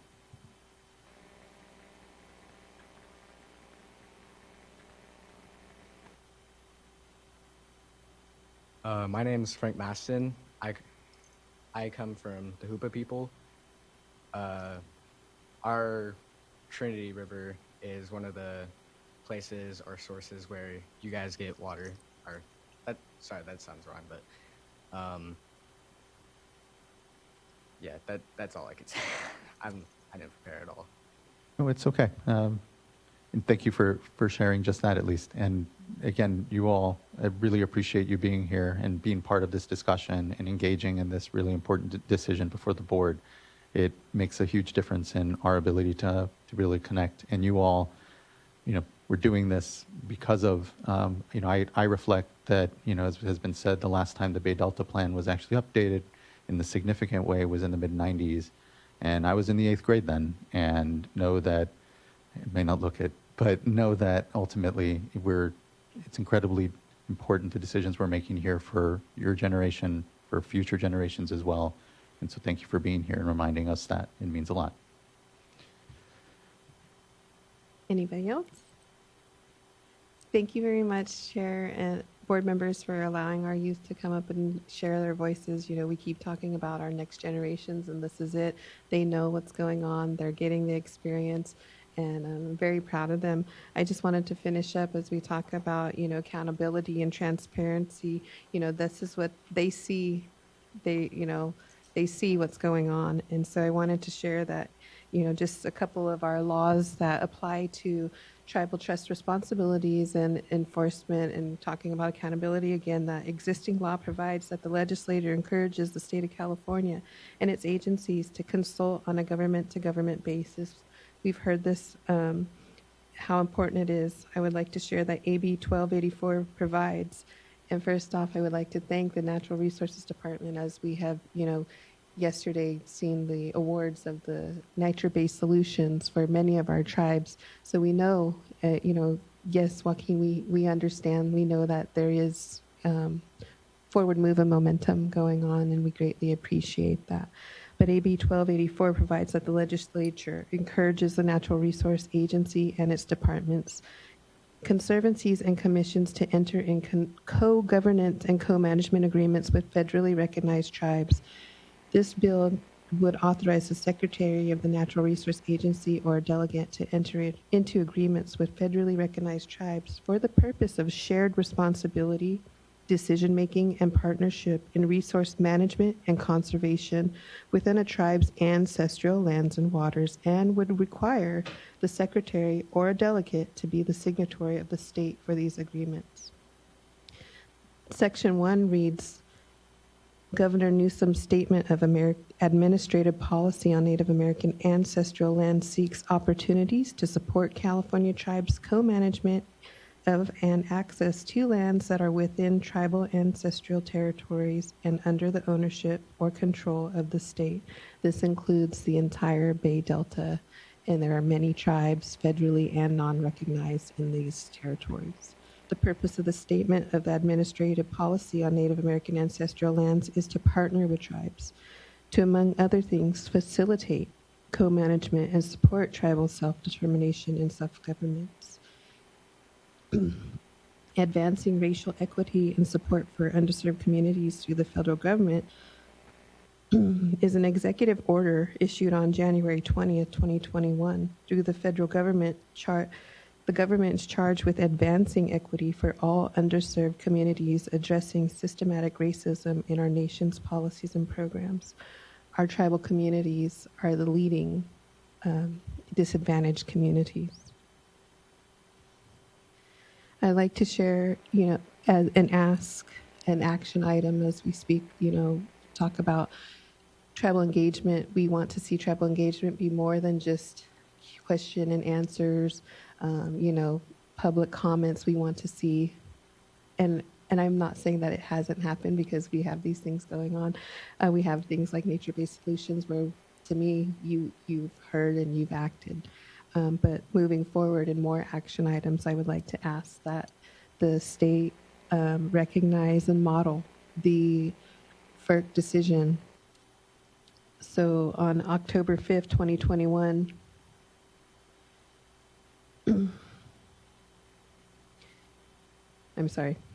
issued on February 15th, 2024, the Federal Energy Regulatory Commission denied the application of a project based on the Navajo Nation's not agreeing with the project to happen. And so I would like to just ask as an action item that those considerations look at FERC as a model into dealing with, the trust responsibilities afforded to our tribal nations. Thank you. Thank you for that, Ms. Whipple. Really appreciate those comments and agree that we're not fully there. Although there is good movement, there is continued desire, we still need to be doing better. And so I completely commit myself to it just not being in this forum, in this question and answer session, that we have this engagement, but that we continue to build forward in what is a lot of other forums as well that this board has, not just in so far as projects. The Bay Delta Plan is an important one, but there is a lot of work and a lot more that we should be coordinating with our tribal elders, our tribal communities in a way that gives us our best shot at reconciling these difficult issues. So I really appreciate that, Ms. Whipple. And just want to give one last chance in case there is anything further you all would like to say, but know that this isn't the only time and place as well. Thank you. Okay, thank you again. Really appreciate you all for being here with us. Looking forward to what's going to be further discussion. Thank you. I believe we have now Defenders of Wildlife, Golden Gate Salmon Association that will be coming up to the panel next.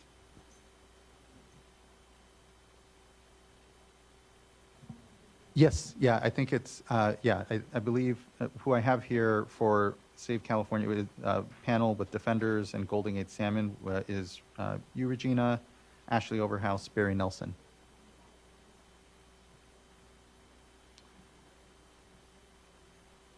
Oh, okay, well, yeah, that we can, yeah. You guys can go first. It's fine with me. It's if they're okay. And then we can finish off with, yeah, no, not at all.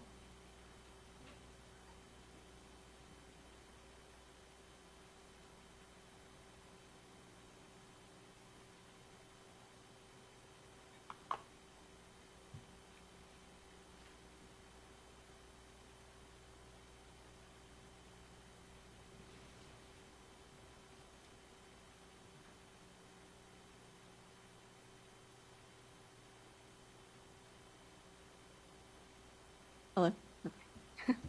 Thank you, Ms. Willie. Good to see you. Good afternoon. Hard to follow that youth panel. I think that was really powerful. Hearing from future generations who these decisions are really going to be affecting.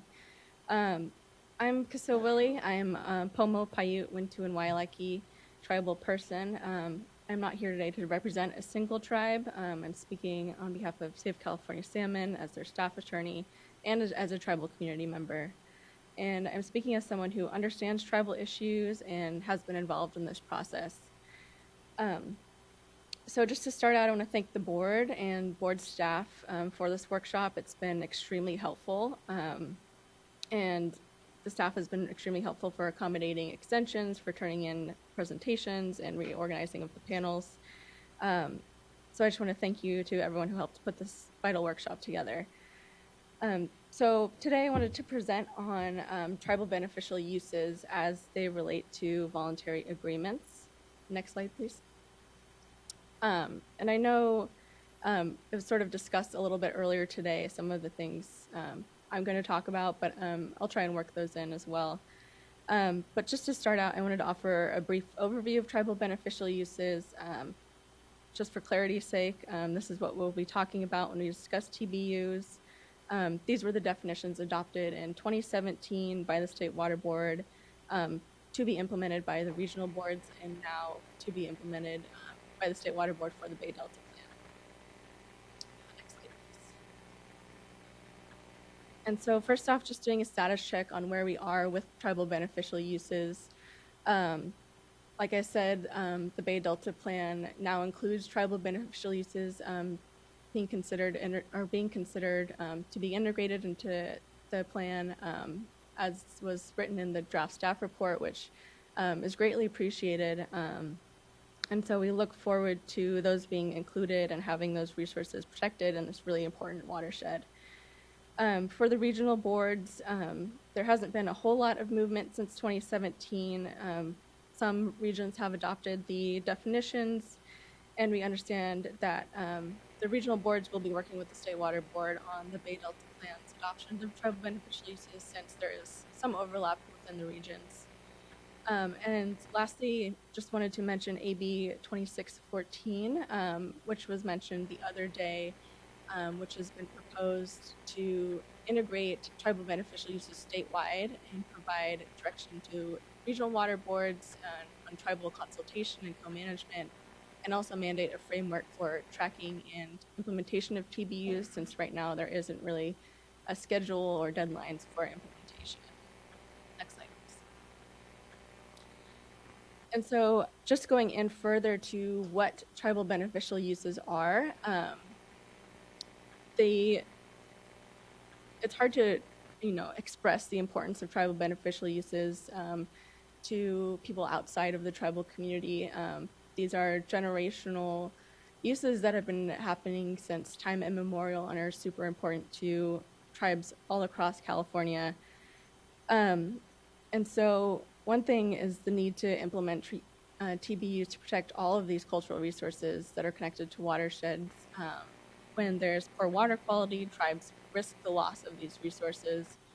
And then I just wanted to include some examples of different cultural resources that are related to watersheds, and then also some images.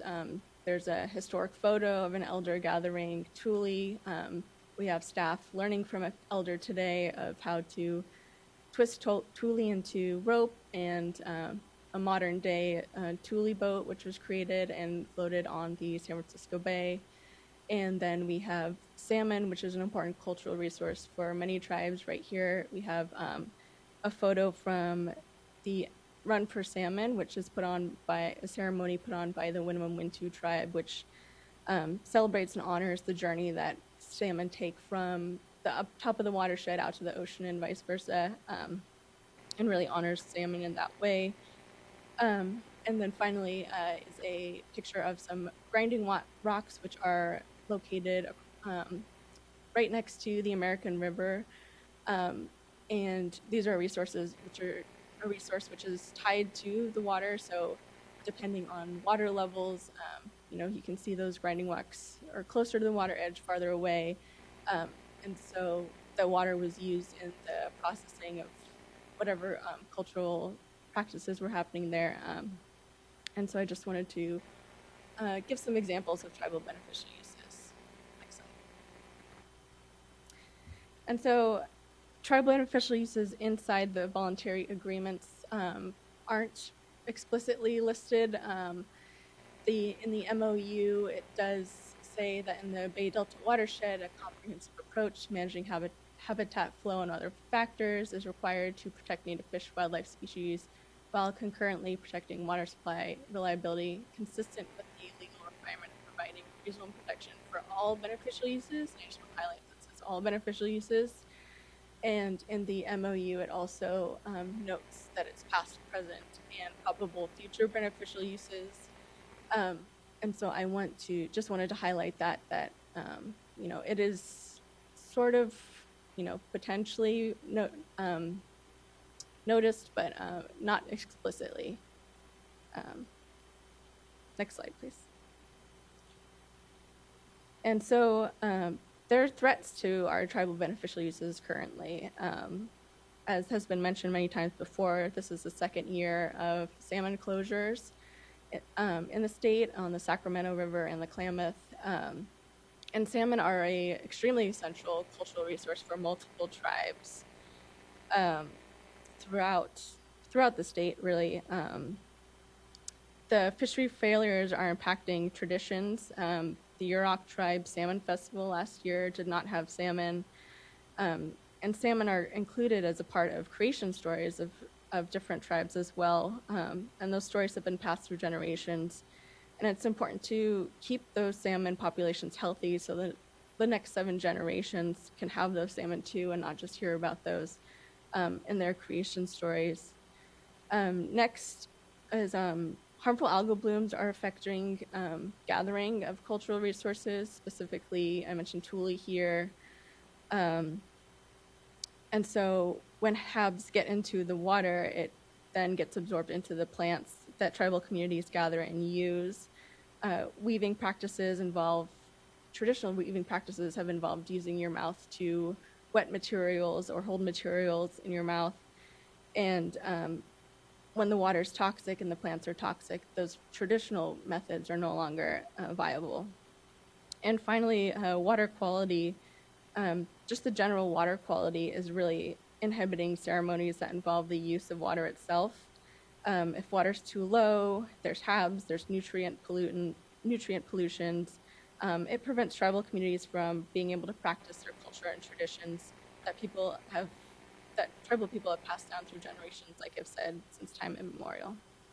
Next slide, please. Or no, this is the same slide. And so going over to how the voluntary agreements will work with tribal beneficial uses, or not work actually. We're not seeing an approach that will provide enough protections to tribal beneficial uses. The flows that are proposed within the VAs not lend themselves to be protective of TBUs, and higher in-stream flow requirements are necessary in the Bay Delta watershed. And we've heard a little bit about this in prior presentations, but I just want to emphasize the integration of traditional ecological knowledge is really important, and the input from tribes is necessary. And we really want to encourage deeper consultation and research into what is necessary to protect TVUs. And we want to make sure that the end result is on a level where tribes actually feel like their resources are being protected and their traditions are being protected. And then next slide. And so next I'm just going to provide some responses to panels that have happened today. Sorry, lots of notes. Okay, so I appreciate the conversation this morning around governance and the involvement of tribal voices. And so one thing that was mentioned was how can the public be noticed to be more involved in these processes? And I just want to emphasize that, you know, meetings that the voluntary agreement parties are having do need to be noticed more effectively. I think you've seen by the involvement here today how effective notice can be and how it can turn out a large amount of people to be involved in the process. And so I just want to encourage that. Again, today we're hearing more areas that still seem like they still need a good amount of development. There's mention of pushing the materials out to meet the schedule of the Bay Delta Plan, which I think is sort of makes me nervous. And it seems like it's not going to meet the 2025 deadline that's been proposed at this time. And so again, I'm just going to put out the idea of moving forward with the Bay Delta Plan, maybe putting the VAs aside until they're more fully developed. And, you know, at which time there could be more consensus as to having a program that everyone agrees to versus pushing this out and then developing it as we go. And then lastly, I just want to mention the funding. $2.9 billion is a lot of money for something that still needs a lot of development, it seems like. And I just want to encourage not rushing to fit this the Bay Delta Plan timeline and having this, having it more thought out, because it is a lot of money that is going towards this project. And I just want to encourage the board to only consider the voluntary agreements after complete development. And then with the rest of my time, I'd like to cede to my partner. Thank you. Thank you so much, Ms. Willie.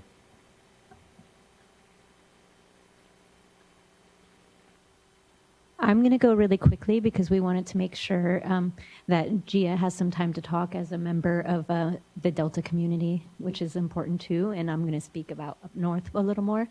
But one is I wanted to speak about enforcement and accountability and implementation just for a minute. And in general, I just wanted to say that we've seen in the past that enforcement under no enforcement under other voluntary agreements have not led to flows and have actually led to more water being used than in years when there's not curtailments or agreements in place. So I just wanted to really say that, like Cecile just said, it's super critical that the Bay Delta Plan go forward and those flows are in the river before we're looking at how to voluntarily meet them. Putting the voluntary agreements first is putting the cart before the horse, in my opinion. And then just really quickly, I wanted to say when you're looking at tribal beneficial uses and enforcement and all these issues, and I know everyone has reiterated this, but please make sure to look at carryover storage protections for the Trinity River, but also Shasta and some of the other tributaries that are super critical to the salmon and to water quality and tribal beneficial uses.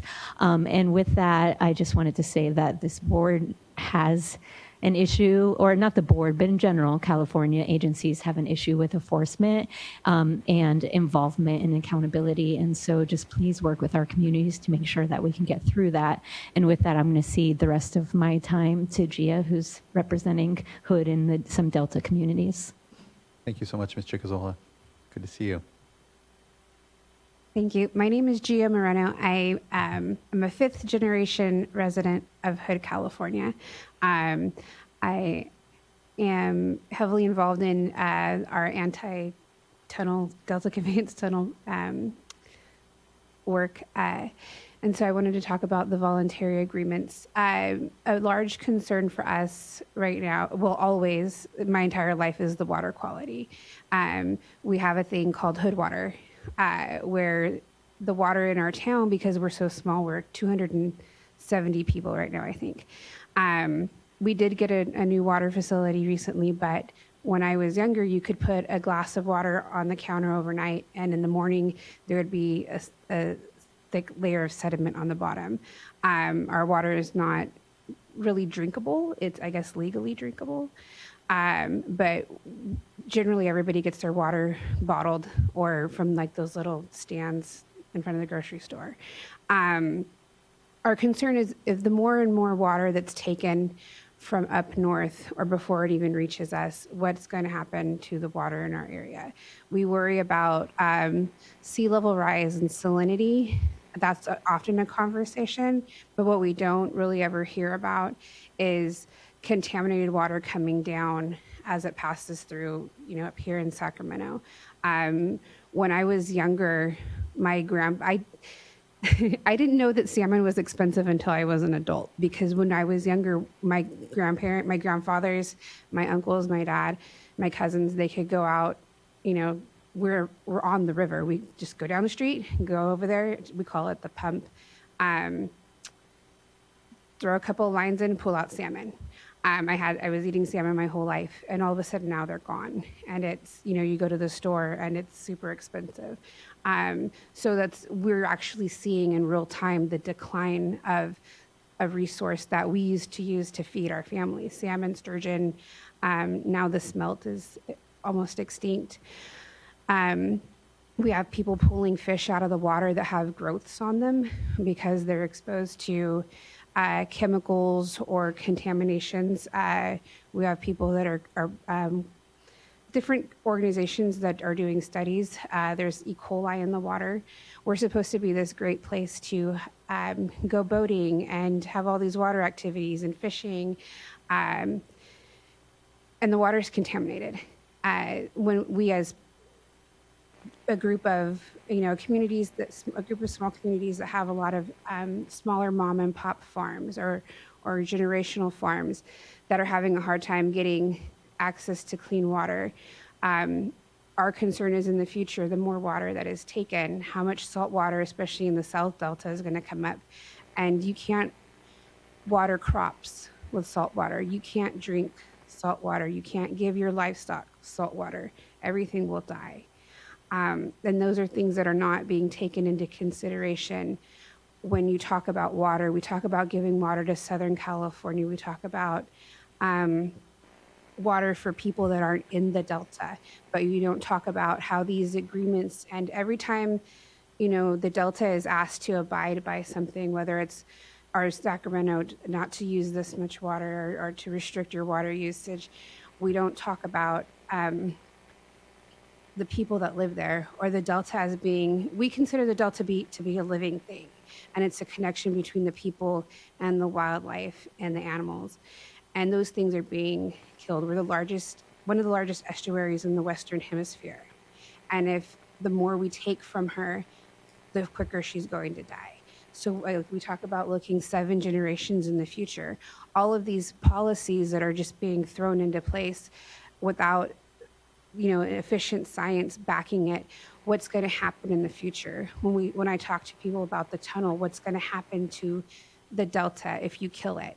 What's going to happen not just to the general area, but to California, to the Western Hemisphere? What is going to happen if our water policies and the greed that's coming along with it kills the Delta? What do we do then? And there's nobody's thinking about that. And when I say nobody's thinking about it, it's because I ask this question consistently all the time. What happens when you kill the Delta? What happens when you kill the Trinity? What happens when you kill the Klamath? Everything, it's a chain reaction that nobody talks about. And we focus so much on the immediate. We need water for almonds. We need water for people miles away because, whatever the water uses are, instead of spending our money and our science, and there's a lot of really intelligent people working on these projects, instead of having them work on things like conservation and other methods of storing it because the climate is changing. We're having them work on these same plans over and over again. And when, you know, there's that cliche of like insanity is doing the same thing over and over, expecting a different result. The Delta conveyance plan is like. Sorry, I don't mean to interrupt. We can't talk about the conveyance project because it's a different proceeding, That's and legally fine. we can't hear it. So sorry Okay. to be bureaucratic that way. That's but fine. Just want to stop you But there. yeah, so again, with the voluntary agreements, if we keep changing who can have water and when and how much water is taken out of the Delta, regardless of what form it's in, we're not thinking about long-term effects. And I think that we need to look at that. Thank you. Thank you, Ms. Moreno. I really appreciate you sharing your important lived experience here, and you having lived firsthand the decline of what we're trying to here arrest ourselves from is really important, and just really appreciate your words here and acknowledge that we need to be doing something differently. And I think that's the spirit I know a lot of folks are coming to the discussion with, and here it's really important to have voices that can help us reflect on what is going on, again, as a lived experience in the community. And so thank you for elevating, and thank you, Ms. Chicazola, for having Ms. Moreno here.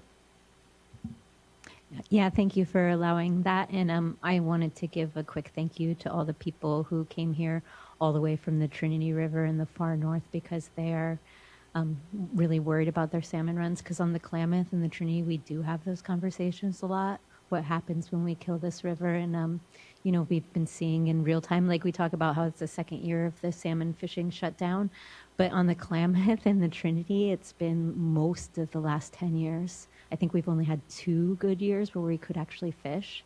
And there's no way to talk about the pain that causes the community. So like I said, please make sure to include those communities also in this process, and making sure to start protecting that carryover water storage for communities up north too.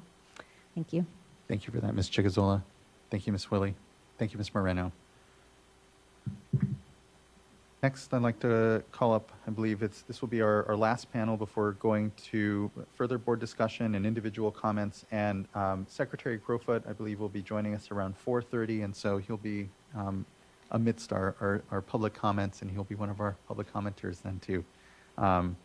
So would like to call up then Barry Nelson, Ashley Overhouse,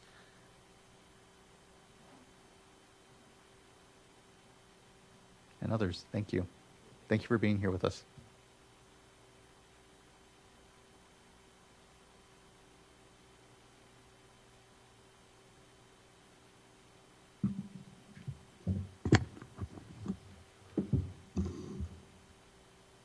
We have a couple additions, as you can see. I'm hoping to cede some of my time and hope to save you some time too in individual public comment. I'm really grateful that my colleagues could be here, and so thank you for your flexibility. And I will actually let them go first. They have some direct questions in response to the panels, which I thought might be helpful and constructive, and that's where I thought we could begin. Thank you. Yeah. Hi, everyone. My name is Asia Jones, and I am from Water Audit, California. Our organization's history lies in advocating for the public trust, specializing in the use of legal requirements to protect fish. Our advisory board consists of folks that many of you know well, including Doctors Peter Moyle, Ted Grantham, Kerrigan Bork, and Graham Fogg. To give a bit of background for those unfamiliar with us, we have a mix of projects in our short lifetime, including using Fish and Game Code 5937 to obtain bypass flows beneath dams, including below Isabella Dam in Kern County to provide environmental flows to Bakersfield for the first time in 85 years, and below 5 dams in Napa County in order to rewater the Napa River. We've also used Fish and Game Code 5901 to remove fish passage barriers, including Hemp Hill Dam in Auburn Ravine and York Dam in St. Helena. Keeping fish in good condition using flows and unimpaired fish passage is a requirement under California law. However, in the interests of maintaining working relationship, these laws are often unenforced, a point furthered by other presenters today. Violators of these environmental laws may simply refuse a request for remediation, and without enforcement, the harm to these fish populations continues as status quo. This means that it is then left to Water Audit and other NGOs to bring these issues to the court. This then hinders the collaborative processes down the line, as we are then seen as adversaries rather than partners or experts. Given our history in being responsible to enforce these laws, we ask for clear accountability measures in documents such as these.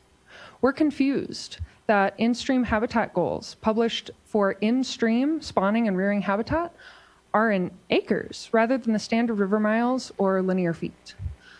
This makes them difficult to compare to other projects and potentially difficult to measure. Given a channel width of anywhere from 10 to 35 feet, those 398 acres committed of in-stream habitat could potentially be anywhere from 93 to 357 river miles of improvement. And again, that's just between 10 and 35 feet. Without the knowledge of width of these areas, it's difficult to know in river miles how large this impact these habitat measures would actually have. While even 93 river miles may seem impressive, for an 8-year commitment with so many water districts involved, this number is disappointingly low. It seems comparable in scale to what our tiny organization has done in a similar time frame. Water Audit has provided 52 miles of blocked spawning habitat. We now have passage to that, and rewatered about 100 miles of river with the staff that you can count on less than the fingers on this hand. In about 8 years. Are these habitat goals really ambitious enough?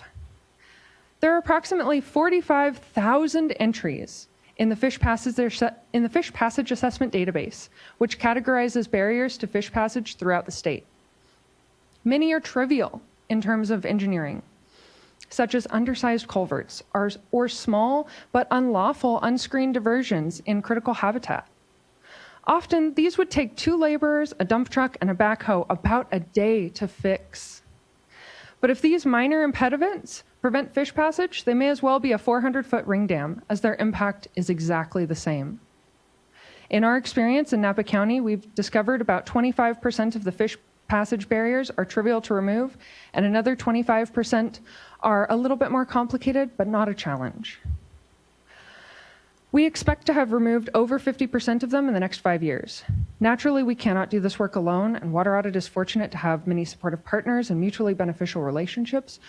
But we wonder if many of the barriers in the watersheds identified in these plans are similar in quality to the ones found in Napa, and if more resources might be allocated to the removal of these largely easily completed passage issues. We understand that barrier removal may be a part of these restoration projects, but we wonder why the goals given are not loftier. We would also like to question the faith-based aspects of the proposal and the idea that it will take more than 8 years to see a significant increase in wild salmonid populations after in-stream and floodplain restoration. The narrative salmon and viability objectives are measures of salmon population, not amount of habitat. To misquote Field of Dreams, if you build it and they don't come, something else is wrong.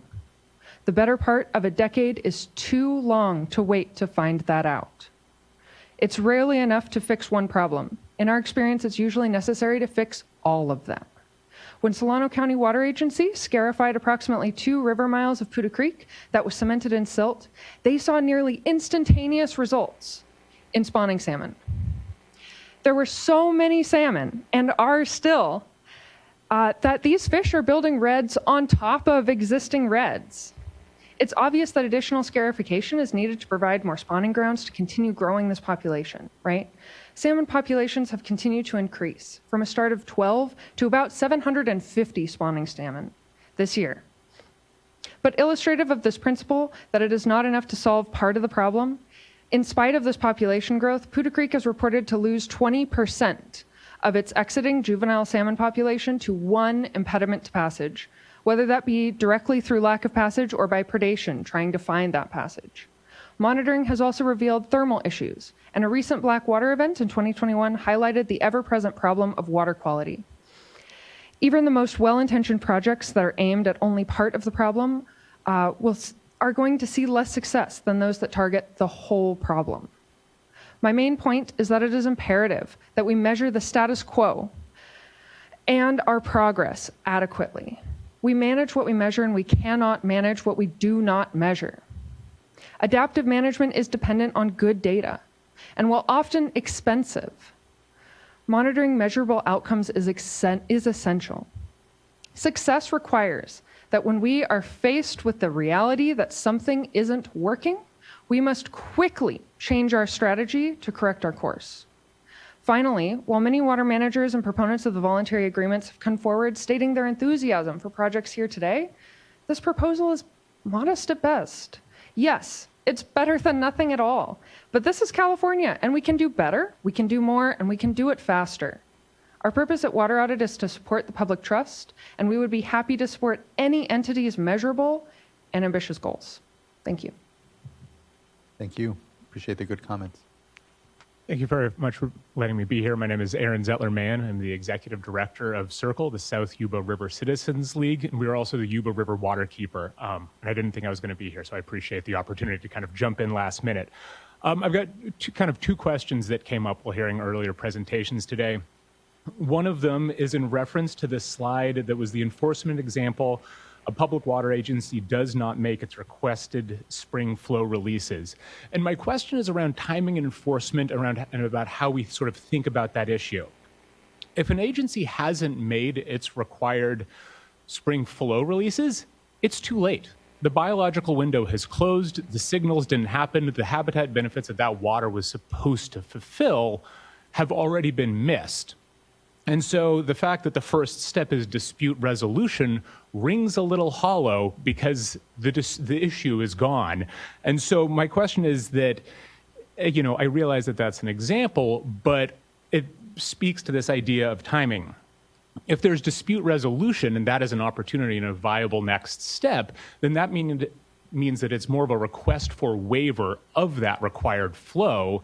And if they're requesting that waiver, can they do that every year? Is it only in some years? What's the granting body for that request of waiver of flow?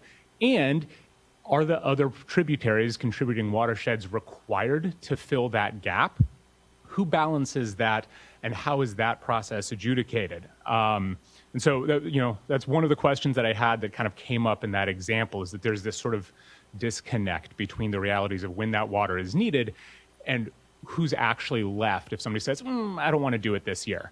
The other thing that I wanted to kind of talk about a little bit, so that my organization, CIRCLE, was a signatory to the original Yuba Accord. There's been some good things there, some challenging things there. And I've been involved directly in the river management team, which is part of the fisheries agreement, one of the three components of the Yuba Accord. And it's been the data collection and analysis arm of that agreement, with the idea that then data inform flows. It's expiring, that agreement is expiring in December of 25. And so we're kind of thinking about, okay, what's next? How are we doing? I'd call it a sort of a yellow light. There's been some great successes. Habitat restoration that CIRCLE has led over the last couple of years has been incredibly successful, but we all know that what goes on in the river is only a small portion of the salmon life cycle. What I'm wondering is that we heard a lot of that sort of red, yellow, green analogy that we're going to produce data, we're going to produce studies, and it's going to be great and it's going to inform everything. And there's sort of two issues and questions that I think the board should be really intentional about thinking about. One, that requires a lot of human time and energy and capital to produce those reports, to take in that data and then make a decision. And in a funding and staffing world that is uncertain, promising that those resources, or being able to guarantee that those resources, both for the water agencies and for yourselves, will exist, I think is something that needs to be carefully weighed. The other thing that I'll say is, the river management team has produced an incredible amount of data, and a lot of it's really good and informative data.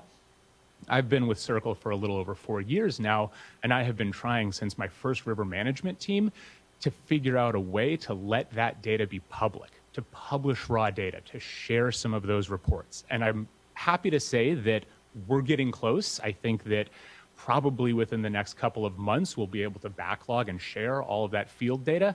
but it's taken 4.5 years to get there. A lot of it is based on concern from water agencies and state agencies about what that data could be used for and whether or not it shows the accord in a positive or negative light. And so, my concern is that if water agencies are collecting the data, what happens to that data before you see it? Or do you see it? And do you have the ability to compel an agency to share that data in its raw base form? So those are a couple of the big questions. Yeah. On that last point, I just want to, it's one that I certainly share, across all of our work when it comes to, is the data we're receiving actionable? Is it information? It's one thing to have data. It's another to be able to draw information from it.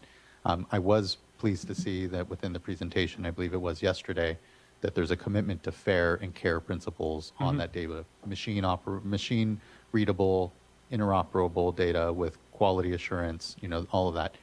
The proof is in the pudding always, but I was heartened to see that at least those principles are at the front being thought of, because to your point, if you leave it kind of to the end to start to think about, well, no, how do we now make this open, transparent data that is actionable?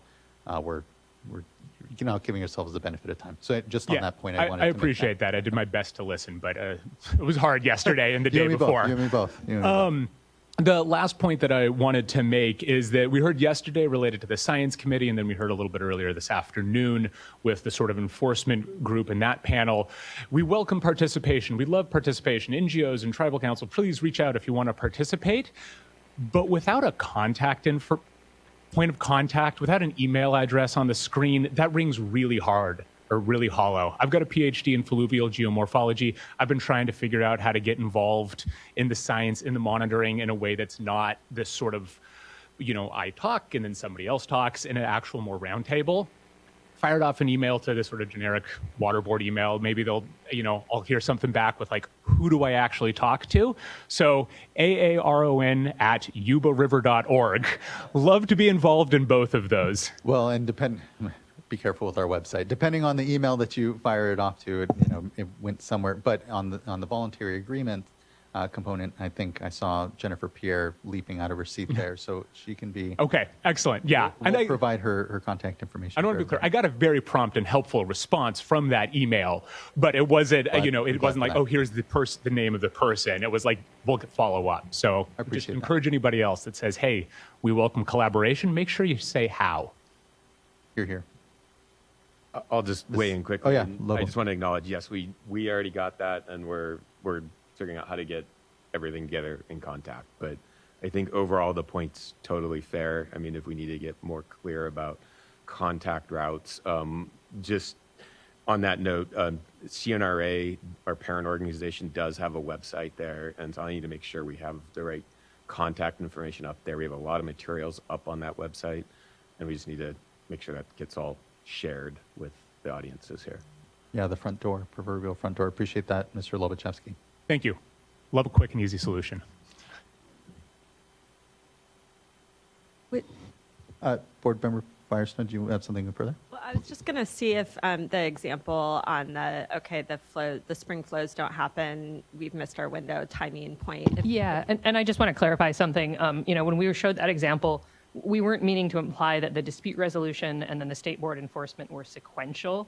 I apologize, that's what happens when you have a civil engineer making graphics. We were just trying to show that there's sort of different types of enforcement. So like the dispute resolution is sort of between the parties, through our agreements, and then the state board has its enforcement process. So it's not necessarily dispute resolution happens, and if that doesn't work, it goes to enforcement. It's like those would potentially be sort of parallel paths, if that makes sense. Yeah, I think it makes sense, but it makes sense only if there's time before the spring releases are mixed. That's when there's an opportunity for problem solving. If the window is closed and the water didn't get released, then I hate to sort of use the example, but it's sort of the carrot or the stick, right? We can negotiate and talk and collaboratively find solutions with warning. But if the water didn't show up when it was supposed to, there needs to be another mechanism so that it's clear that. And I think we talked about that a little bit, that we have, the idea is to have like a flow operations team, which would be operators, which would be reporting to system-wide governance, that hopefully would be able to kind of identify those issues early so that we can have a chance to look for solutions. In terms of enforcement being after the fact, I kind of think that's just the nature of the beast. I think it's hard to, I don't know. We can talk about whether there's ways to speed that up, but I don't know if there'd be a way to do that more quickly. I mean, we talked about how, through these agreements, we're seeing it as sort of streamlined enforcement. So we're hoping that makes the process a little bit faster. I don't know, Ryan, if you want to add to that. Yeah, I'll just add a couple of things. First, the enforcement agreements through the government code section also authorize the state board to issue administrative civil liability orders for violations of the agreement, which is not an authority that generally exists. So if you blatantly violate your agreement, as Dr. Zettler-Mann suggests, I imagine this board may have something for you after that. In addition, if what you're talking about is a flow contribution that isn't made to the delta relative as opposed to a tributary, you do have all of the major tributaries here, and there would be potentially at least some ability to make up the flow into the delta from someplace else. That wouldn't be ideal because we're not anticipating blatant violations of the agreements, but that at least might be a conversation that could occur in real time. Vice Chair. I think this just gets back to we need to know immediately. So be thinking through under the program of implementation and further agreements, thinking through all these different examples. I mean, that's fine if it's a contribution for outflow, but we've been spending the last couple of days hearing about the importance between marrying up flow and non-flow. So presumably a lot of this is going on in the tributaries. And I think your point is really well taken. Biological opportunity lost potentially. And so I think anything that could come up, obviously it's not the intention of the Healthy Rivers and Landscape Program, because that's an opportunity lost for you as well to show a metric. But we need to be able to show, because we're giving up a lot here and not moving forward with the traditional approach. And so I think it's really important for us. I mean, we see this across the board with all of our programs where we don't have compliance and then not being able to get on top of it right away. We are sending the wrong message. And I think this program is going to require immediate action on our part, whether it's through an information order or what have you. But, to just be thinking through, these are good examples. I'm sure there are hundreds of examples out there, but just to think through how we can receive the information as soon as possible so that we can undertake our enforcement authorities. Absolutely. And one thing I'll just add to that is, I don't think it's, I think one of the strengths of this program is that, we don't envision that people are just going to be sort of like acting in isolation. So I'm not going to be, away in my tower kind of making decisions. I'm not going to, I'm not going to make the flows available, right? Like there's going to be regular meetings of the system-wide governance flow ops team. There's going to be planning that goes on. So, we envision that, at the start of the water year, we're going to be making plans for how we want to deploy flows. And so I think that will help us to identify issues early as well. But yeah, we totally hear your point, the need to respond to these issues quickly, Ryan. Yeah, I just wanted to add, this kind of issue, I think, implicates what I would call the informal strength of the program. It's everyone working together. If you're an agency who declares, I'm not going to make the contribution I signed up to make, you're not just dealing with the water board. You're dealing with all of your colleague agencies throughout the Bay Delta watershed who are expecting everyone to contribute to the success of this. And if you prove yourself to be a disreputable actor by refusing to follow your agreement, that will have consequences well beyond anything, really legal and in terms of pure legal orders. That will mark you. And I don't think anyone here wants to be marked as that sort of actor. That is all true. Sorry to interrupt. That is all true. But again, parties are signing implementing agreements with enforceable mechanisms, and that enforcement is the same enforcement the board has now and would have for people that are required to comply with the water quality control plan. That's what we're committing to do. So I think it is important for us to spell out the exact process and that it's timely in alerting the board and making sure that there's clarity on when, if there's a non-performance issue. But, this is not a voluntary compliance program. This is a regulatory program with enforcement and implementation obligations that are enforceable by the board and will be over the course of the implementation. So I just wanted to be clear on that, but I take the point that we need to go back and figure out what happens specifically if somebody doesn't perform and where the board's, steps in. And so I take that. I just want to clarify this isn't voluntary. Yeah, thank you. Appreciate that, Ms. Pierre. Board Member McGuire. Yeah, and I appreciate all this discussion, and just to emphasize that there's a lot of trust here, right? If this moves forward, this is founded on trust. But we're a regulatory agency, first and foremost. We work with trust, and we build that over time. And that's where, to Vice Chair's point about if we went forward with an alternative like this, we'd be giving a lot here as compared to the traditional approach. I think that really resonates strongly with me in thinking that there does need to be a very clear and quick feedback loop mechanism, which maybe looks different than what the regulatory approach would provide, because that is what will help build the trust. That is what's going to help build the confidence that this type of approach can be successful. And there's lots of different things that can happen here in this massive watershed.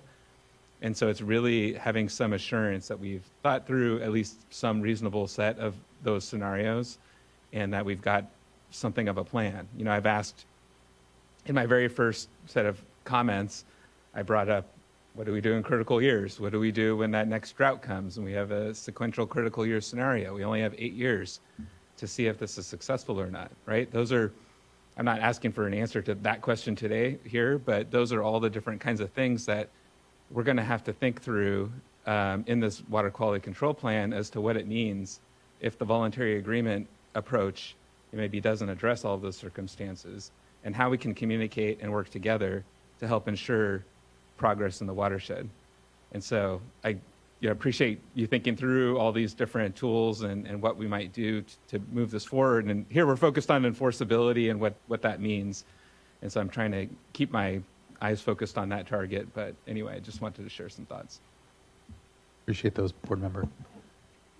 Could I make one point? Yeah, of course. Thank you. I do think on the immediate, one, we have immediate opportunity to enforce the government code agreement approach to this provides that much more so than the alternatives that the board is looking at, where you may have more constraints on your diversions.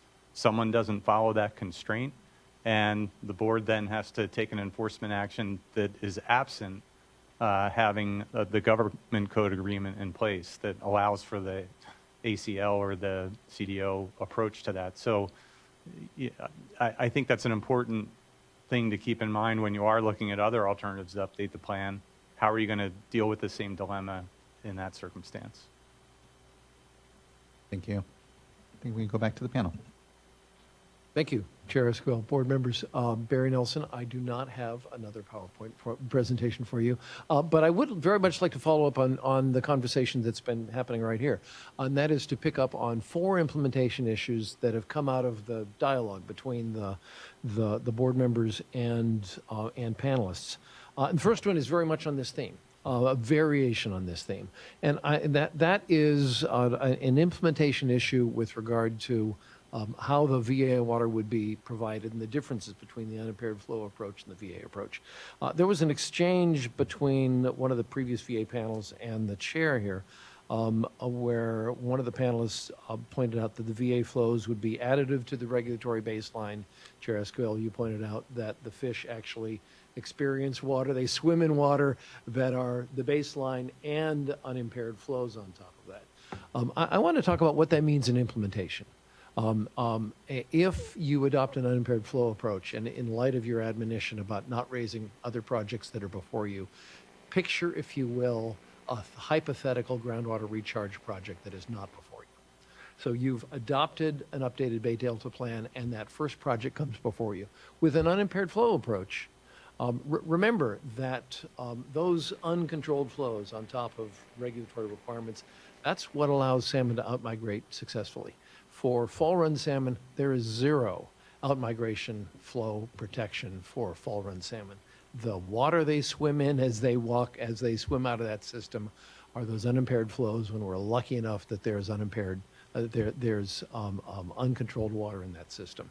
That is not protected by the current regulatory system. If you adopt an unimpaired flows approach, it provides some protection for those out-migration flows. It's the first fall-run out-migration flow in the Central Valley ever, required by a regulatory agency. If you adopt an unimpaired flow approach and that theoretical new project comes before you, you have a yardstick in the Bay Delta plan that says, here are the flows we're protecting in the Bay Delta system. Maybe you can take water that's additive to that, but you can't take water that is protected by the unimpaired flows approach. Under the VA approach, you don't have that yardstick. There's pre-existing regulatory requirements. There's this tiny little sliver of VA water on the top. In between, there is uncontrolled flows, unprotected by the current regulatory system, unconstrained by the voluntary agreements. When that same project comes before you, those out-migration flows that fall-run salmon swim in, they're unprotected by the Bay Delta plan. You don't have a yardstick under those circumstances to evaluate the impacts and the appropriate constraints on those projects. So the differences between those two approaches. This is different from just the amount of water the VAs provide. We think that water is inadequate. This is a different problem.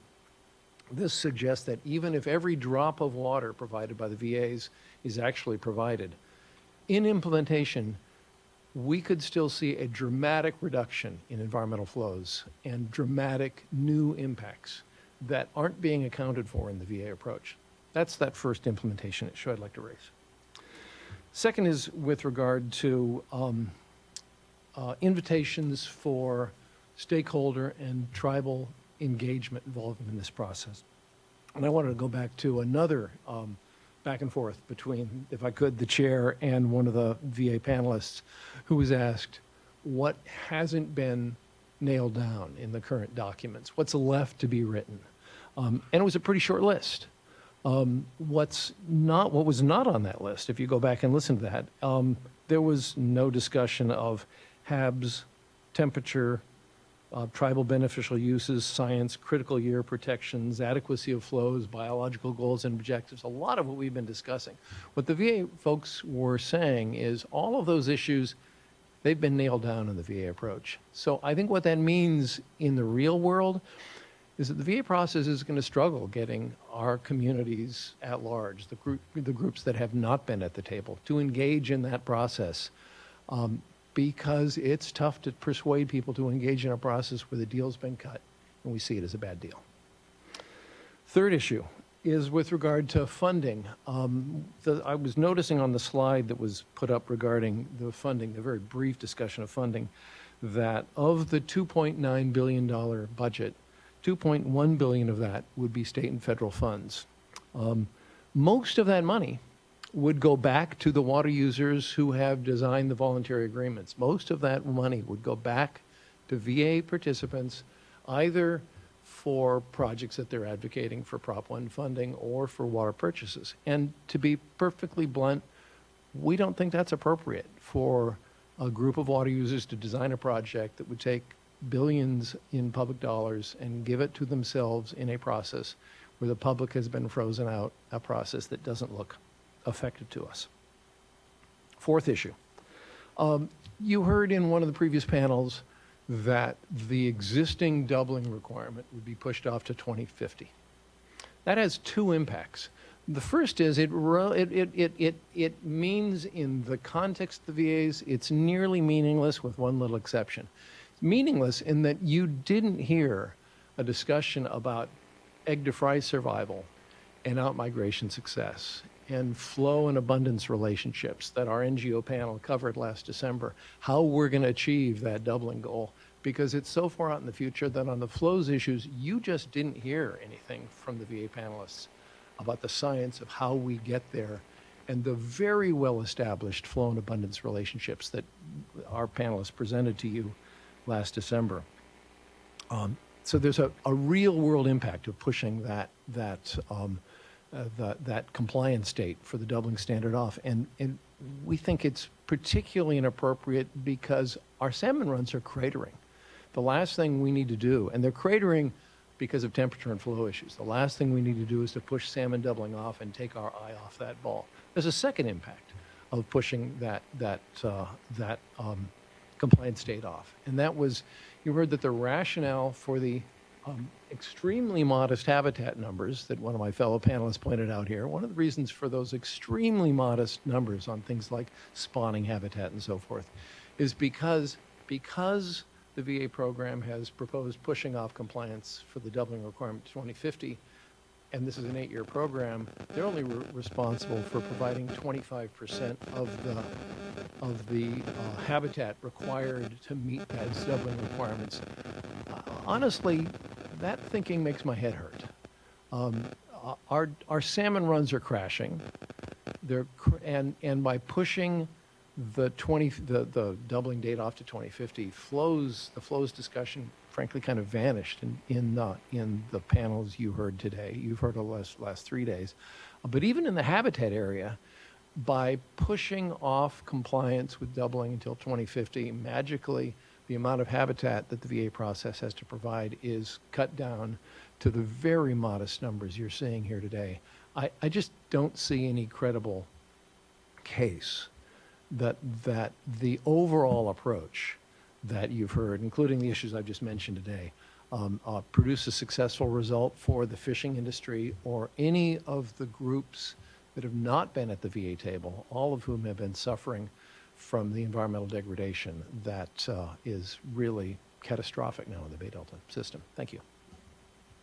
Thank you, Mr. Nelson. Silverhouse. Thank you, Chair Esquivel, Vice Chair Diadamo, board members, and staff. I'm going to do a brief, I promise, conclusory statement for the 3 days that we've been here. And again, want to say thank you so much to you and the staff for all the work that you've done in trying to pull this off. It has been a logistical lift as well as a substantive one, and many thanks to the VA proponent panelists for your presentations, for the information, and for the dialogue. It's much appreciated.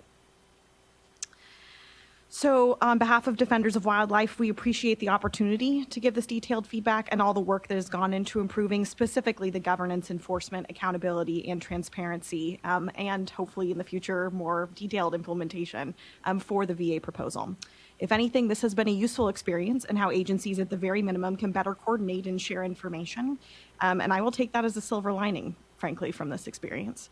An additional positive aspect is there have been more momentum behind additional habitat restoration. And after 30 years of our state exploring and pursuing habitat restoration, especially on freshwater habitats, Defenders is grateful, frankly, for the additional governance, funding, and scientific research that would go to that effort. Unfortunately, that still does not change the foundational issue here, the elephant in the room, so to speak, that my colleagues have briefly referred to, which is that there's just not enough flow asset being offered by the VA proponents. So there is synthesis or consensus in the scientific community, at least on that particular issue, as the board has acknowledged in other documents, such as the 2017 Scientific Basis Report. Defenders returned to this particular voluntary agreement process in early 2019 after the Newsom administration officials promised conservation organizations that they would engage in an open and transparent process to craft a deal. Unfortunately, that promise was abandoned less than 2 years later, and the framework that was then published was negotiated behind closed doors without meaningful input, right, from that conservation community. From what we can tell still today, in 2024, the VA proposal is still built on inadequate flow. So it seems to us it's still an attempt to buy out of the regulatory landscape. And a key part of this proposal still appears to be focused on implementing the Trump administration's rollbacks to Critical Endangered Species Act protections for salmon and other species in the Bay Delta because of that lack of flow. When negotiating a deal, an essential ingredient of any successful compromise is that it meets existing environmental protection laws. We are still afraid, despite this workshop, and thank you for the additional information, that it will not meet those protections, it will not meet those requirements, and therefore will fail. And apparently, as said earlier, even in a red light scenario, may continue. In summation, I want to echo Board Member Firestone's comments this morning, referring specifically to the need for equal rigor that we've seen here to go to the staff alternative, and approach. And to that end, I would like to close on formally requesting a 3-day workshop to review the program of implementation for phase 2, please, of the Bay Delta Plan. I think, if anything, this has demonstrated to me the complexity, right, of the situation. And perhaps if we are really truly going to nest this under the POI, maybe more than just a 1-day hearing or even a couple, this 3-day workshop format that you've tried here, I think, did elicit some really good information. And that, at a minimum, should be then given to the staff approach and the unimpaired flow approach.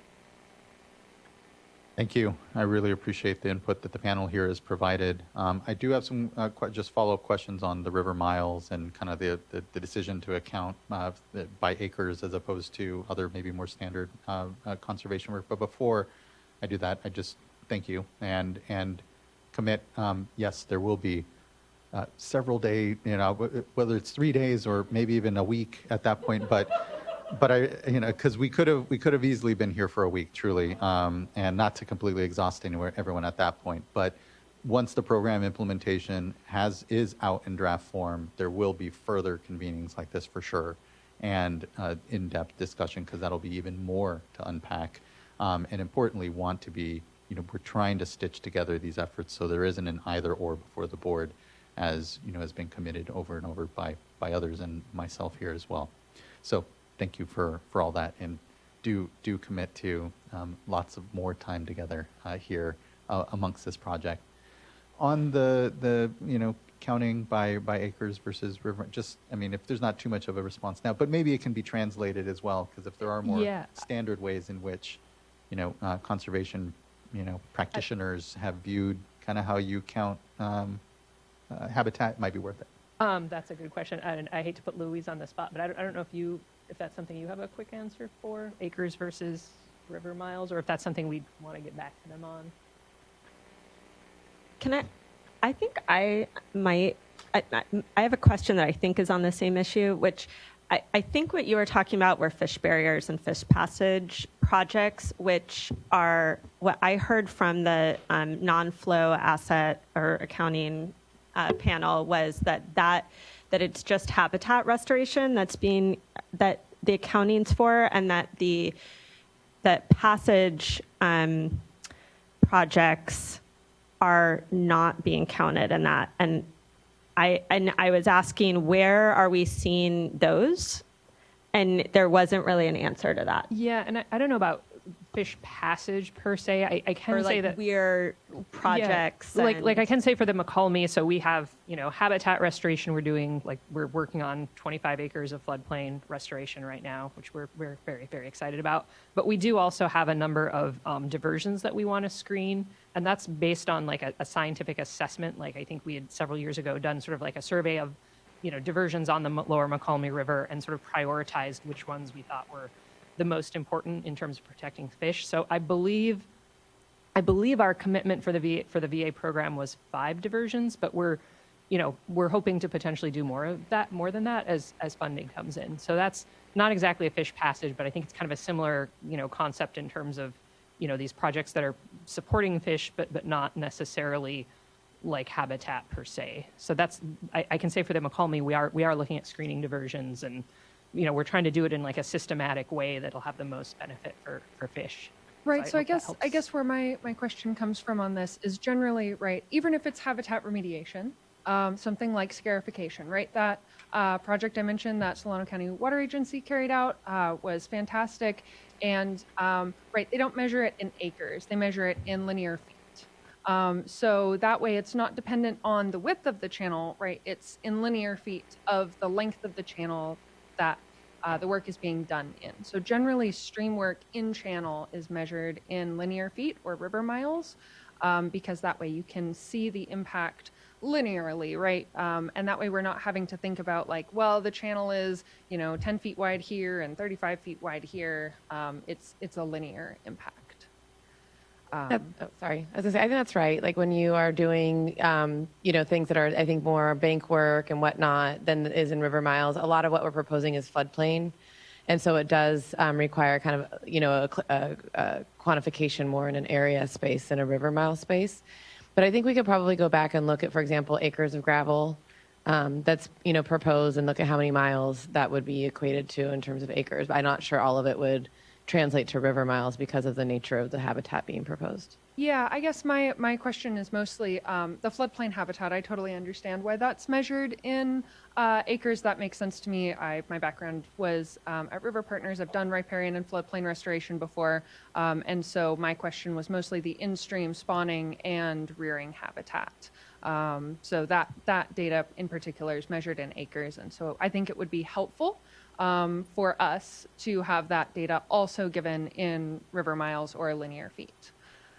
Because it does seem that there are some of these passage projects included, as well as some of these screening projects. And my question on that would also be like, if you are screening areas, and let's say you're screening 5 diversions within 10 river miles, are you getting to count that as 10 river miles of improvement, or are you counting it just as the area where that screen goes in?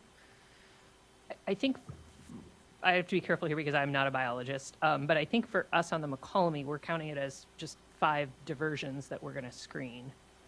Yeah. Okay, so that data is not included in those acres of improved habitat. That is correct. For us, I believe it's separate. We've got, I think for us it's 1 acre, I can't remember, of in-stream, 25 acres of floodplain, and then we have, in addition to that, we want to, screen these diversions. And then, to your point, I do know like we have a 25-mile reach of spawning habitat that we are, it's not, I don't think it's really part of our VA commitment, but we are committed to maintaining that. And Michelle Workman talked about that the other day, that we're continually, adding gravel to maintain that reach. And yeah, so. I appreciate that. Vice Chair, do you have more? I appreciate this discussion because it's reminding me that I had this on my list and I forgot to ask about it, and that is, what about these other non-flow measures? Are they specified someplace? Is it included within enforcement? And then another somewhat related but unrelated, and this is more for, I think, Mr. Lobachevsky, is what about commitments that the agencies are making? And it strikes me that we've seen this in every Bay Delta plan, that, it's suggested that the agencies are encouraged to do X, Y, Z. I think it's important for us to have a list of those commitments. Just for example, on predation hotspots, just comes to mind. What are those commitments, and wanting to make sure that we see those in the annual and triennial reviews? Yeah, I'll just quick respond on that. I mean, I think that it's worthy of a lot more, making sure we're very clear and detailed on that. Some of those commitments we've stated have come to fruition. There's some commitments by the agencies, both my department, Fish and Wildlife, as well as Water Board, to get some more staff to assist with this whole process overall. Not just VAs or Healthy Rivers and Landscapes, but, on like Fish and Wildlife side, expediting habitat restoration permits. And so, I mean, I think there's some, and that's stuff like that was spelled out in the MOU from 2022. And I think there's probably some follow-up and reporting we can, do on all of that. But I mean, overall, fair point. Just as we move forward, ensuring we're tracking what those agency commitments are, and where our resources, whether it's funding, people, commitments to expediting, where those lie and status. And then just real quick to your question about some of these other, non sort of habitat type projects, I think I'd want to go back and take a look, but I think they are, or my assumption would be that they would be included in the implementing agreements, because if it's a commitment, then it should be listed. But yeah, we can go back and just confirm that. Yeah, I could add, I mean, the ones that I'm not as familiar with, the Tuolumne and the McKelvey implementing and enforcement agreements, but I know for Feather, Sac Mainstem, American, they've got specific flow commitments, specific habitat commitments, and they track, on the habitat commitments, what was in the appendix habitat table to the MOU. And as to enforcement, the expectation is enforcement. They mirror each other. Yeah. Thank you, Vice Chair. Thank you for those responses. I think we're prepared now to go into individual comments, unless don't see anything further. So you're all, you may depart from in front of us, relax a little. And I think I'll do my best to kind of filter out who is here and not. I believe our first commenter will be a virtual comment from Gail Sridanovic. After that, I'm not sure. I have here from Save California Salmon, Francis Mendoza. I think Ms. Mendoza was at the panel with Ms. Chicazola. Unless Ms. Mendoza, you would like to speak further, at that point we'd go to Michael, Heather, and then Aaron Woolley.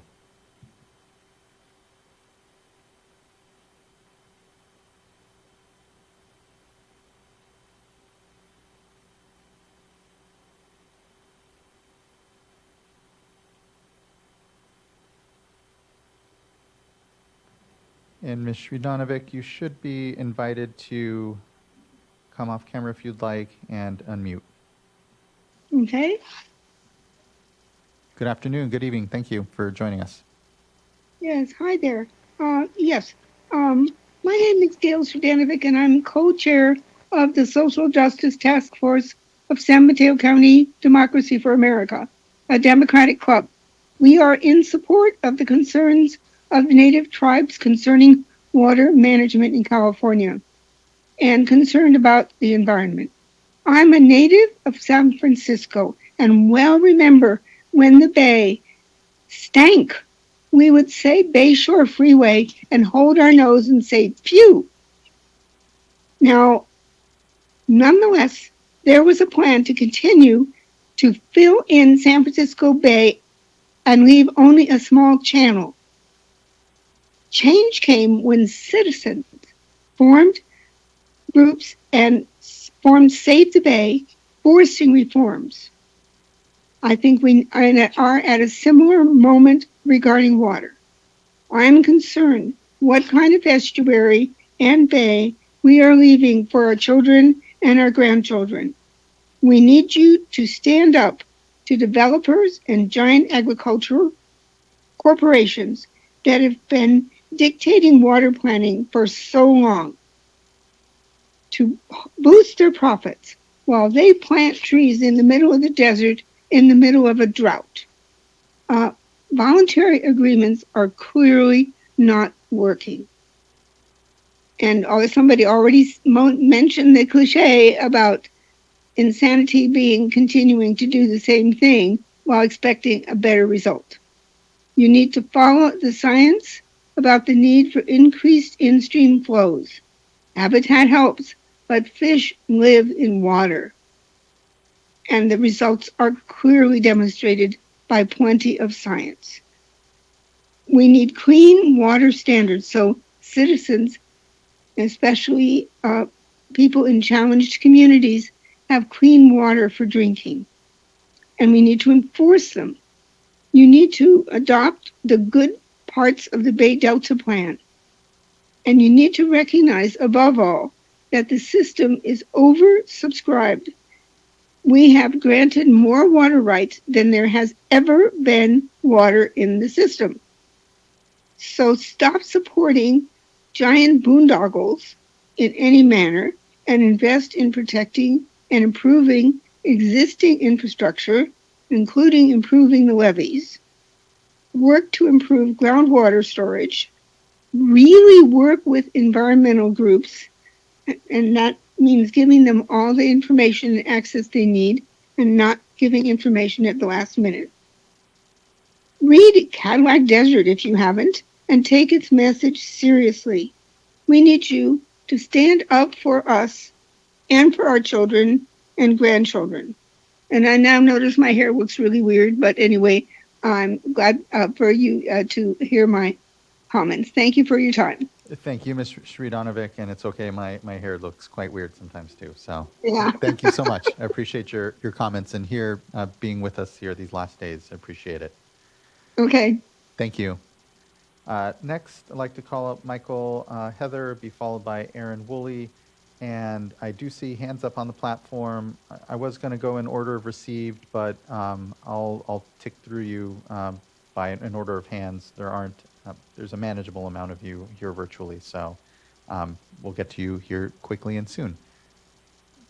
Mr. Heather. Thank you. Good afternoon, Chair Esquivel, Water Board members. I'm Michael Heather. I'm with the City of Fairfield. I'm the Fairfield Utilities Executive. We are a municipally owned utility. On behalf of the City of Fairfield, we appreciate the board's willingness to hold these workshops to listen to the merits of the agreement supporting healthy rivers and landscapes.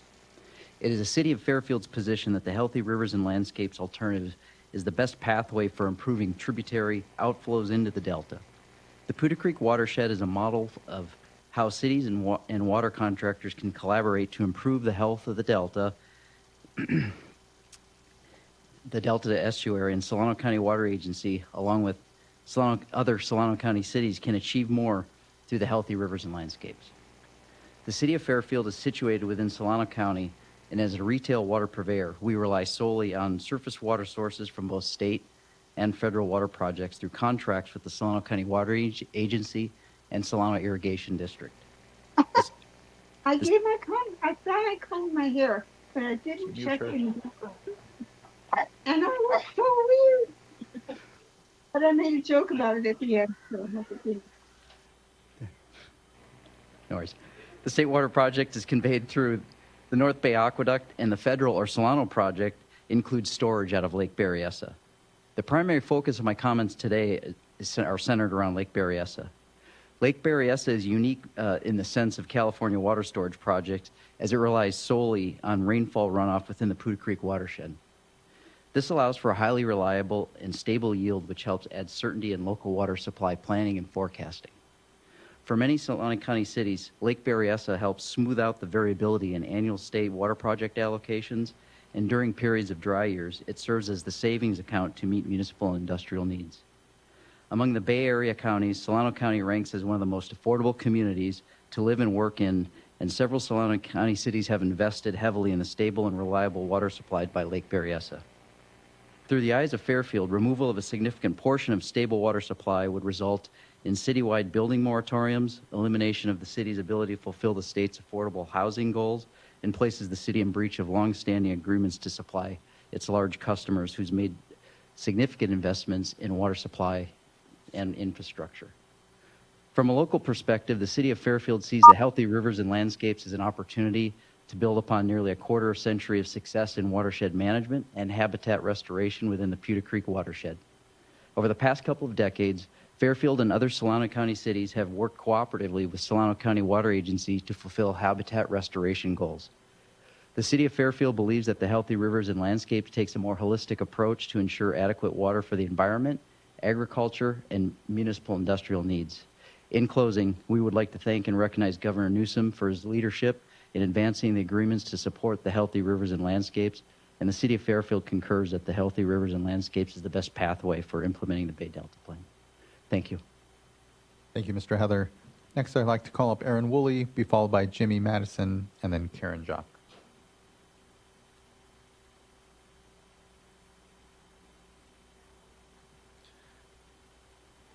Oh, it may be off for some reason. Yeah. Okay. We're good. Thank you. Good afternoon, Chair Esquivel, members of the board. My name is Erin Woolley. I'm a senior policy strategist at Sierra Club, California. And I just want to start by thanking you for creating this forum so that the public can engage in this process. Over the past 3 days, there have been a number of really informative presentations. And I want to thank the panelists as well who have taken the time to be here and share their expertise and experiences directly with this forum. Process is a really foundational element to good decision making. And unfortunately, from the beginning of this process, a number of really important stakeholders have been excluded. The proposed voluntary agreements came about through negotiations that didn't include a public forum. And the fundamental substantive flaws that we are still seeing and grappling with in these more detailed documents over the past 3 days are because of the absence of those voices. Those flaws are evident in the MOU that was signed in 2022, and they're coming up again in the details and the presentations over the past 3 days. The first of these is the inadequate flow contributions from the voluntary agreements. And I appreciate the board raising the really important questions about baselines and clarifying how actual flows are going to contribute to what fish experience in our rivers and waterways. But what is clear is that what's being proposed is not comparable to what the board has proposed in unimpaired flow requirements for the Bay Delta Plan. The second issue is that flows and habitat being contributed are not entirely new. The state funding contributions that were presented earlier also include things like the Water Storage Investment Program that are going to be happening regardless of whether the voluntary agreements move forward. And we've also heard about a number of projects, including the habitat contributions, that are proceeding outside of the voluntary agreement process, but it sounds like might be being double counted in this. And so I think it's really important. I just want to uplift the comment that was made on the panel that we be very clear about what actually is new contribution and what is coming from whether it's funding or other regulatory requirements that might be counted as well in this process. That's just not clear right now. Finally, around timing. The voluntary agreement proponents have stated that the VAs can be implemented faster than what the board's proposing to do with an updated Bay Delta plan. But as we've heard over the past few days, habitat projects take time, funding takes time, those permitting processes take time. And so it's not clear that the implementation timeline, even over the course of the 8 years, is sufficient to meet what they're proposing to do here. The board's update can be implemented immediately through a regulatory process.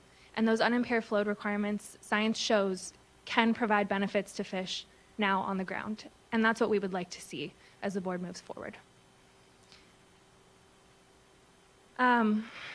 Freshwater flows are key to native species viability, and that's just not included in this VA proposal.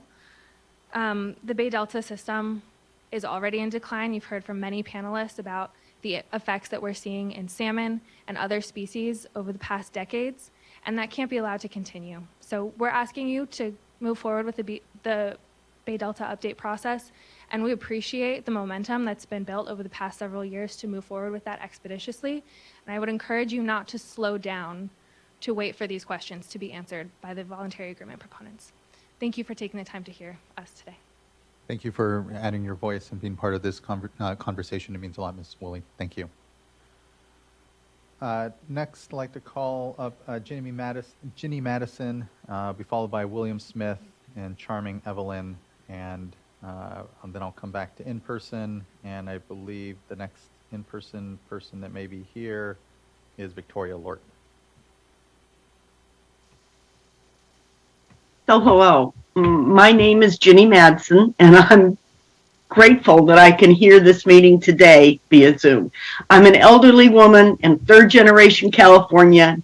My old computer doesn't have a camera, but I think the voice works. I signed up to speak today because I believe I am representative of people who won't get up to speak to you. A great-grandfather farmed outside of Patterson in the 1880s. One grandfather was an engineer who worked on Hetch Hetchy. Another was a dryland farmer on the Altamont, where my dad was born in 1918. I got a BS at San Jose State in 1982, geology, chemistry, and meteorology, and spent a lot of time in the rain shadow of the Eastern Sierras and Southeastern California deserts, which taught me how to survive on the water I could carry. I feel responsible for California water, and I know I come from people who are responsible for creating the water usage problems that you are trying to solve. I visited every corner of California, but have spent the last 40 years living near the Bay, and San Francisco Bay needs saving again. 2 months ago, I said that the voluntary agreements were ephemeral, but that the Bay, the Delta, and the rivers were not. I still don't understand how the voluntary agreements are going to be different from the I got mine and to hell with what happens downstream mentality that has put us in this current situation.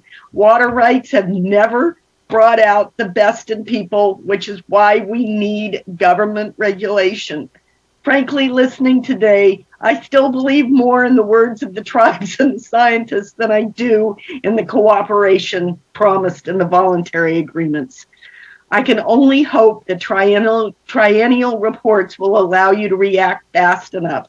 We've had a couple of winters with periods of big precipitation, but that can change quickly.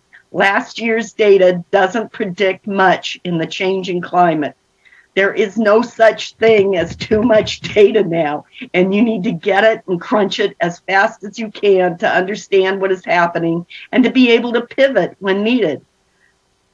Use your power to build the monitoring and reporting system that the future requires and enforce what you learn from it to reproduce the needed flows and to protect the rivers, the delta, and the bay. I pray for your wisdom and that your plan keeps the rivers, the delta, and the bay healthy. Thank you for taking this responsibility. Thank you so much, Ms. Madsen. I'm glad we have this virtual platform so that you can be here, you can contribute and provide your input, and hearing the passion in your voice. Just thank you for the care that you have for all of this and for being here, like I said, to really participate. It means a lot. Thank you. Next, we'll go to William Smith, be followed by Charming Evelyn, and then Francis Mendoza, and then Victoria Lord. Can you hear me? We can. Thank you. Thanks for being here. Okay. Thank you. Good afternoon, Chairman and board members. My name is Captain William Smith. I work in Half Moon Bay at Pillar Point Harbor. My vessel is the Riptide, and I am affiliated with the GGFA, GSA, SAC, and here representing the HMB Half Moon Bay commercial passenger fishing vessels. First off, I want to thank you for this opportunity to address you. I've worked professionally on CPVs since 1971 full-time. I've seen what's happened to the salmon fishery firsthand and the collapse of the fishery. I'm here to tell you that our corner of the ocean is very healthy. In running whale watching trips recently, I've seen the health of our ocean waters. There's tremendous amounts of schools of bait and life on and in the water. The collapse of the salmon fishery is not due to the state of the ocean. 100% of the problem is on the inland side of this fishery's life cycle. The collapse is 100% due to the freshwater's mismanagement, inadequate water flows, and lethal water temperature. The shutdown of our 2023-2024 season was caused by the Water Board's bad decisions and mismanagement of the water in 2020 and 2021. This has caused a 70% drop in my business. In 2000, Half Moon Bay had 16 party boats working in the harbor.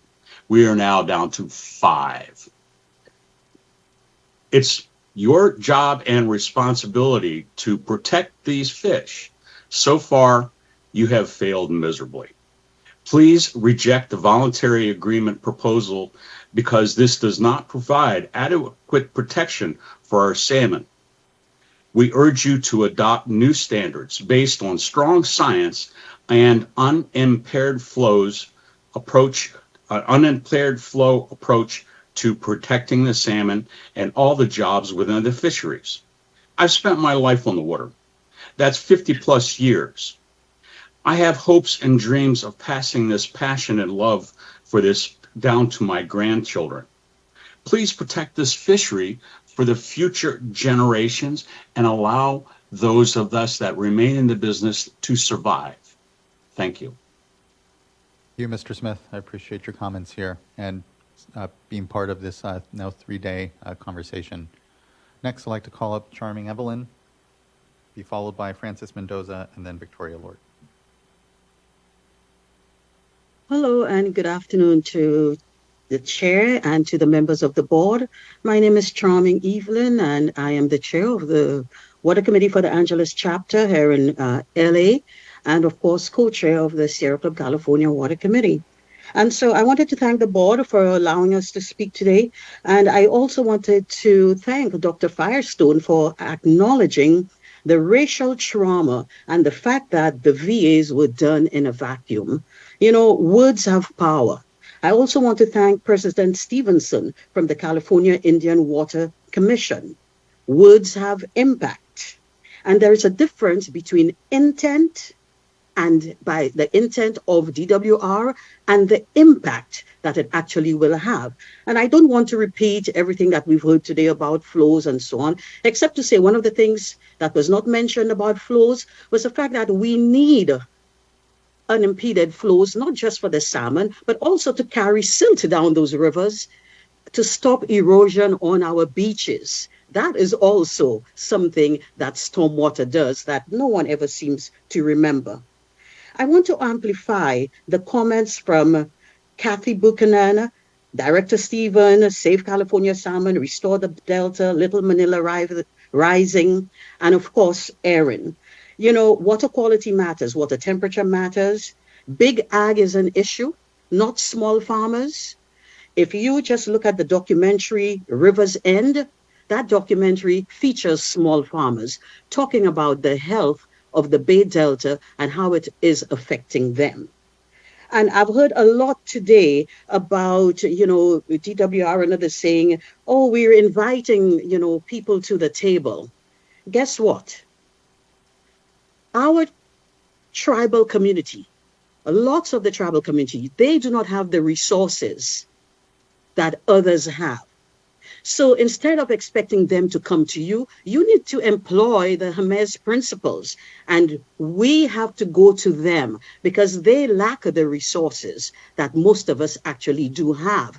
And that really wasn't brought up today. It was all, oh, yes, the table is open. Yes, they can be here. And so that is something I really want us to take into consideration.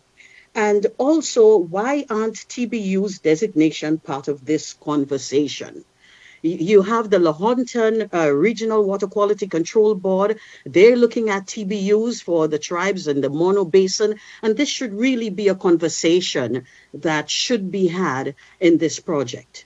And the last thing I would like to say is really that one of the things we forget is that the Native Americans, their cultures in general, they are unmatched guardians of the ecosystems and their non-human inhabitants. Worldwide, indigenous territories hold nearly 80% of the planet's biodiversity, even though such territories compose only about 20% of the Earth's surface. For most native communities in North America, plants and animals are not just resources to be managed. They are referred to as non-human kinfolk. Humans are just one member of the democracy of species. And in that sense, indigenous-led wildlife conservation doesn't come from a sense of ownership and the tired notion of dominion, or even from a place of guardianship or stewardship. It is instead all about relationship, a recognition that other beings are truly something like cousins and kin. And so I will end with saying that Sierra Club is committed to actively promoting and advocating for the rights of indigenous peoples, supporting their efforts for free, prior, informed consent, honoring treaty rights regarding land and water, increasing access on federal lands for cultural practices and gathering, protecting of sacred sites on federal lands, and building power for tribal partners at the grassroots and all levels of government. The exploitation of land goes hand in hand with the exploitation of people. We are here to support and amplify the voices of the tribal community. Thank you very much, and thanks for having me today. Thank you so much, Ms. Evelyn. I appreciate the comments here and the contributions to our discussion. And thank you for tracking the work. Much appreciated. I have called up next Francis Mendoza and then Victoria Lort, and then after that would welcome up Secretary of California Natural Resources Agency, Wade Crowfoot. Mr. Mendoza. First of all, thank you, Chairperson Esquivel, for letting me speak. I know that you said that I was part of the panel, but I actually wasn't part of that. And also for doing us a solid, letting us borrow your extension cord and letting us speak outside at our rally. Glad to be able to contribute there. My name is Francis Mendoza. I am the Water and Land Justice Manager with Save California Salmon. I grew up in the rivers, creeks, and rice fields of San Miguel, Bulacan, and my homeland of the Philippines, where there are more than 7,000 islands, countless creeks, waterways, and tributaries. I'm a river person. In fact, I've spoken to this illustrious board before and told y'all that the language that I speak, Tagalog, is an amalgamation of Taga and Ilog, which means from the river. The river flows through my blood and through yours as well.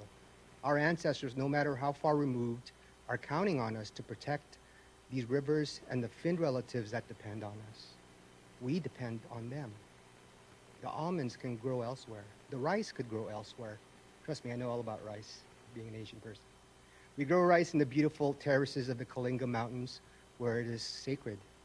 Much like the Manumin in Ojibwe and Anishinaabe territory, where their wild rice is considered a relative and an endangered wood at that, much like the salmon that are my native friends here in California, from the Klamath to the Trinity, which was just named one of America's most endangered rivers, down south to Kumeyaay territory in present-day San Diego, our relatives are dying and on the precipice of extinction.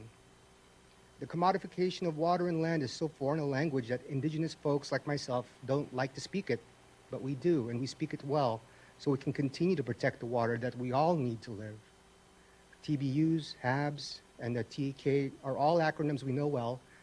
We're dedicated to protecting the water, and simply the voluntary agreements do not work.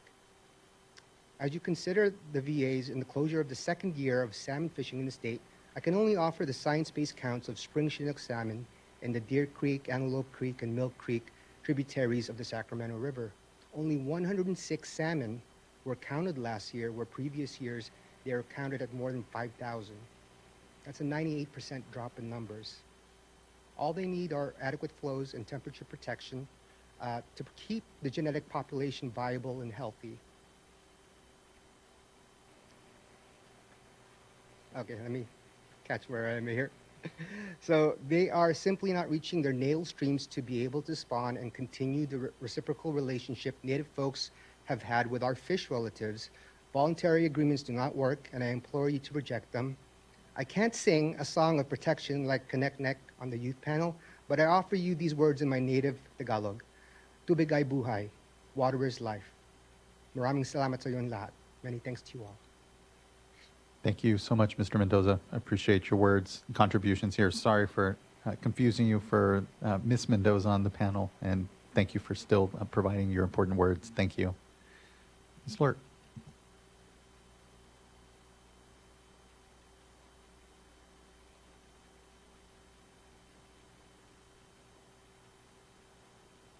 Afternoon, Chair Esquivel and esteemed members of the State Water Resources Control Board. My name is Victoria Lord. I'm the Director of Public Affairs and Conservation for Desert Water Agency, or DWA. DWA is a state water contractor and groundwater sustainability agency. We are entrusted with the vital task of supplying drinking and recycled water to the Palm Springs area. And you may know our service area is located within the Coachella Valley Desert. We invest heavily in long-term sustainability planning and offer a number of progressive conservation programs. Without a direct link to the California Aqueduct, DWA exchanges its state water project water for Colorado River water, and this is pivotal in recharging our local groundwater basins. However, the reliability of these water supplies has regrettably decreased in recent times, presenting formidable challenges in securing adequate replacements. Despite these hurdles, DWA remains resolute in its commitment to locating supplemental water supplies, recognizing the paramount importance of maintaining our region's water security. Additionally, our agency's substantial investment in Sites Reservoir underscores our wavering dedication to ensuring water affordability for all, including the underserved and severely disadvantaged communities that we serve. The significance of the State Water Project and the Delta cannot be overstated in the context of our community's well-being.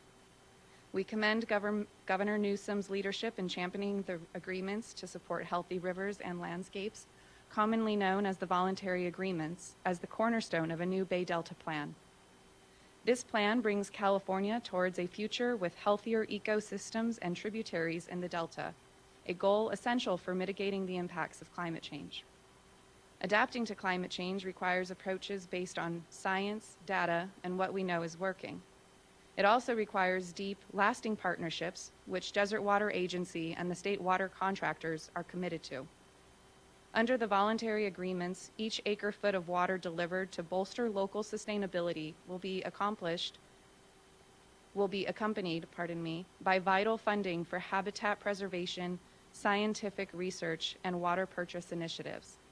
This symbiotic relationship promises enhanced water supply reliability and the restoration of healthier habitats, thus fostering a more resilient ecosystem. For these reasons, among others, Desert Water Agency is unequivocally supportive of the voluntary agreements. I thank you for the opportunity to provide comments today.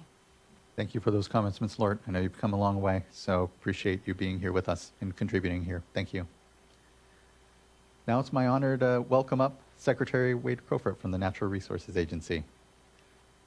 Well, thank you so much, Chair Esquivel, and to the board members for this 3-day workshop that you're just coming to a close. And thanks for all of the people behind me and joining us virtually who have participated throughout this workshop. You know, I stand up before you from time to time in a little bit of awe in terms of the breadth of issues that you have to tackle and the depth at which you have to do that. I've been a vocal supporter of all that you're doing to ensure that SGMA is effectively implemented, navigating these surface water challenges, and of course, I think I'm going to be before you next month on the Salton Sea once again.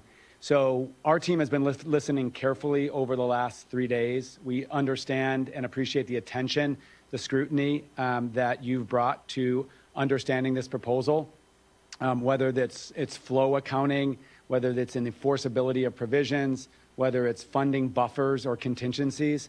And the questions that you're asking and the input you're providing will make this a stronger proposal in coming weeks and months.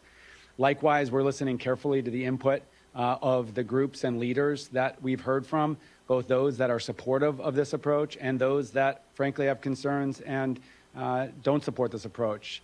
We've appreciated the input of the California Indian Water Commission, Defenders of Wildlife, Golden State Salmon Association, and so many others. So from our perspective, this has been a really productive 3 days towards understanding your questions and where you have concerns, and also identifying where we can strengthen this proposal.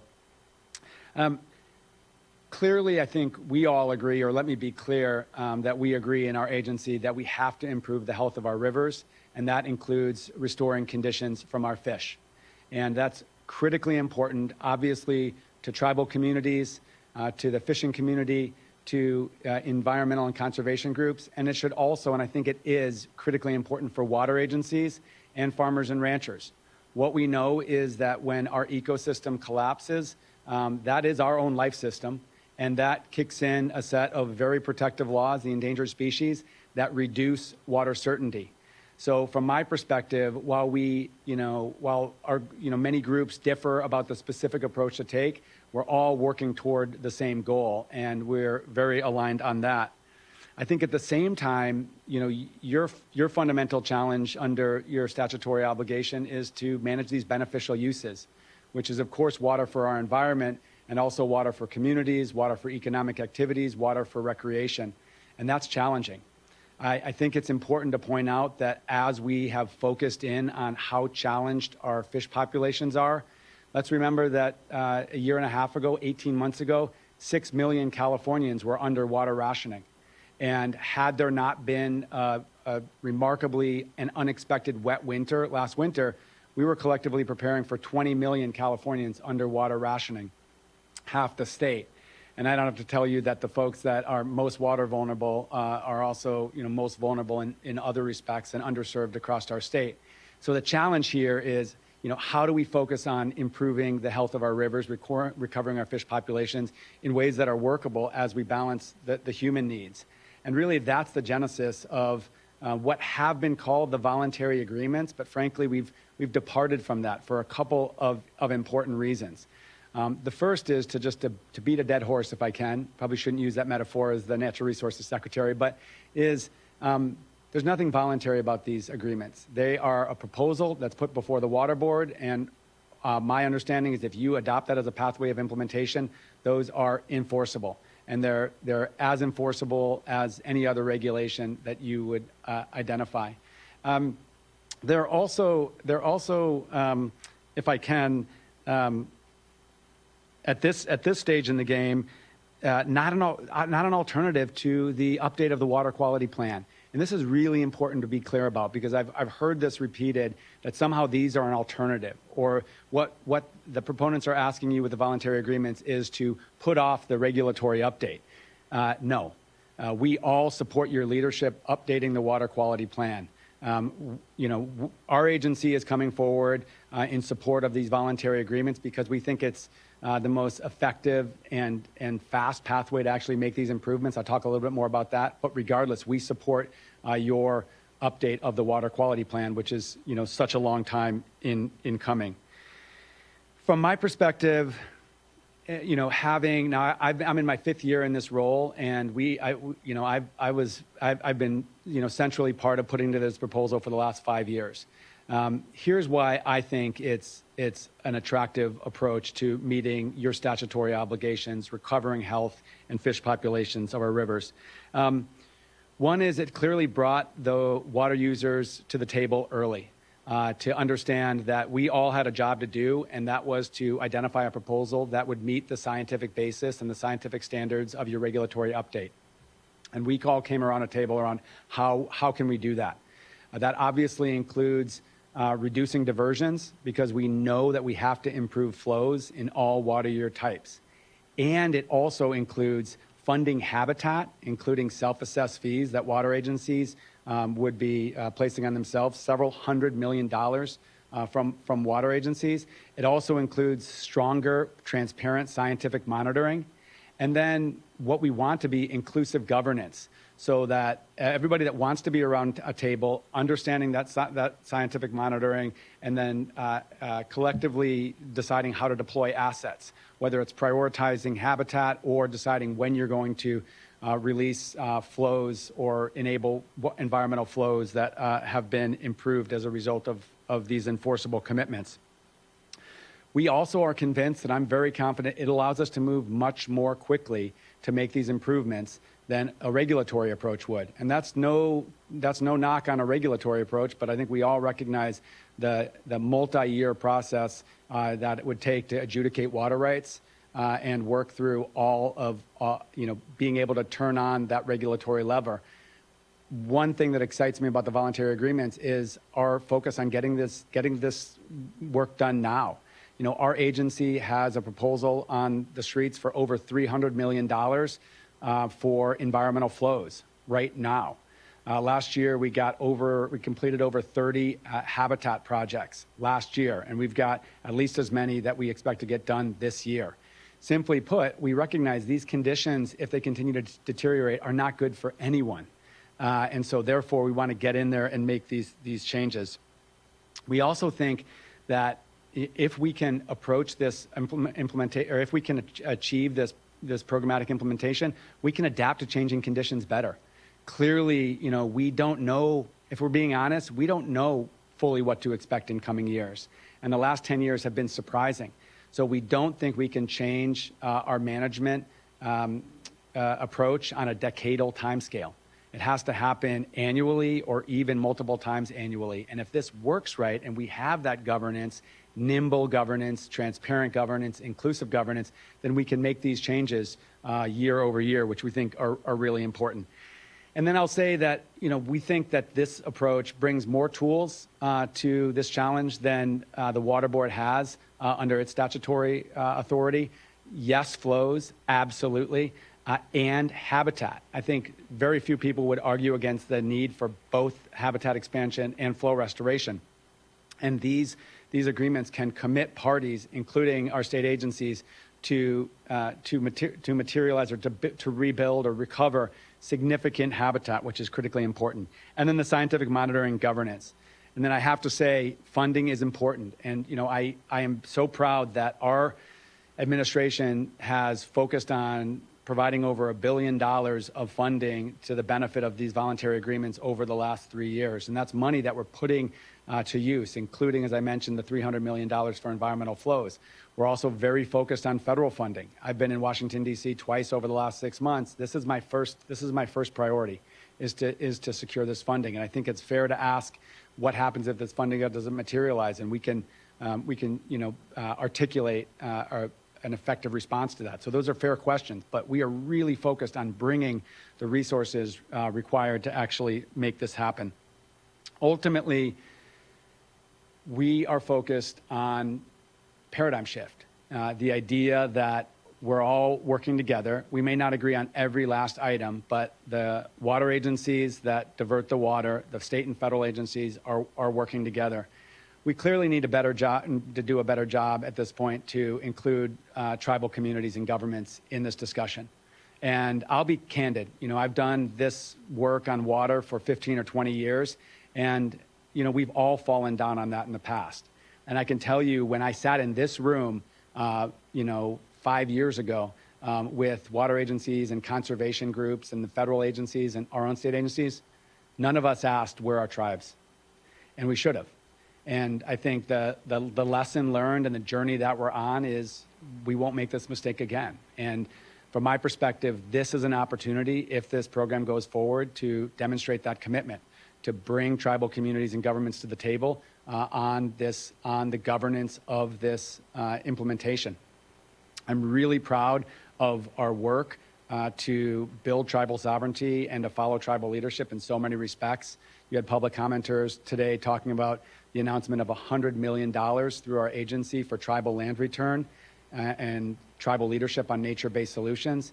We believe this. And what I'll talk about is I'm proud of our progress, but we have so much more to learn from tribal communities. And I think it's important to recognize where we've fallen down in this process and just generally.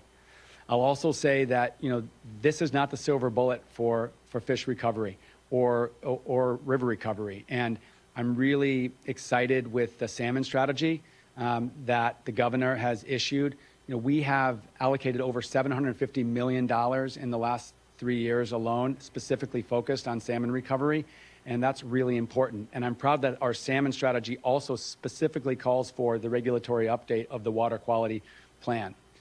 So from my perspective, this is a promising new approach. It's an approach that's going to get us, frankly, faster toward the recovery of our rivers, and that's why we need to embrace this, and we do so earnestly. We are before you, and we recognize that this is a proposal to the Water Board, and it's a program of implementation. And we have benefited from the input of your staff over the last year and a half as it provides assessments, whether it's the scientific basis report or others.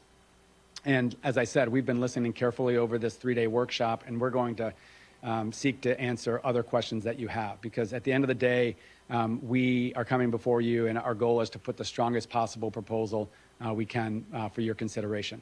So thank you so much for the opportunity to share thoughts, and thank you for your patience and your steadfastness over the last 3 days of the workshop. Thank you as well. I know you have a lot on your plate as well, and so your time here, your comments, your words, the reflection on what I agree has been a good discussion over the last 3 days, an honest one, right? Just being able to listen to folks, and I appreciate just the recognition. We here as well as a board have recognized that we need to do better, that we continue to be on a path to doing better with tribes and tribal relationships, and importantly, meaningful representation in all of this. And so across all of that, just really appreciate it and know that we have, yes, further discussion, further unpacking, but this has been incredibly productive, and the thoughtfulness that folks are really putting into the work shows. And so I appreciate that, Secretary. Thank you. Thank you.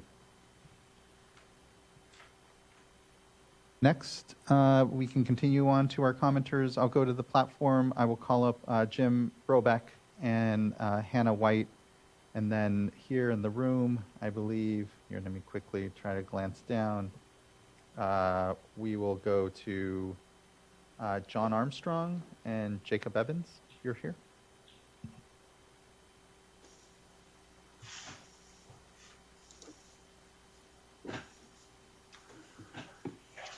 Hi. Good My evening. name is Jim Brobeck. I'm a water policy analyst for Aqua Alliance. We're located in Chico, California in the Sacramento Valley. Groundwater sustainability agencies in the Sacramento Valley, dominated by water districts with senior water rights, are warning concerned stakeholders that they will supplement supply by pumping groundwater when surface water diversions are reduced to comply with the voluntary agreement protocol. Large diameter wells capture groundwater that would otherwise be discharged to streams, resulting in decreased stream flow. Environmental and surface water right impacts occur very early in groundwater development when modest water level declines of only 20 to 40 feet can result in significant depletion of stream flow and even loss of perennial flow. Unlike the San Joaquin and Tulare basins, the Sacramento Valley still has water levels that are relatively shallow. There are numerous perennial streams and healthy ecosystems north of the delta.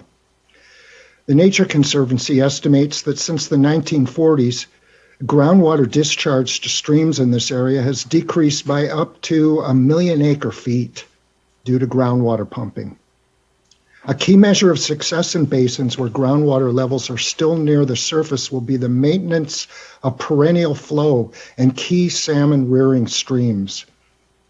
The cumulative impact of escalating groundwater extraction is leading to region-wide lowering of aquifers, drying up domestic wells, to the loss of perennial flow in some streams needed for salmon rearing, and the onset of land subsidence.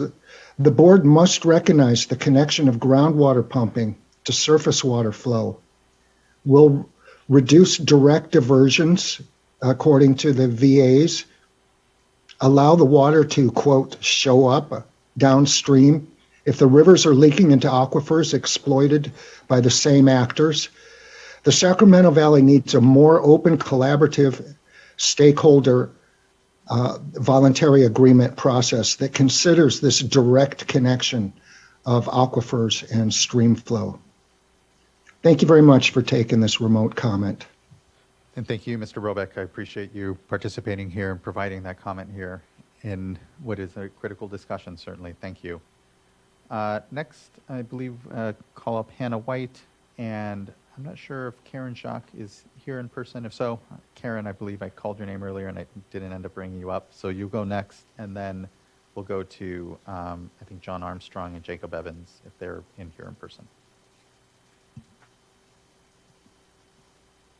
Good afternoon, Chair and Board. Appreciate this opportunity to speak virtually. I'm calling in from, my name is Hannah White. I'm calling in from Humboldt County along the Trinity River. I'm calling as a citizen, as an advocate for the river, to amplify the voice of the tribal leaders and advocates for the salmon here, and voice my opinion in opposition against these VAs. Hearing conversation about resources that are being, created and developed and funded from the state to be able to support habitat restoration. Here on the Trinity River, we have a resource. It's the water. It's the water that's dammed up and sent 600,000 acre feet down to the Central Valley. These VAs would create opportunity for more diversion from the dam, putting us continually in a juxtaposition against the Water Board not meeting the agreements that it made with the Central Valley Project to provide flow stream in flows to the Trinity River. The resource that we have is the water. The resource that we need is to keep cold water, quality water in the river for the fish. We have the data. Our science is incredible. We have the incredible resource of human ingenuity and our ability to work together and foresee into the future and collaborate for good. Too much decision has been made for the benefit of interests for agriculture that is no longer reflective of what we know that can sustain our communities and the health of our earth for the future. Our salmon need 48-degree water to be able to spawn. It's so incredible the work that the governor is doing to support fish, but what's missing out of this plan is temperatures to be and quality of water to be maintained behind that dam that can be released for the spring Chinook and the coho salmon. They need below the 56 degrees that is already in agreement. We need to update water quality agreements and our collaborative management. I appreciate that you guys are having this workshop and appreciate more public facing opportunity and information to the public, more engagement. I urge you to work with the tribes, work with the Hoopa Valley tribe, the Yurok tribe, Trinity County, Humboldt County. We have a rural ecosystem and rural economy that is so tied to the river and the health of the river. The town I live in, Willow Creek, experiences all of our commerce and tourism in the summer. It is directly tied to the river. Our flows at a minimum of 450 CFS are barely enough to keep the algae out of the river by August, and it's fighting for it to get it back into the river for the fish. I implore you to take your time with these VAs and ensure that water quality, talking about water temperature, is explicitly defined for the fish as one of the most valuable resources. And thank you for your time. Thank you as well for yours, Ms. White. I appreciate you sticking with us through here these last days and providing your comment. It's meaningful and appreciated. Thank you. Next, I think, Karen Jacques.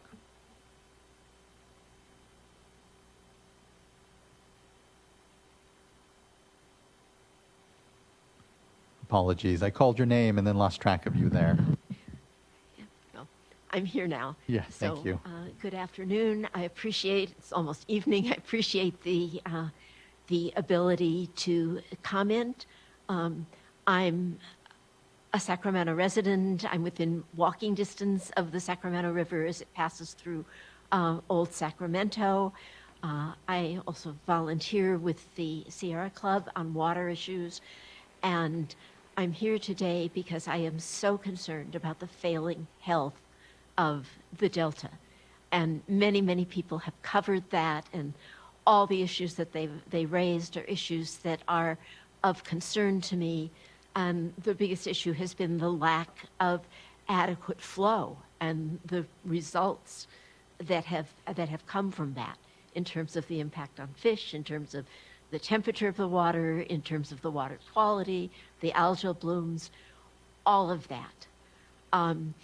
I have some significant concerns about the voluntary agreements that have to do with the fact that these were meetings between powerful water interests and government officials behind closed doors. These workshops have been very helpful in bringing them out into the open and letting us know what has been discussed, but that model of powerful interests and governments behind closed doors while agreements are negotiated, remains something that is of significant concern to me.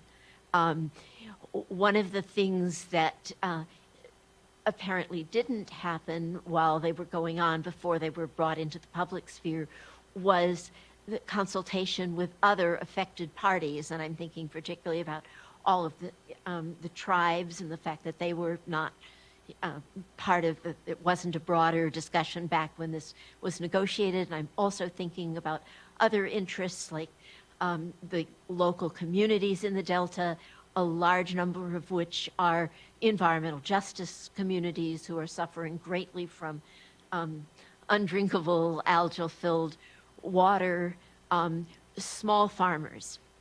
And one of my concerns with making sure that we have adequate flows is that so much of our water historically has been siphoned off out of our rivers and has gone to big ag. And much of big ag is no longer sustainable. California isn't going to have water to sustain alfalfa and almonds that are shipped all over the world. We need water to sustain our ecosystem. We need water to sustain our local farmers who grow our food. We need water to sustain the health and livability of our communities. So that's of just critical importance to me. I really want to call out the wonderful commentary today from the tribal communities. And I'm so glad to hear discussion here of doing much, much more to bring them in as partners, because we need that combination of the knowledge that the scientific community has provided, along with the deep ecological knowledge that our tribal communities have of land and of rivers that they have stewarded for, who knows, thousands of years, and that they have maintained and protected until all of us came along and did some serious disrupting. So we have an immense amount to learn from them, and I look forward to hearing that they are much more included and that they can get involved in the actual management of the system, because they have so much to offer us. And I'm going to continue to follow this process closely. We'll probably be back at other hearings. But I just want to close with saying, again, my biggest concern is that flows be adequate to provide healthy passage through our streams and rivers down to the bay, to keep our waters, to help our waters be clean, to push the salt water that's intruding back, and to support our entire ecosystem, and particularly the endangered fish, the salmon and the others. Thank you for your time. Thank you for yours. Really appreciate your following and participation here of the project, Ms. Jacques, and I look forward to your further comment as we have further discussion here before the board. Next, I'd like to call up John Armstrong, and then Jacob Evans, then Manisha Priyadarshini.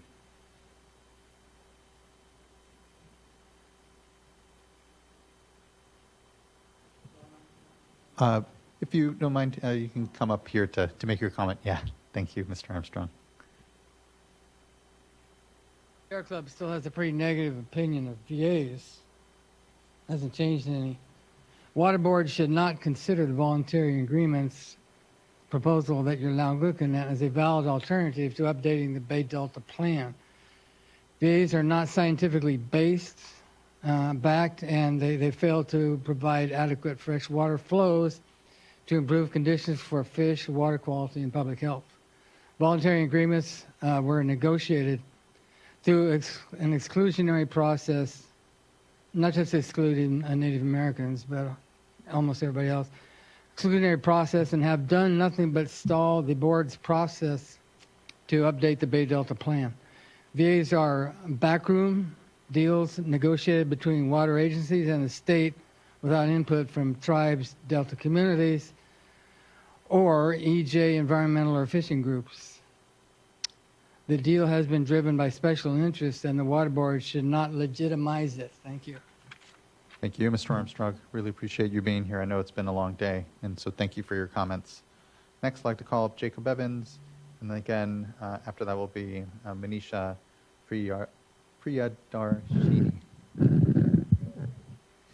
Thank you. Hello, board.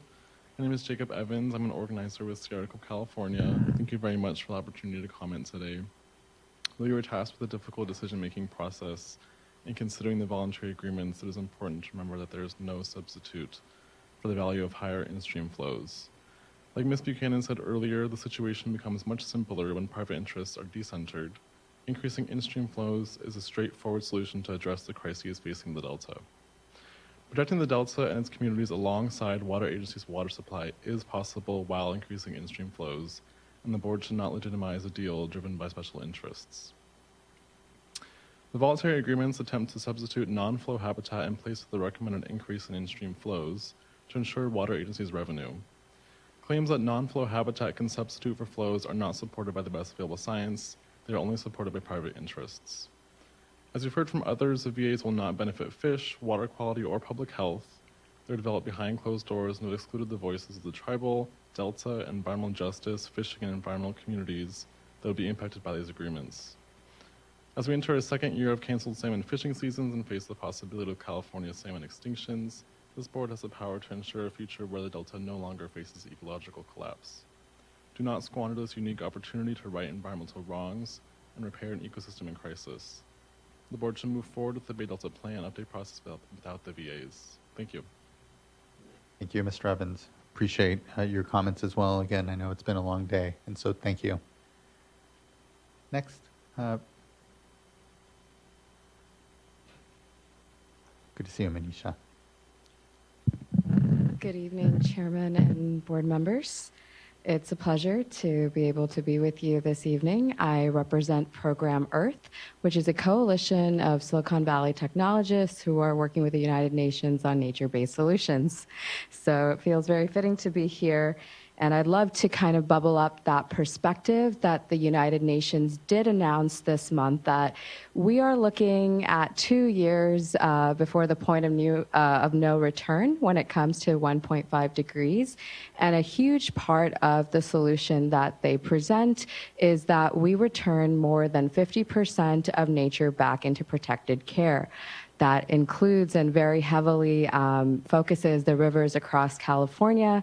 You are all a beacon, not just to California, but the whole nation. What we do here, the nation follows suit. Part of returning that 50% of nature into protected care is leveraging the fact that Indigenous communities steward more than 86% of our world's biodiversity. And here I am urging you to keep with the Delta Plan, as the VA at best represents experimental time and perhaps more time than we have to give in order to do the same surveys that traditional ecological knowledge for over millennia of 10,000s of years has already mapped our ecosystems and what restores them in balance. Not only that, having worked within the financial sector for the last 5 years, I also understand that while climate resilience is a beautiful dream, you also need to calculate that. So let me give you some numbers. What we're looking at, despite what private interests may be willing to put up through the VA, it will not offset the fact that climate resilience itself costs almost $110 billion in terms of flood prevention and addressing floods that is projected for California just in the next 10 years. Furthermore, we're also spending $1.2 billion at minimum for wildfire prevention. When we're talking about restoring these rivers, we're also talking about restoring the pathways of the salmon and the keystone species, which actually help keep a lot of our indigenous plants alive, that fortify our watersheds, that are also anti-flammable, and all of these things go into climate resilience. If that isn't enough, I understand that sometimes those long-term goals can feel lofty. Furthermore, it will also align with the larger strategy that the Biden administration has to co-create nature-based solutions with indigenous communities. In fact, you already have the legal precedent that was mentioned with the AB 1284, but furthermore, we can look to Oregon, who's already done this with the Burns Paiute to restore trout and salmon since 1997, receiving more than $300 million from the federal government in extra aid. So if climate resilience feels like a long-term return, please do understand that this aligns with the current Biden administration. And we are seeing solvency now in smaller pockets as well. In the San Francisco Bay Area, we have Jonathan Cordero, who represents the Association of Ramaytush Ohlone, where they went ahead and took out the eucalyptus trees that were creating cliff-like erosions, and were able to actually restore some of the primordial creeks. This is not just a potential that we can explore with the Delta Bay Plan, but something that is already being realized, and we just want you to get on that wagon and have a lot of great returns across California and hopefully the nation. Thank you for your time. You as well for your Ms. Priya Darshini. Really appreciate those comments and agree that we have a real restorative opportunity here in the face of some dire consequences with climate change. So just thank you for those comments. Next, I'll go to the platform here. Would like to call up Wesley Chu Wang, and after that, we'll be followed by Brett Baker and then Rebecca Wu. Hi, thank you for the opportunity to comment. My name is Wesley Chung, and I'm a member of the public. I'm a resident of Los Angeles, so I just want to add a voice from someone from the Southern California area. And my position on I'm a concerned citizen, so my position is to oppose the voluntary agreements because from what I've heard so far throughout the years and this past few days, the indigenous peoples of California, and especially in Northern California, are not in support of this plan. And through my research, I think the big ag and very water-intensive urban areas like Palm Springs are in support of this plan. So I think I'm going to go with the environmental EJ groups on this one. Thank you for this opportunity. Thank you as well, Mr. Chong. I appreciate you providing your perspective and being part of the discussion here today. Thank you for adding your comment. Next, I'd like to call up Brett Baker, and I believe our last commenter will be Rebecca Wu. Unless there's someone on the platform that I haven't noted, please do just raise your hand. If there's anyone here in the room, please. Okay, further comment. Then Brett Baker, Rebecca Wu, and then I will go to a couple folks here in the room. Thank you, Chair Esquivel and board members. Really appreciate you guys going through this for the last 3 days. It's been a long slog. I won't take up too much of your time. What is a very complex and convoluted issue, I think, can really, to me, be boiled down to one question, and I would like to get your answers.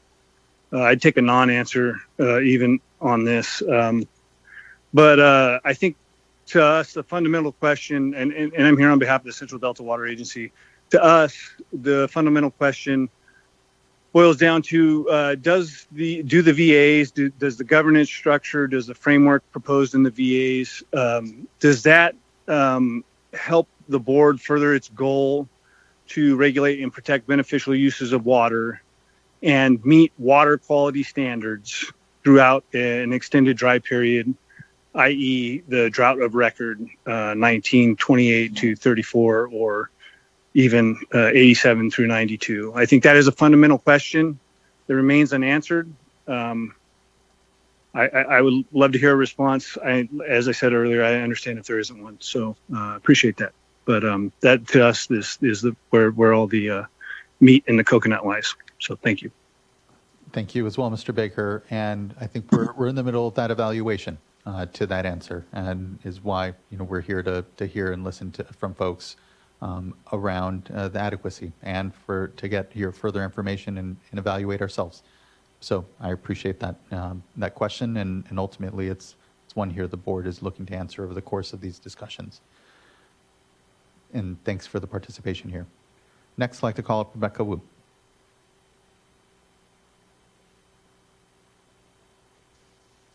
Hello, can you hear me? We can. Good evening. Thank you for joining us. Great. Good evening, board and members. Mine will be short.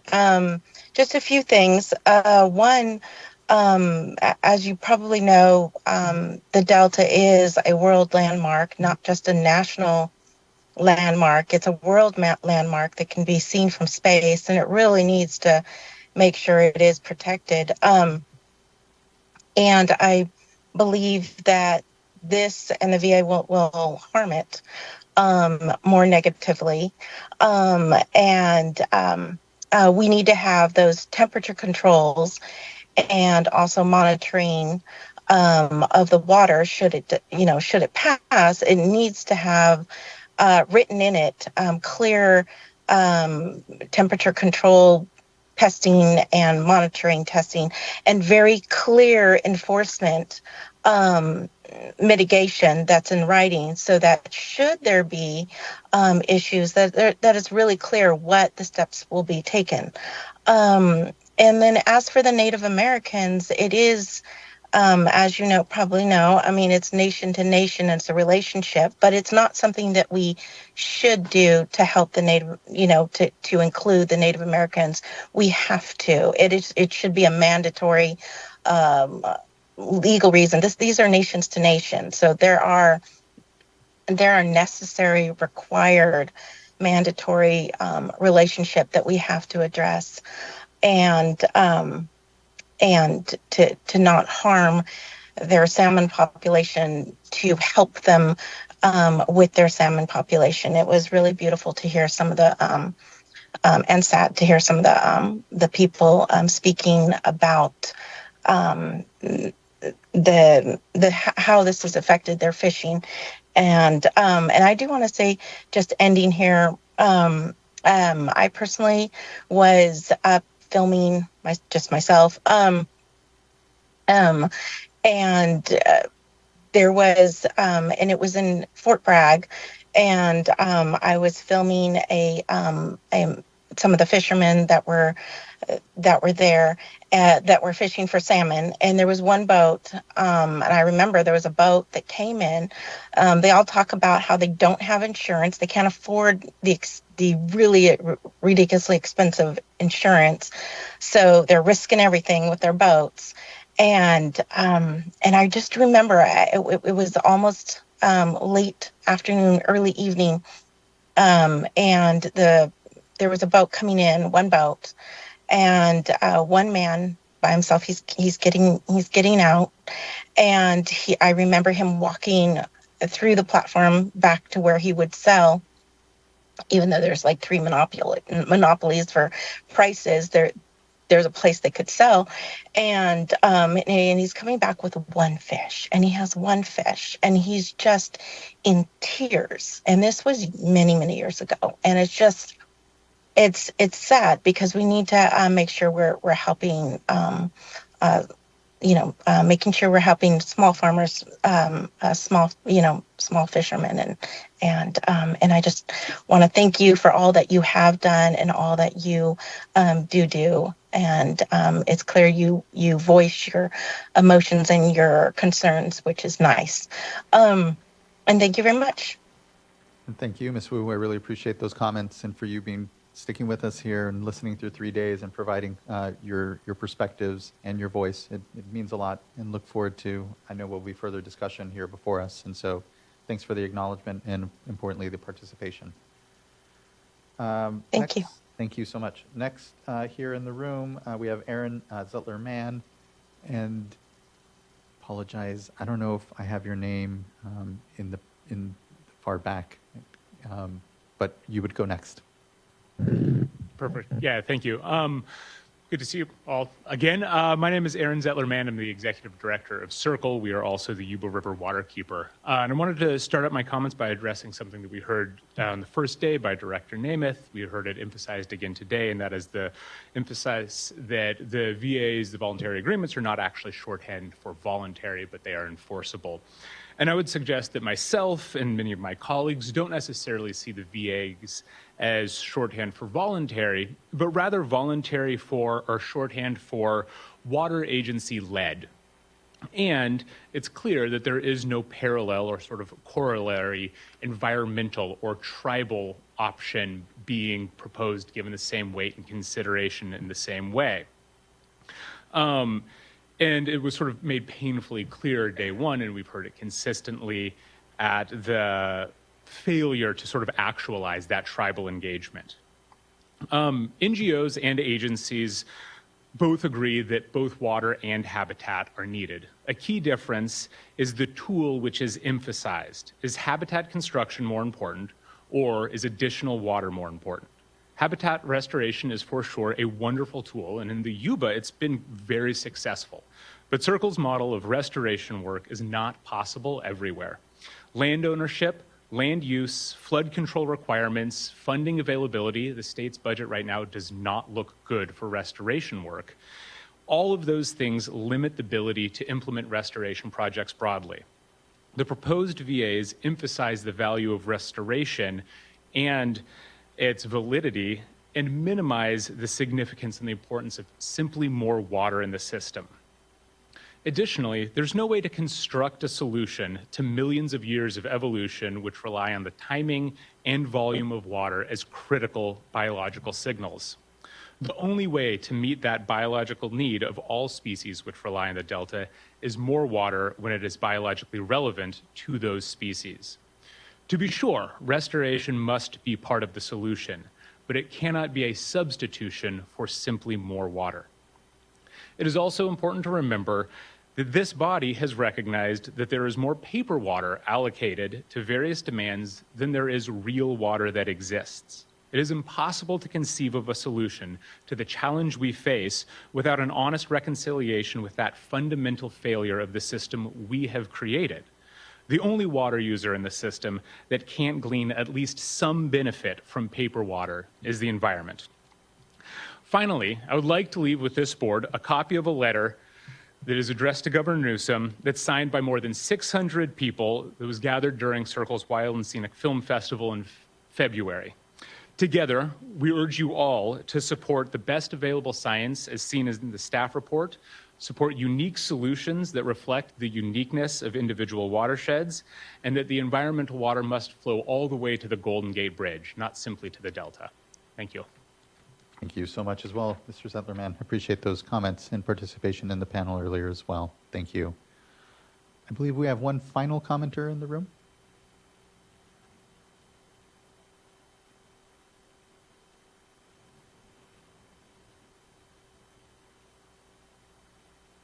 Hello, hi. My name is Celia Lobono Gonzalez, and my comments will be brief, but I came today from Gilamu, from Ramaytush Ohlone territory, also known as San Francisco, California.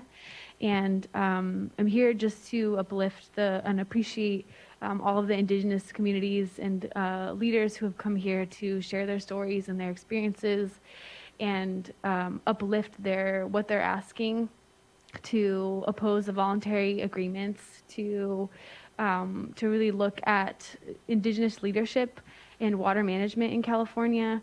I think, today the youth panel was really moving. The words of Nanek were the most moving to me. I think it's really important to stay grounded in connection with the land, with the water, with the tribal communities that have stewarded all of this since time immemorial. I heard the board talk about trust and how, this experimental voluntary agreement would be putting a lot of trust. And I think that the better option would be to trust the indigenous communities that are asking and communicating clearly what the needs are for not just themselves, the salmon, the ecosystem, for the future generations as well. And we don't have any time to lose. So thank you for hearing me and for everybody who's shown today. Thank you. I really appreciate those comments and continue to contribute here and uplift your voice amongst things. It's a good comment to hear the ending on, and so thank you.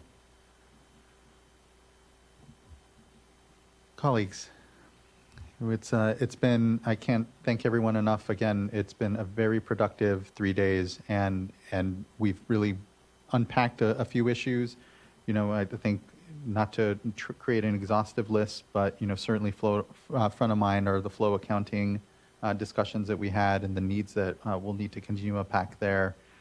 And I think importantly as well for me, these issues of temperature and harmful algal blooms and tribal beneficial uses, we need to discuss and figure out. I know, the the project we have before us is really about improving flows for fish and looking at the support of those beneficial uses. But all of these discussions are so intertwined that to the extent that we can give nod and articulate, even if it's in other forums or other spaces that the board is creating strategy and work, whether it's tribal beneficial uses or harmful algal blooms or even temperature work, understand how it all kind of fits together and how this project benefits or can help those other important aspects of protecting all beneficial uses within the watershed.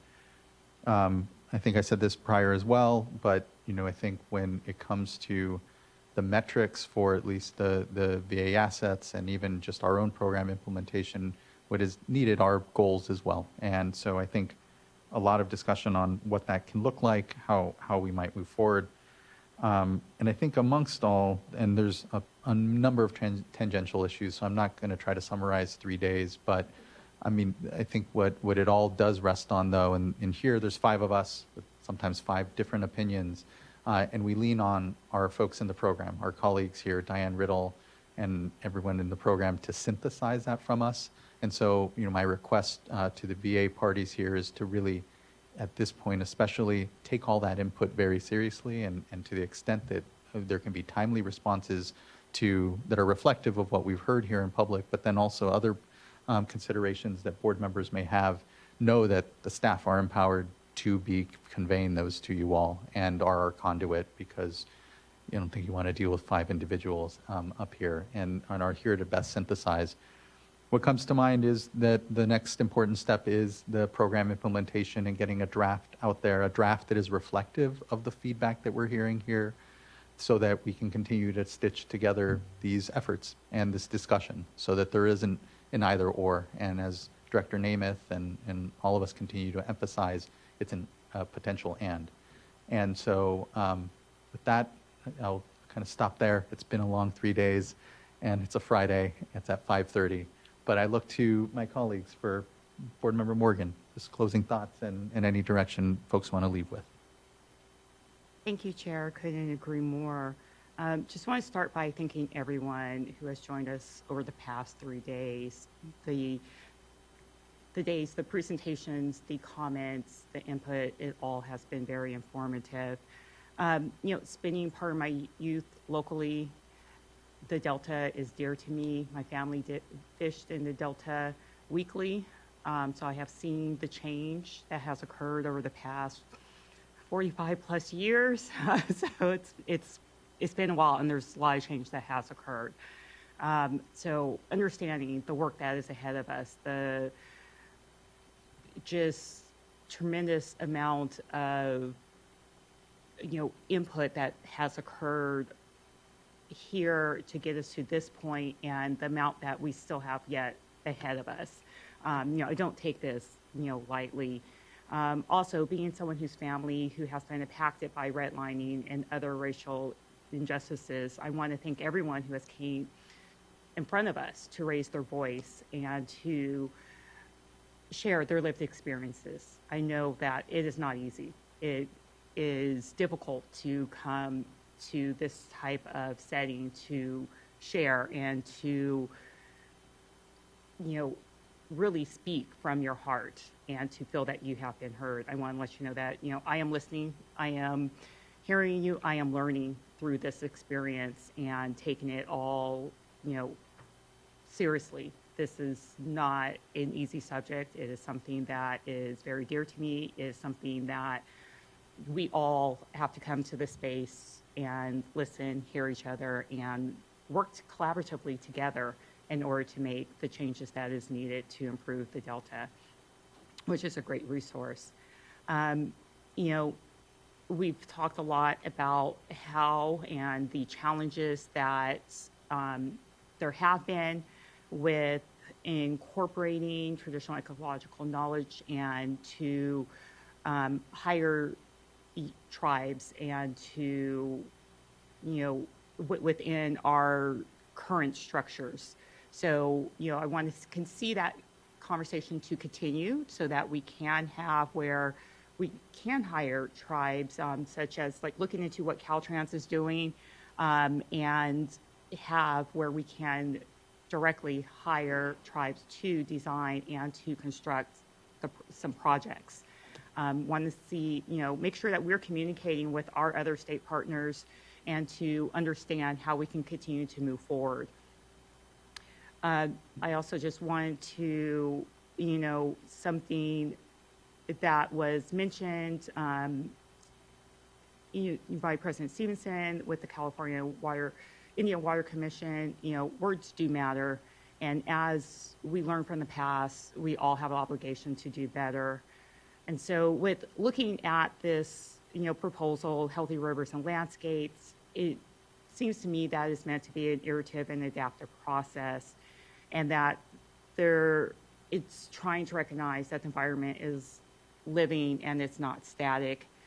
That we need the input, we need to bring it into our process, and as Chair says, this is not to be an either or, it's supposed to be an and making sure that we have, that as we move forward, we're continuing to listen and we're adapting and we're bringing it into the process and we're getting, out products so that we can make sure that we're incorporating in all voices and that we're coming to a product where we all understand. Me reading some of the documents, some of them are very legal. I'm an engineer.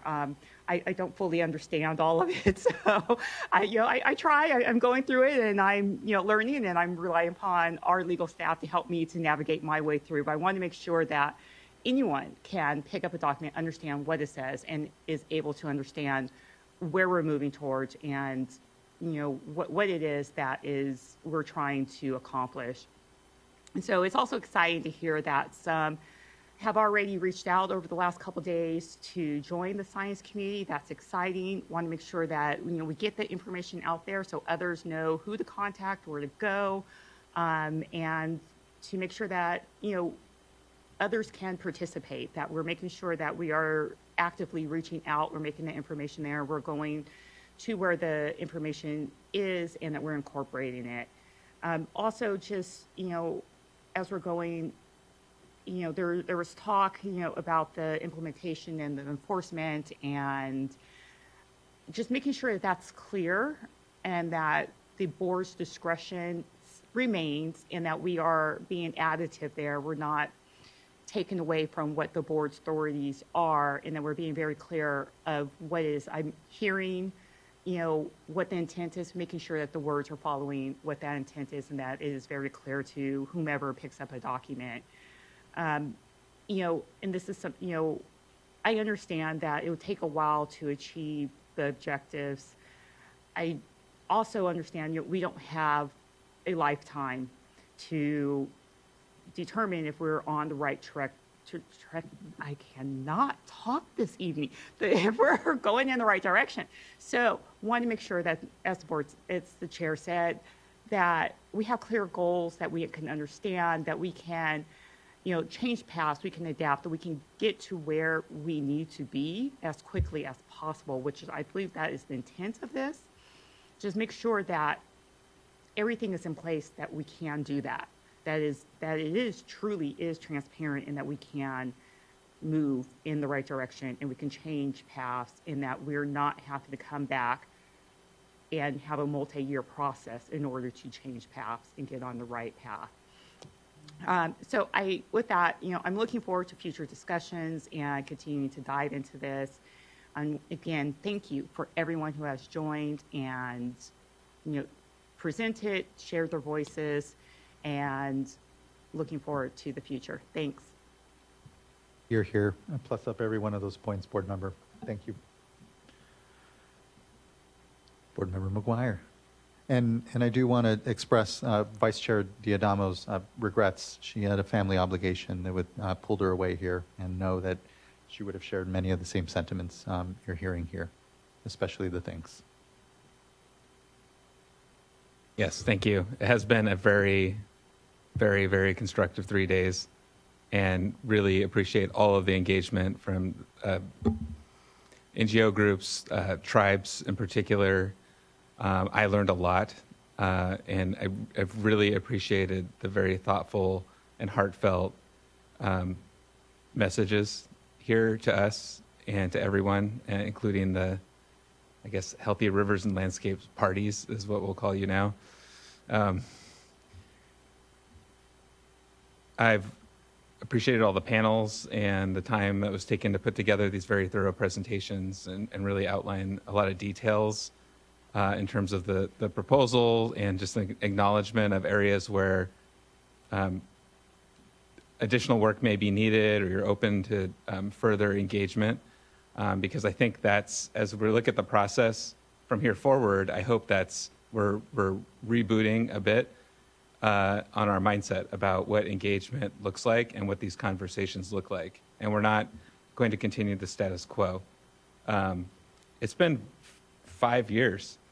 I was appointed to the board in late 2018, had a vote on the phase 1 of the Water Quality Control Plan update. And at that time, there was a presentation about the voluntary agreements. And the commitment at that time was to bring a complete package to the board. I believe it was March 2019. And we are now at the end of April 2024. And I'm just stating facts. And a lot has happened. And on the one hand, I'm very encouraged by all the progress that has been made, that this is clearly a lot of thought and care and robustness has been put into this program. It is extensive. It addresses governance, it addresses science, it addresses flows, it addresses non-flows. It is a full package. And that to me shows a lot of promise. Promise that it can be a model that can work. But that doesn't necessarily mean that in its current state, it's ready to go. So I think we all understand that. I'm not going to rehash all of the input that has been and questions that still remain. But what I'm hearing is a commitment to lean in and engage on those questions and try and bring them to some clarity. And so I appreciate that.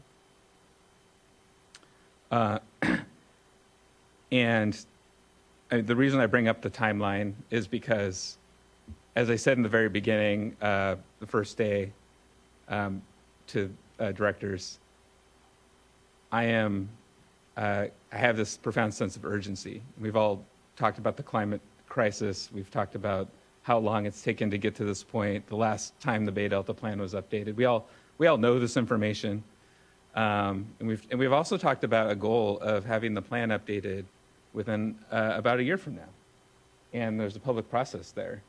But you start to add in all these pieces, answering difficult technical questions, thinking about the adequacy and all the work that needs to happen, better engaging with our tribal partners, with the state NGO community to make sure that those voices are being heard, engaging with our state board staff who have been working for many years on a proposed plan amendments and have a lot of good thinking there too that I think needs to be brought to the table. I'm concerned that a year is going to go by very quickly. And so we all need to be very mindful of that timeline and also just true to ourselves about what that process and engagement looks like. So, I love the ideas about additional workshops on the program of implementation and also consideration that that's the next most appropriate step here, but also just interested in hearing more from the Healthy Rivers and Landscapes folks about your engagement process and how you envision this working as well in the coming months as you work on completing various documents that are still in the works, and also kind of re-envisioning engagement and what that might look like here in this short time that we hopefully have to bring something credible and meaningful across the finish line. I've always said I'm interested in a voluntary agreement approach. I'm open to the idea. I think we wouldn't be hopefully having this conversation if the board wasn't open to the idea. The test, though, is does it have enough potential to move the needle in the right direction?